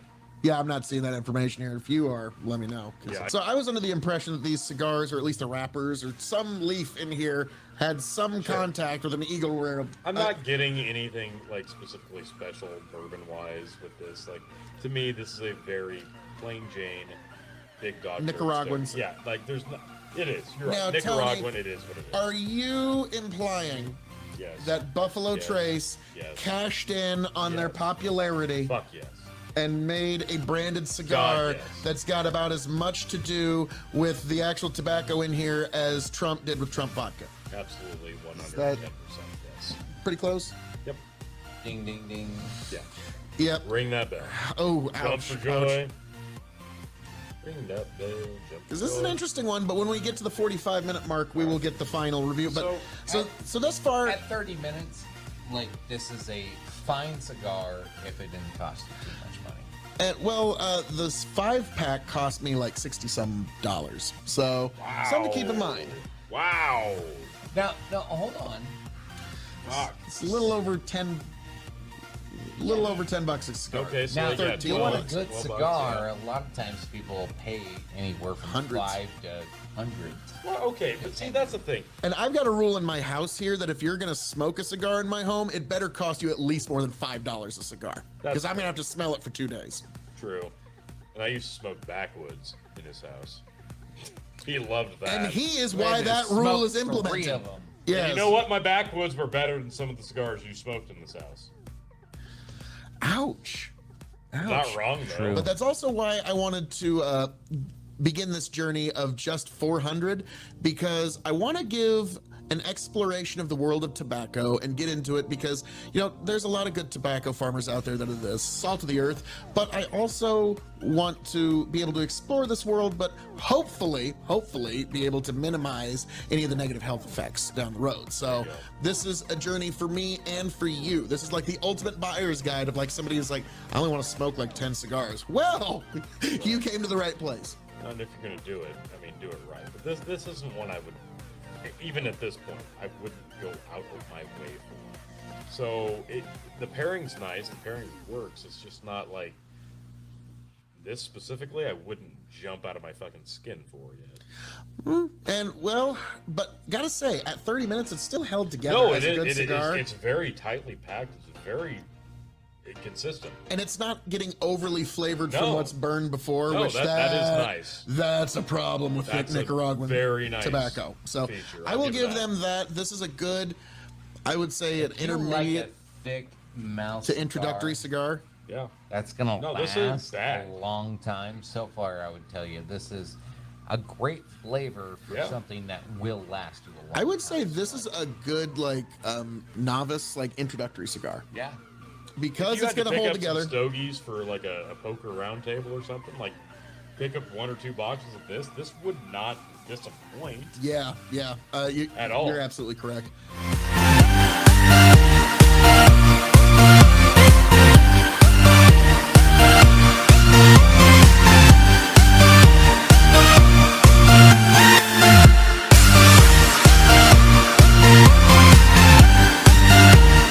Only 5 minutes. We are 45 minutes in. And look at how much is left of our cigars. A lot. Like, I think it's fair to say this is an hour to an hour and 15-minute cigar. This is a lot. Like, I mean, the Nicaraguans who rolled this, or whoever rolled They this, packed this one tight. I will give you. good credit to you. This is Very not tight. quality. Be damned. Quantity alone. Now, I'm going to be honest with you guys. I don't smoke hardly at all. And so I've got quite a nicotine light head. Sure. Okay? Like, I got a nicotine buzz. Oh, that's fair. And I'm avoiding that at all costs. Yeah, but like even for me, like if I like swallow right. some saliva, some nicotine Sure, gets sure. into my stomach. So it's an interesting, but This, I'll yes. be frank. 45 minutes. It's very ashy, but there's a lot here. It's quantity. But now Oh, we're yeah. at the 45-minute mark, It'll and get you. we're gonna give it its official grade here. All right, now, let's do it. we grade on a 5-star scale here, like we always do. 5 meaning you have to have this cigar before you shuffle off this mortal coil. 0 meaning pass it on by. The K.O.E Nation has advised you well. We're gonna grade this as, it's gonna be kind of unfair, but we're gonna do this going forward. Buffalo Trace cigar releases. Okay. Then we're gonna grade it as a Nicaraguan cigar. Yes. Then we're gonna grade it as a cigar. And then the secret fourth question. So, as a Buffalo Trace, it's kind of unfair because we've never had one before, but for other ones, we're going I to think start we'll be that. fine. I think we can do this. I'm gonna go ahead and say 3. I'm gonna give it a 3.5 because it did pair well with the Eagle Rare as I was All right. drinking the Eagle Rare. True. As I was. I'm gonna go 3.25 because yes, it pairs with this Yeah. quite well. I'm gonna agree. 3.25. Okay. I think the pairing of this is what does it for me. Like this by itself would not be overly impressive. Imagine. Dragons. Yeah, that too. Imagine soaking a ribeye in Right. Eagle Rare, smoking it, then Smoking this while you're smoking it. smoking this while eating and having a dram. Even if you're not, It's like a 4th of July thing. yeah, Yeah, it's kind of a even summer. if you're not, but Okay, I have a chance to educate here. Buffalo Trace, I thought it was an Eagle Rare. Eagle Rare is one of the many brands that come from the Buffalo Trace distillery. Just like William LaRue Weller, Van Winkle 10-year, and Eagle Rare 10-year all come from the same distillery. It's just a couple of different mash bills and a couple different, like Blanton's comes from the same place. Eagle Rare 10-year is literally Buffalo Trace bourbon aged 10 years in oak. And for some reason, I like regular Buffalo Trace more than their Eagle Rare. And I love Bullet 10. So it just really depends on the brand. You'll find, like, you're saying you don't have an expensive palate. One thing that I would recommend for you, because oh my God, it's an amazing cocktail. Bullet 10-year bourbon, which is actually, it's either sourced from Four Roses or Buffalo Trace. And it's basically ancient age that they aged 10 years, which not bad. But yeah, Bullet 10-year, which you can get at Walmart. It's not quite $40, but put that on the rocks mixed with Barks root beer. You will thank me later. But yeah, a lot of different brands come. Like a lot of people don't know, like Knob Creek comes from Jim Beam.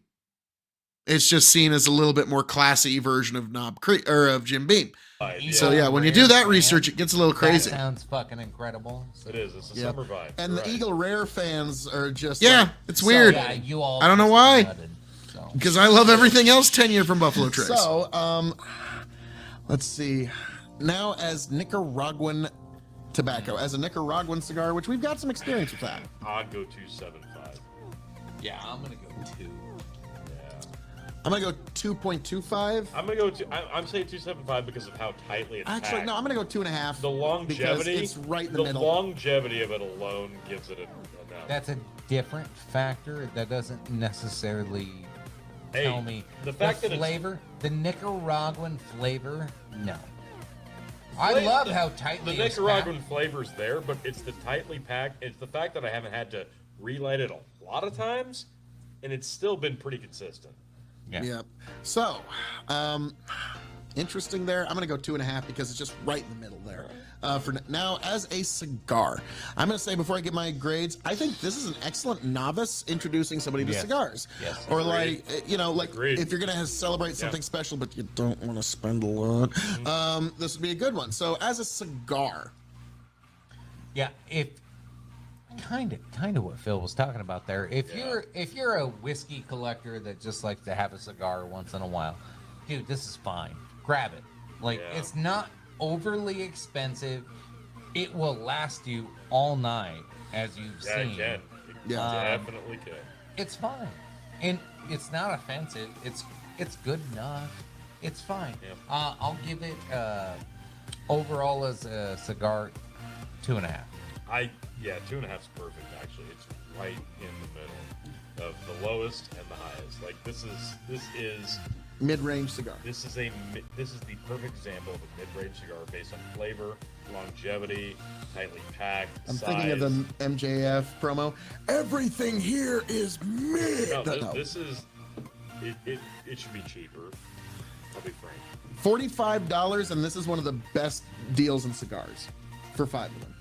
All right, yeah. Okay. Yeah. Like, yeah, given that, nope, 2.5. There's 5, so it's $9 a pop. yeah, I so could I'm almost going, go 275. I'm agreeing with both of you. It's 2.5 right there. Now the secret fourth question. In my 400 cigar journey, this is now cigar 396. So that I've smoked 4 thus far. Will I return to this cigar once I have discovered what it is I do and don't like in the world of cigars? I'm going to say no, because I want to get deeper into the other Buffalo Trace releases. Right. And I have a feeling that there's going to be a little bit more premium value in some of the, like the Blanton's ones and some of those. So I'm going to go ahead and say that out of my 400 cigars, this will probably be the last time I ever smoked this one. So, but hey, this is the data that we bring to you folks, and I appreciate you being with me on this journey. Now, gentlemen, before we close out the cigar portion of this, is there anything you'd like to say to the people? No. Nice try. At least you tried Simpson's cake. The presentation of Eagle Rare itself, Handsome. the brand itself, It is. I love the They're presentation. gonna make money on this. No matter what. I love. There is a Eagle Rare offers itself brand wise to wine connoisseurs like Phil, but it's the flavor that misses. That's not to say it's not good, because it is good. It's just not. It's not the K.O.E. Nation's forte, and nor has it ever been. Yeah, like Am I wrong? No, I mean in terms of Nicaraguan tobacco, this does not Yeah. unseat Acid Blonde. No, I'm no. just being honest Acid with you. Blondie is it hits way above its weight class. Yeah, and way below Whether its it's price waffle, range. whether it's dog turd side, doesn't matter. And for its price range, Yeah. it's one of the Oh, better. God, yeah. So, but you know, folks, we wanted to get this stated to you. But as I'm known to say around here, all that being said, thank you for this very special cigar pairing, this very special bourbon pairing. Thank you for joining us and for joining us for this very special cigar review. So, folks, I can't wait to see you right back here at the K.O.E. Nation. Cheers, folks.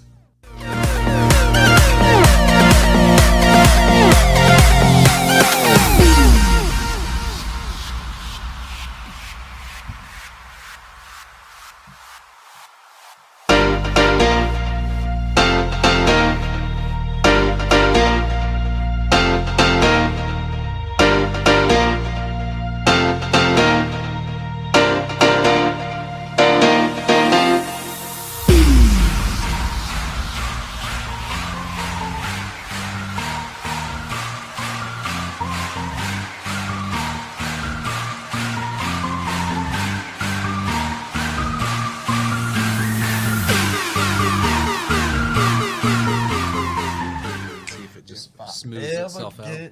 Back, tell you what I'll do if I ever get back. I promise to refabricate you, raging rivers of gold. That's what the brochure advertised. And now we're lost, we gotta take it down. Let you down slow. It's hard to survive.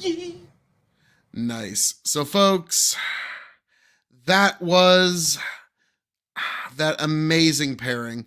That was just a great time that I had with my good friends Tony and Chicken. But, folks, as I'm known to say around here, all that being said, thank you for joining us here at the K.O.E. Nation for this preview of, folks, join us 9 o'clock Central Time for Hazard Analysis, folks. We're going to have a great fun time, me and Tony G getting together. We're going to have a cast of characters and all kinds of fun guests. Please join us. Hazard Analysis on YouTube, folks. Type in Hazard Analysis 004 and you will find us on YouTube, folks. I can't wait to find you there. God bless every last one of you. Thank you for being here. Thank you for joining us. Raise a glass to yourselves, and I hope all of you find your way back here to the K.O.E. Nation happy, healthy, much the wiser. Folks, God bless, travel well, and I'm going to leave you with this poem of the week. This is by Walt Whitman.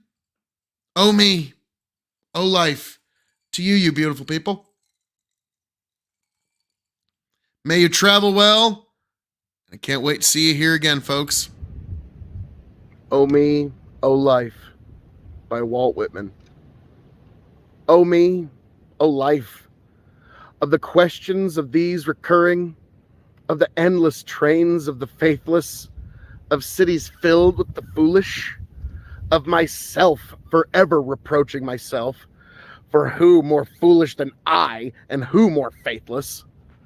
Of eyes that vainly crave the light, of objects mean, of the struggles ever renewed, of the poor results of all, of the plodding and sordid crowds I see around me, of the empty, useless years of the rest, with the rest me intertwined, The question me, O sad recurring, what good amid these, O me, O life? Answer, that you are here, that life exists, an identity, that the powerful play goes on, and that you may contribute a verse.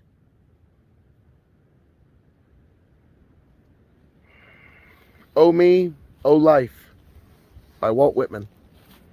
That was this poem of the week. If you've got a poem you'd like me to read, or if you'd like me to read your poem, please just let me know in the comments. I love the imagery of beautiful, beautiful poetry. God bless. Travel well.